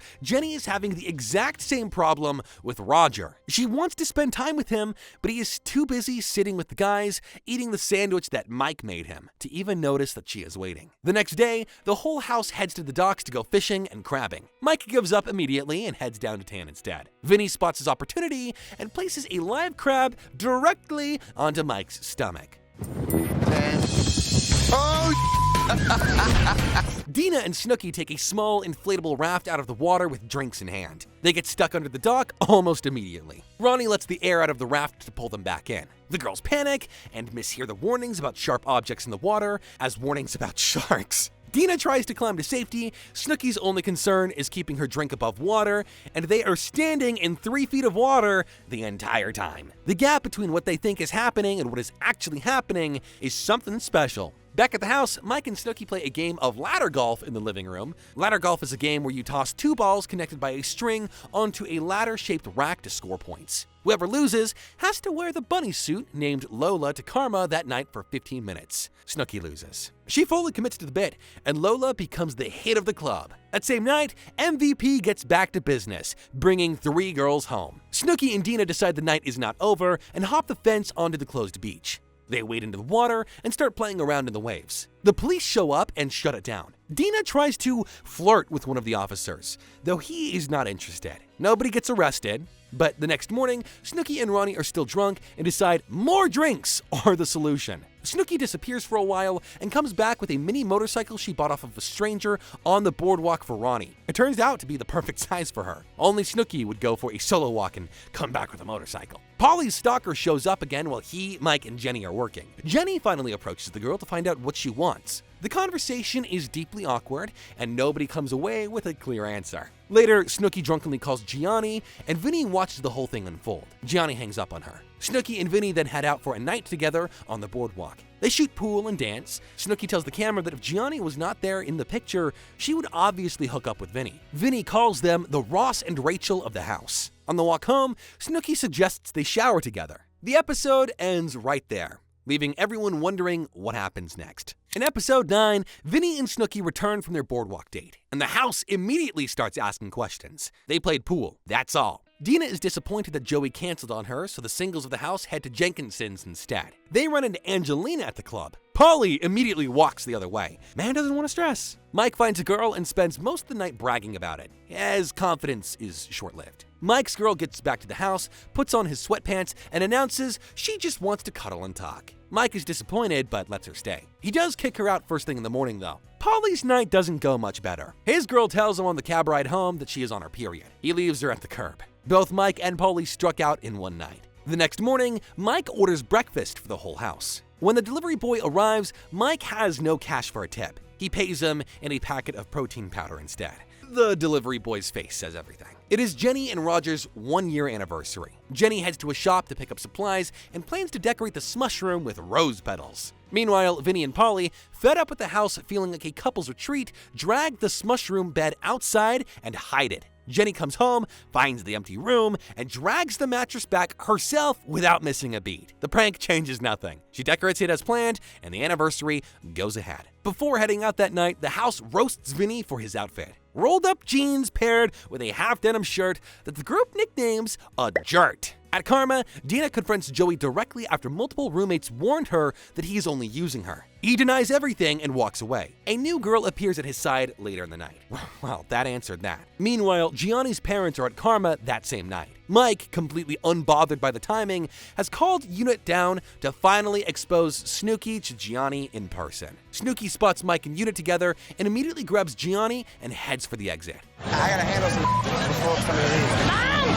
Are they still here? Mike grabs Unit and tries to follow them home. Unit is extremely drunk and can barely walk. The plan falls apart completely when police stop them on the way and arrest Unit for public intoxication. Mike's whole scheme collapses in one moment. The next morning, Mike spots Gianni alone in the kitchen while SNOOKI is still asleep. He asks Gianni to step outside for a quiet word. The moment Mike has been waiting for is finally here. In episode 10, Mike finally gets his moment. He pulls Gianni aside and tells him he hooked up with SNOOKI before Italy. Gianni listens, nods, and shakes his hand. Then he goes upstairs and tells SNOOKI he does not believe a word of it. A whole season of planning and scheming, and it ends with a handshake. SNOOKI is furious anyway. She tells Mike he is a psycho and they are no longer friends. Mike says that's not very nice. Man, the irony. That night, a food fight breaks out at dinner and quickly turns personal between SNOOKI and Mike. SNOOKI grabs milk, Mike retaliates with ketchup and mustard, the fight moves to the balcony and ends with SNOOKI rubbing ketchup and mustard directly into Mike's bed sheets. This is what you get, mother. What are you doing? No!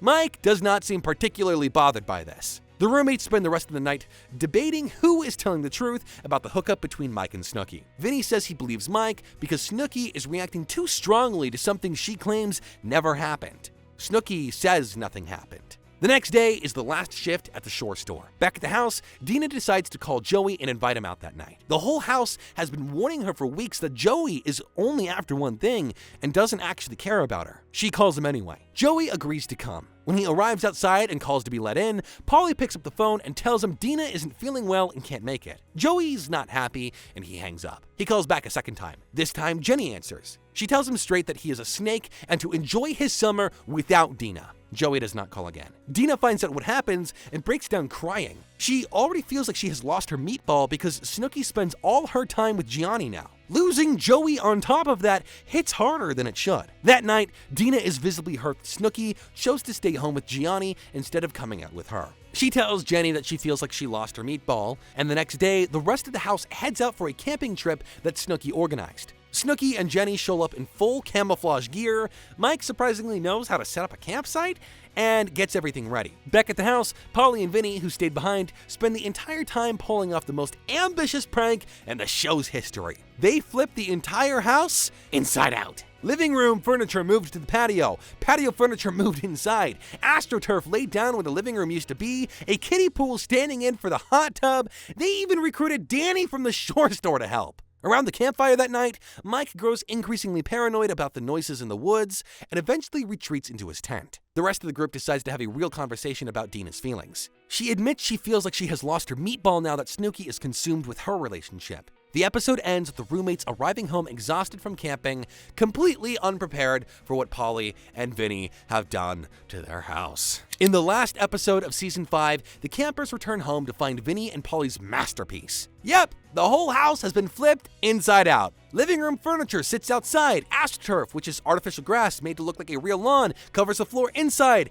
A kiddie pool stands in for the hot tub. I think we went over this, but we're going over it again. Most of the house finds it genuinely impressive and declares the prank war officially over. Mike, however, is a different story. He flat out refuses to bring his belongings back inside since he is not the one who moved them out. His bed gets soaked in the rain and his shoes are ruined, but he stands his ground anyway. Eventually, he gives in and lets Polly and Vinny help him move everything back. Snooki watches all of this and declares that the situation has officially become the situation. And honestly, she's not wrong. The next day, Mike tells Snooki at lunch that Dina's sister Joannie has a special talent in bed, according to his brother Frank. Snooki is disgusted, but listens anyway. That night at the club, Joannie shows up, and Snooki tells Dina what Mike said. Dina confronts Mike directly. He claims Snooki must have overheard him from on the phone. Then he pivots and calls it a compliment. Dina's not buying any of it. That same night at Karma, Vinny meets 2 women. Both happen to be lesbians. Vinny is not discouraged at all and brings them both back down to his house. The problem is the smush room is already taken. Vinny goes to Ronnie and asks him to give it up for the night. Ronnie looks at the 2 ladies, makes a comment about one of them looking like Matthew McConaughey, the American actor known for his rugged good looks, and initially refuses. Vinny begs, and Ronnie eventually gives in. Vinny gets the room.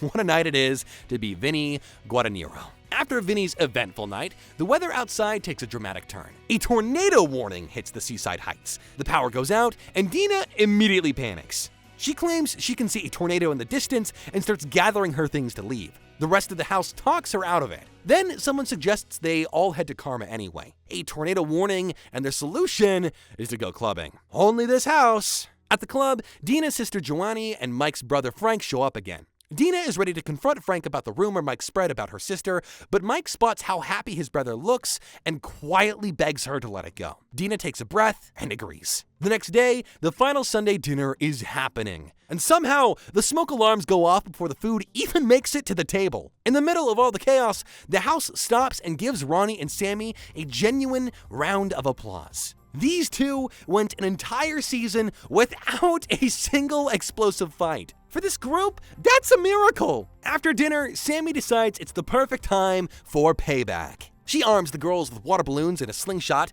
determined to get revenge for the house flip prank. The plan goes great in theory. In practice, Ronnie figures out what they're up to almost immediately and locks all of them outside on the deck before they can even launch a single balloon. Dina refuses to accept defeat and tries to climb across the roof to find another way in. She doesn't get very far. The other girls wave the white flag and call a truce. Dina, still fighting to the end, gets dunked in the hot tub and has the cover thrown over her. On the final morning, everyone packs up and says their goodbyes. Sammy admits for the first time that she will actually miss the house. Vinny's mom arrives and is visibly appalled by the state of the place. One by one, they all leave, and Snooki is the last out of the house. She makes herself one final drink and says goodbye to the duck phone and the smush room. But I promise you that I'll be back next year, and we're gonna have phone with boys on it. She tells the camera she could do this for the rest of her life, every summer until she's 90. The house goes quiet, and just like that, it's over.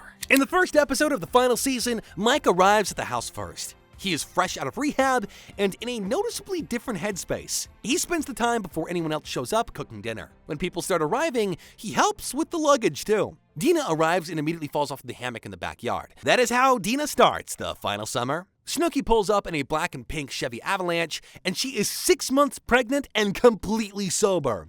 Both of these things are hard to process at the same time. One by one, everyone walks through the door, and the house is full again for what might be the last time. At dinner, everyone grills Mike about rehab. Mike takes the opportunity to apologize to everyone for everything wrong he ever did. I really do apologize. You guys really do mean a lot to me. That's what I was waiting for, all right? And he means it. The house genuinely does not know what to do with a sincere Mike. Vinny cracks a joke about him and SNOOKI's history. SNOOKI gives him a look that could cut glass. The next morning, the crew gets up for GTL.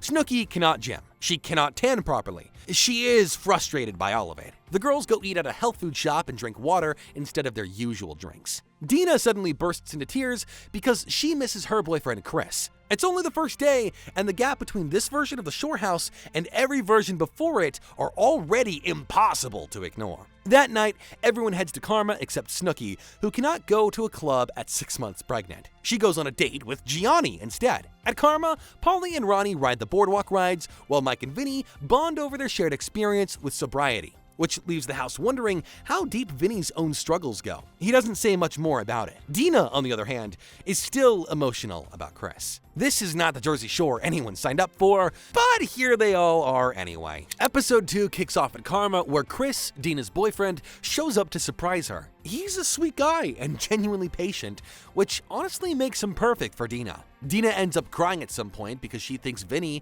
is making fun of Chris. Vinny was literally just talking about furniture. She cries again at the end of the night because Chris has to leave. Polly tries to help by telling Dina how gorgeous Chris is, and he personally wants to make out with him. Sounds weird, but that's Polly's version of emotional support. The group stops at Steaks Unlimited on the way home, and then everyone heads back to the house. The next morning, Mike wakes up feeling good. No hangover. He tells Sam it's nice not needing something else to get through the day. Sam tells him a lot of people commend him for that. Mike says he wouldn't wish what he went through on his worst enemy. Coming from Mike, that actually lands. Meanwhile, the group hangs around the house since the weather outside is rough. Vinny starts joking about being the father of SNOOKI's baby and calling himself and Gianni Eskimo brothers, which is a slang term for two guys who have been with the same girl. SNOOKI tells him the jokes aren't funny anymore. Vinny keeps going. She says she's going to Lamaze classes, which are breathing and relaxation classes to prepare for childbirth. He asks if he can come, and she says no. Ron is going instead. So, Sunday dinner rolls around,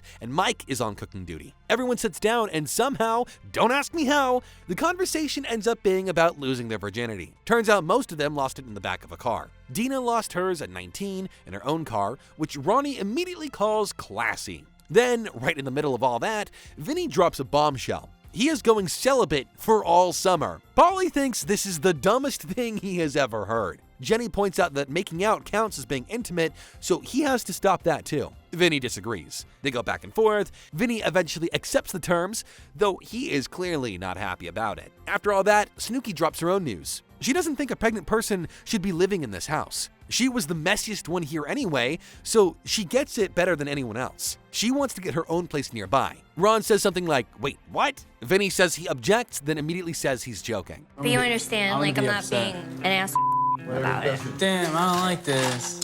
We'll see her every Wednesday and Sunday. Vinny then admits he genuinely doesn't like it. Polly tells him to stop being selfish and think about Lorenzo, which is what SNOOKI and Gianni have already decided to name their baby. The house comes around, SNOOKI tells them not to forget about her, Dina says they won't, and after dinner, they all play games together, and for one quiet evening, this loud, chaotic house feels like a real family. Episode 3 opens with SNOOKI officially moving out. Jenny, Polly, and a couple of the others help her carry her bags to the apartment next door. Polly jokes about having strippers over now that she's gone. The whole send-off feels warm, like dropping a friend off at college, except college is literally next door. Later that day, Chris shows up and he and Dina head out on a date. Around the same time, Paula comes over to hang with Mike. Jenny wastes no time getting in Mike's ear about making things official with Paula. Mike says his last relationship messed him up and he's not ready to put a title on things. Paula shows up and Jenny immediately asks her about changing her Facebook status. Paula laughs it off. Mike tells them he'll do things the right way when he's ready. For now,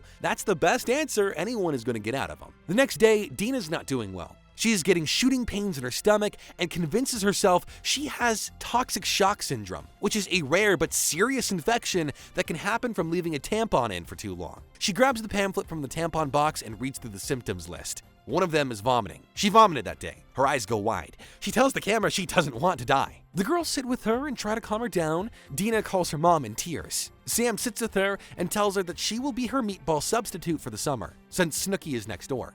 It's a genuinely sweet offer. Then Ronnie appears out of nowhere to rush Sam along for dinner, completely unaware of what is happening. That night, the group heads to Captain Hook's for karaoke. Dina gets on the mic and sings her signature sound, which is mostly just the word MERP repeated into a microphone. The crowd is supportive. Then Jenny pulls a move on Mike. She asks the DJ to put on Rehab by Amy Winehouse, which is a song about refusing to go to rehab. The irony is not lost on anyone. Mike stands up and actually sings it.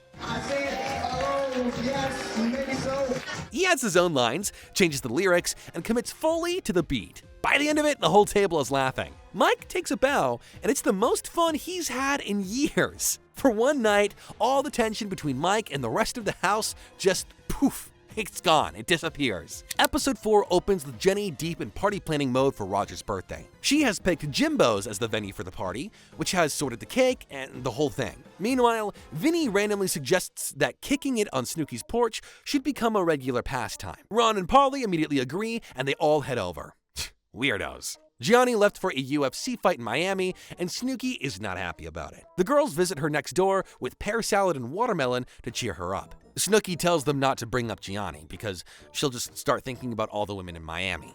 Fair enough. Back at the house, Polly and Vinny run downstairs to tell everyone that a random woman on the boardwalk just flashed them on the street. Snooki immediately wants to see. Everyone heads up to the top deck, and the woman obliges again, multiple times. Vinny goes outside and gets her number, then Mike drops something nobody expected. Paula has met his mom. The house loses it. Polly calls it official on the spot. Then Vinny drops his own confession. Before coming to the shore, he met someone special. He says he is single and can do whatever he wants, but he only wants to hook up with someone if she has the same effect on him that this girl does. Nobody saw that coming from Vinny, of all people. That same evening, everyone heads to Jimbo's for Roger's surprise party. Jenny, Polly, Vinny, and Snooki arrive early and wait. The cake comes out, and Roger is still not there. An hour and 15 minutes late, Roger finally walks in, and his excuse is that he fell asleep. Jenny is not pleased. Roger gets annoyed that she's making a big deal out of it. He blows out his candles and actually wishes out loud that Jenny would stop complaining, right there in front of everyone.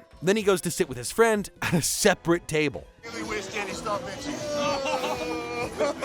The other roommates eventually arrive, and the girls take over the dance floor. Everyone stuffs balloons under their shirts to match Snooki's belly. Dina gets on the mechanical bull, and the horns snap clean off. This poor bull never stood a chance. The next day, the group heads to Bamboo for a night out, and things are going fine until a random guy walks up to Mike claiming they know each other. Mike has never seen this man in his life. One of Polly's friends from home is not interested in the back and forth and just tosses the guy across the club. That is all it takes. A drink flies from somewhere, then another, and suddenly the whole place is going crazy. People are getting shoved in every direction, and nobody knows where it's coming from. Mike grabs Jenny, and they fight their way through the crowd toward the door. But right in the middle of the chaos, Roger shoves Jenny out of the way. Whether he was trying to protect her or not is unclear. What is clear is that she goes down. A birthday party, a mechanical bull with a broken horn, and now this. What a night. In episode 5, the chaos from Bamboo is still very much alive. Everyone makes it out and piles into cabs, but Jenny can barely walk. Roger is nowhere to be found. The next morning, Snooki takes Jenny to the doctor, and the news is not good at all. Chipped bone, 4 to 6 weeks on crutches, possibly surgery. The girls are devastated for her. The boys come home and immediately start suggesting she's milking it. Nobody asked them. When someone points out that none of them went to the doctor or saw the x-ray, the boys go quiet. Jenny tells the girls flat out that she is not calling Roger first. He shoved her, and that was not okay. The girls sit with her and try to figure out what to do next. That night, the whole house heads to Karma anyway, Jenny included, on crutches and everything. Because this is Jersey Shore and nobody stays home, Vinny's whole family shows up at the club. Uncle Nino sees Jenny on crutches, asks what happened, and the second she tells him Roger pushed her, he shouts across the room that Roger can go somewhere very unpleasant. The whole table loses it with laughter. Roger, where the you are? You go yourself. Meanwhile, Snooki stands in the back with Jenny, watching everyone else dance. She has spent the whole summer watching from the sidelines, watching everyone head to Karma while she stays behind, watching everyone live the summer she cannot have. That is what she calls the MERP walk. The next day, Dina decides it's meatball day. She drags whoever she can find to EJ's, and the shots start immediately. Things escalate pretty fast. She ends up dancing on top of the bar, then bursts into tears mid-dance because she misses SNOOKI, gets talked down outside, calms down for about 5 minutes, then goes straight back inside to drink more. Do not tell a meatball to stop drinking. She ends up at the shore store where she spots a giant inflatable blue ball, the kind you can sit and bounce on, and decides she needs one. She asks Danny to come out and be her meatball replacement for the rest of the day. Danny takes it all together, looks at the situation, and says no. She then asks Steve, one of the other shore store workers. Steve has clearly not met Dina before because he says yes. The two of them head out together, and things continue to spiral from there. At some point during the afternoon, Dina wanders into the street completely drunk, and the police are right there. They arrest her on the spot. The house finds out later that night, not a single person looks surprised, and at this point, an arrested Dina is just another Tuesday. Episode 6 opens and Dina is home from jail. The house greets her with a card that reads, "Congratulations on graduating to full meatball status by getting arrested." SNOOKI, who was famously arrested back in season 3 for stumbling around the boardwalk screaming, "Where's the beach?" says at least it wasn't her this time. Ron says he doesn't see why he should ruin his day because Dina wanted to dance in the middle of the street. At Sunday dinner, Mike drops some unexpected news. After years of Paula being his go-to girl every summer, he has finally decided he wants to make things official between them. He doesn't want to do it in an ordinary way though. He's thinking of a t-shirt that says, "Be my girlfriend," or maybe just have it written on his abs. The whole table immediately volunteers to come watch it happen. Mike says he'll make it happen, and somehow this is the most romantic Mike has ever been. The next day, Jenny and SNOOKI go to the doctor to get a proper look at the ankle situation. Turns out the navicular bone, which is a small bone on the inner side of the foot, is not actually fractured. No broken bone, no cast, no surgery needed either. SNOOKI, on the other hand, is genuinely disappointed. She had been secretly hoping Jenny would end up on crutches for a while longer, so she would have someone stuck at home with her. As the old saying goes, misery loves company. Anyway, the doctor looks at her and asks her if she really wanted that for her friend. SNOOKI says yes, a little bit. Oh, poor pregnant SNOOKI. You wanted her to have a broken foot? Yeah. That night, the whole house goes to Rivoli's so Mike can make things official with Paula. They sit at a separate table and watch from a distance like it's a sporting event. Mike starts unbuttoning his shirt mid-dinner. It's happening! Paula looks shocked but smiling. She stands up and hugs him. She says yes. Polly immediately starts shouting that Mike is off the market.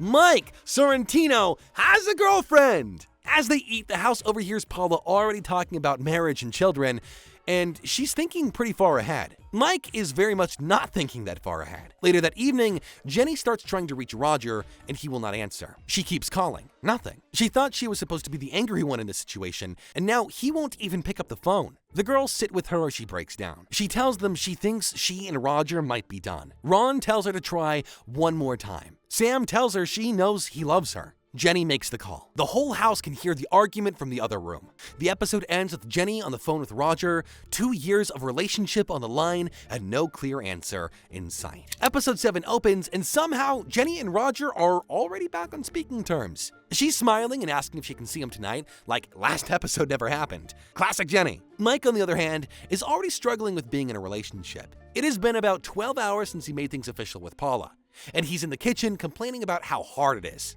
12 hours, Mike. 12 hours. At the shore store, Danny gives Dina a prison jumpsuit as a welcome back uniform. The men's size doesn't fit, but she puts it on anyway and genuinely asks if it looks fashionable. Meanwhile, Paula drops by the store with an iced coffee for Mike. His face flips from talking trash about her to being fake sweet in about half a second. Ron and Dina immediately start a bet on how long this relationship is going to last before Mike blows it up. Ron gives it about a week. Polly and Vinny spend part of the day pulling a prank on Dina. They go through every framed photo she has of Chris and swaps them all out with photos of themselves. Dina doesn't notice for a while, and when she does, she is not amused at all. The boys are absolutely delighted though. That night at Karma, Mike is already grinding on random women and flirting like he forgot he had a girlfriend. Paula has friends everywhere, and several of them see exactly what is happening. Not one of them says a word to her. 2 days out of jail, and Dina is already back to her meatball ways. Her mom even calls the duck phone to check in and asks if she's going to be drinking that night. Dina does not say yes directly, but the answer is pretty obvious. Things go south later when Ron pulls her aside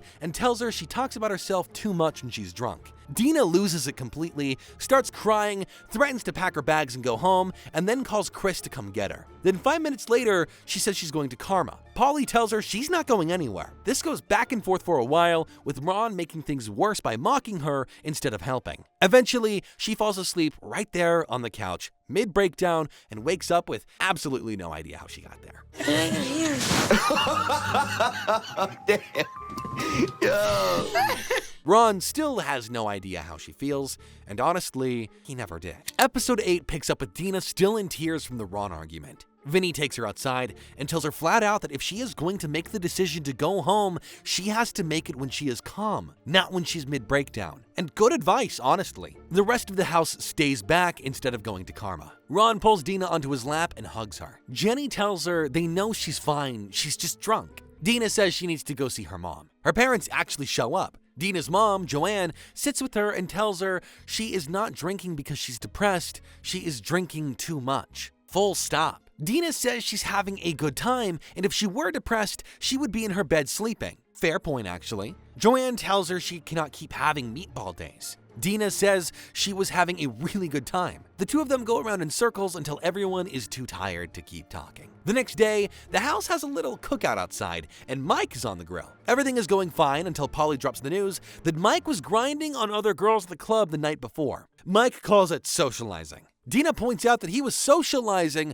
with his hips and not much else. The whole house turns on him immediately. The girls confirm that no, a boyfriend can absolutely not grind on other women. Mike is caught and he knows it. He tries to recover by saying he really cares about Paula and almost slips up by saying love before catching himself mid-sentence. Jenny and someone else both clock it. Mike admits he nearly said it. Then Ron wraps the whole thing up by saying, you cannot even think about another girl when you are in a relationship. Mike has been in this relationship for exactly 1 week. That afternoon, the girls go to the arcade, and SNOOKI, 7 months pregnant, spots an open prize machine and steals a leopard stuffed animal without missing a beat. A police officer walks past immediately after, and the group disappears in another direction. Nobody gets arrested. Later, Dina and Mike come back from a double date with Chris and Paula, and Mike is already talking about pulling the plug on the whole thing. That night, sitting with the group, Mike tells Paula she does not have a filter around him, and that he just accepts it that is just Paula. He says this directly to her face, and Paula's smile slowly disappears. I have no control over what comes out of your mouth.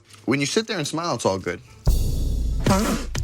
The whole table goes quiet. Polly and Vinny both say awkward at exactly the same time. The episode ends right there, and honestly, that one moment tells you everything you need to know about where this relationship is headed. Episode 9 opens, and Mike has officially made up his mind about Paula. He is done. He tells the house at the beach that ever since he gave her the girlfriend title, she's changed. And if she is going to act like one of the boys, he's not going to be into her anymore. Classic Mike. He's breaking up with her at her job. Sam asks if he's going to tell her the real reason. Mike says no. He's going to use the classic, it's not you, it's me line. Ron calls it cliche, Mike agrees, but says he's not going to be a dick about it. Dina immediately asks if she can come watch. Mike says everyone is coming. Vinny coins it GTB, which is a play on their usual GTL. Instead of Jim Tan Laundry, it's Jim Tan Break Up with Paula. At dinner, Mike gets reflective. He tells the group that he's 100 days out of rehab and feels the best he has ever felt. He thanks everyone at the table for making him comfortable enough to get through the summer. Sam asks him if he's ever going to talk to SNOOKI again. Mike says it is on his priority list,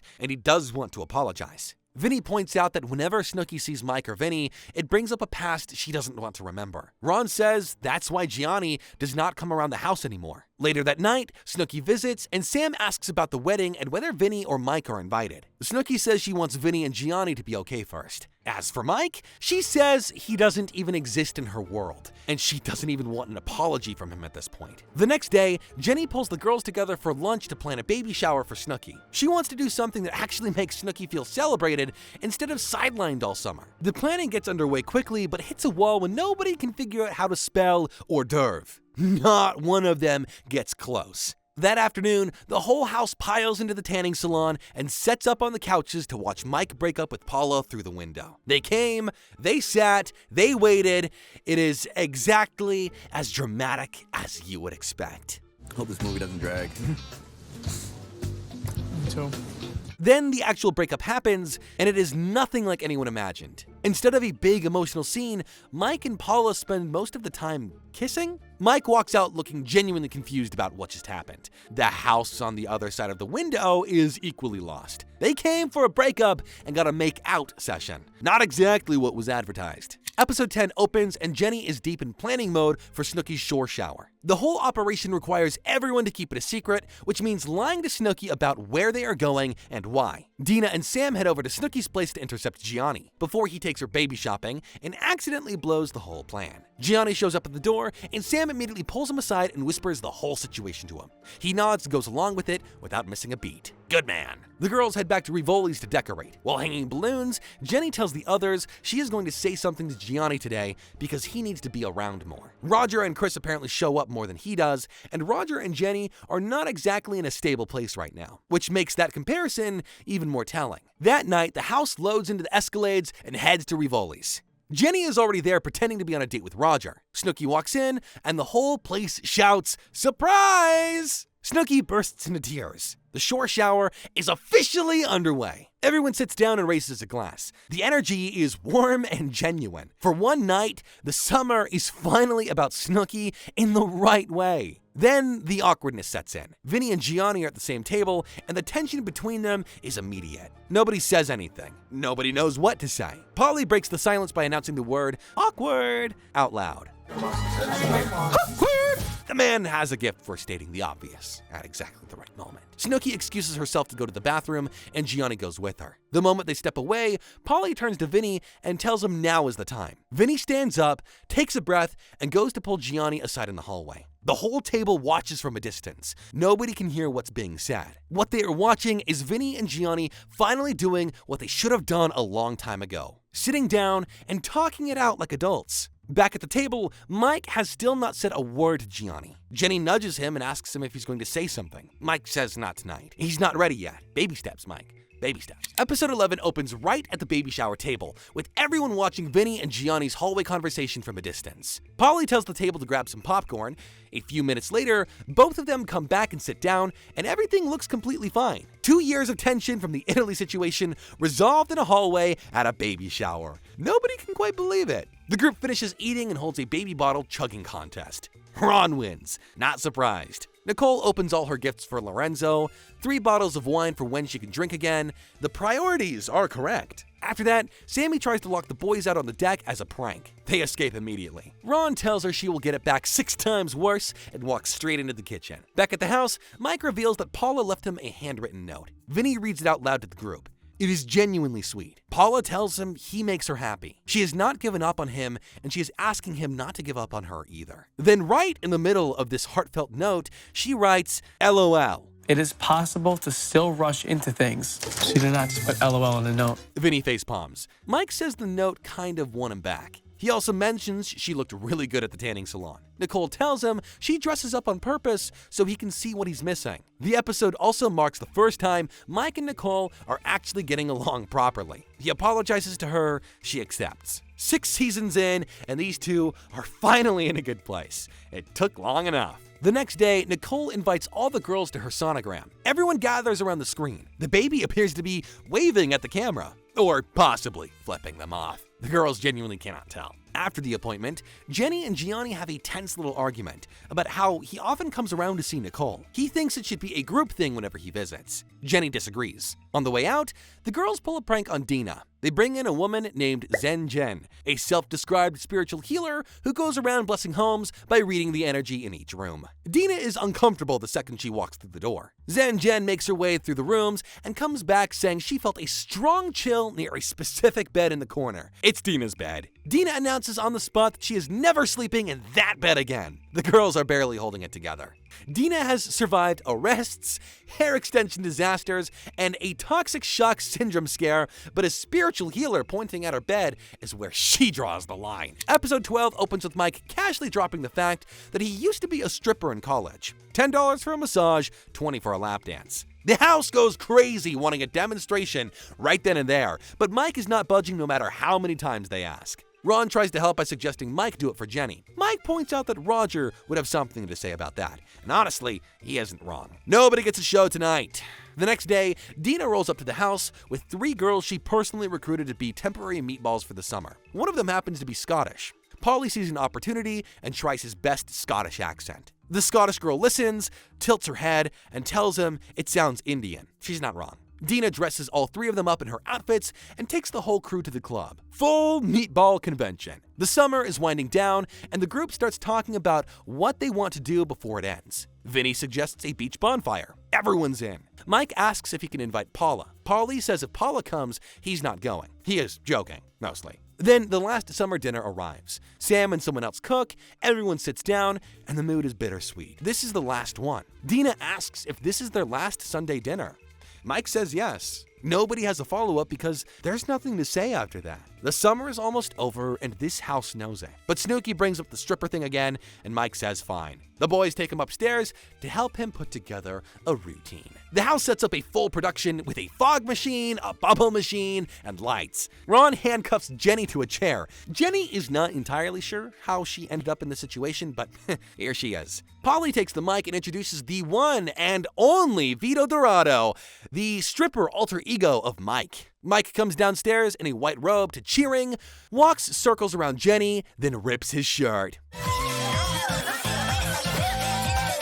The house completely loses it. Ron and Dina start throwing money, Mike does push-ups on Jenny, picks her up, and holds her upside down. The 2 of them eventually collapse onto the beanbag. Mike Sorrentino just gave the performance of his life as a retired college stripper named Vito Dorado. Only on this show. We finally come to the last episode of season 6, and it's bonfire day. Paulie and Vinny go pick up wood, and everyone heads to the beach to set up. Families and friends start showing up one by one. Vinny's mom brings enough food for the entire boardwalk. Classic. Ron and Sam sit down with their parents and drop the news that they are moving in together. Their parents are not exactly jumping for joy. They go through every single fight these 2 have had over the years. Ron's response is basically, yeah, but we're doing it anyway. Sam's dad laughs, Ron's dad tells him to live his life, and the next day, Paulie and a few others head to the shore store for one last shift. Mike shows up and immediately decides he's not working today. He's sleeping. Danny gets annoyed. Some things truly never change. Vinny and Paulie decide to pull one more last prank on Ron and Sam by trying to move their inflatable bed up to the roof. The bed pops on the staircase and they put it in the room anyway, completely deflated. Ron finds it, gets furious, and immediately blames Sam. They fight. Sam had absolutely nothing to do with this one, but that doesn't matter to Ron right now. The summer ends the same way it started. Sammy and Jenny bake birthday cakes for Paulie and Mike. Paula also sends cakes over for the boys. Mike and Paulie each eat a piece without thinking twice about it. And then the next day at the tanning salon, the staff pulls out a picture and shows it to Mike and Paulie. Someone put their private parts on Paulie's cake before sending it over. The same cake they just ate a piece of. Mike grabs the phone and calls Paula immediately. She picks up and pretends she can't hear a single word he's saying. Hello? Mike throws the duck phone down and stomps on it until it breaks. Just like that, the duck phone is gone. After 6 seasons of drama, fights, confessions, and phone calls, that's how my favorite character dies. Paula got the last laugh. On the last night, the whole house sits on top of the deck and just talks. They go all the way back to the first night. SNOOKI bouncing around the hot tub, Jenny hiding that she had a boyfriend, Ronnie breaking his own never fall in love rule on day 1, and they laugh about all of it. Paulie says they will never in their lifetime forget this place because it changed all of their lives. Vinny says nobody in the world will ever understand what they went through except the people sitting right there with them. Nicole says they are her family. Paulie agrees. That is the whole show in one moment, right there. The last morning arrives. Mike cooks breakfast one final time for everyone. They do a toast with their cups, then they pack it up, carry everything out of their living room, and just stand there, looking at it all. Paulie says it feels like they leave every year, but this time, they're not coming back. Nobody has a response to that because there's nothing left to say. They load their cars and take one last group photo. The group hug lasts a little while longer than anyone expected. Then one by one, they get into their cars and drive away. Danny walks up to the house and puts a for sale sign on the door. The duck phone gets its own little memorial. 8 people who walked into this house as strangers somehow walked out as family. And just like that, another summer is over. And that's the full story of Jersey Shore. 6 seasons, 3 countries, 2 meatballs, and 1 duck phone that deserved better. Drop your favorite roommate in the comments and click the link on the screen to watch another one of my videos. Thank you so much for watching. Peace.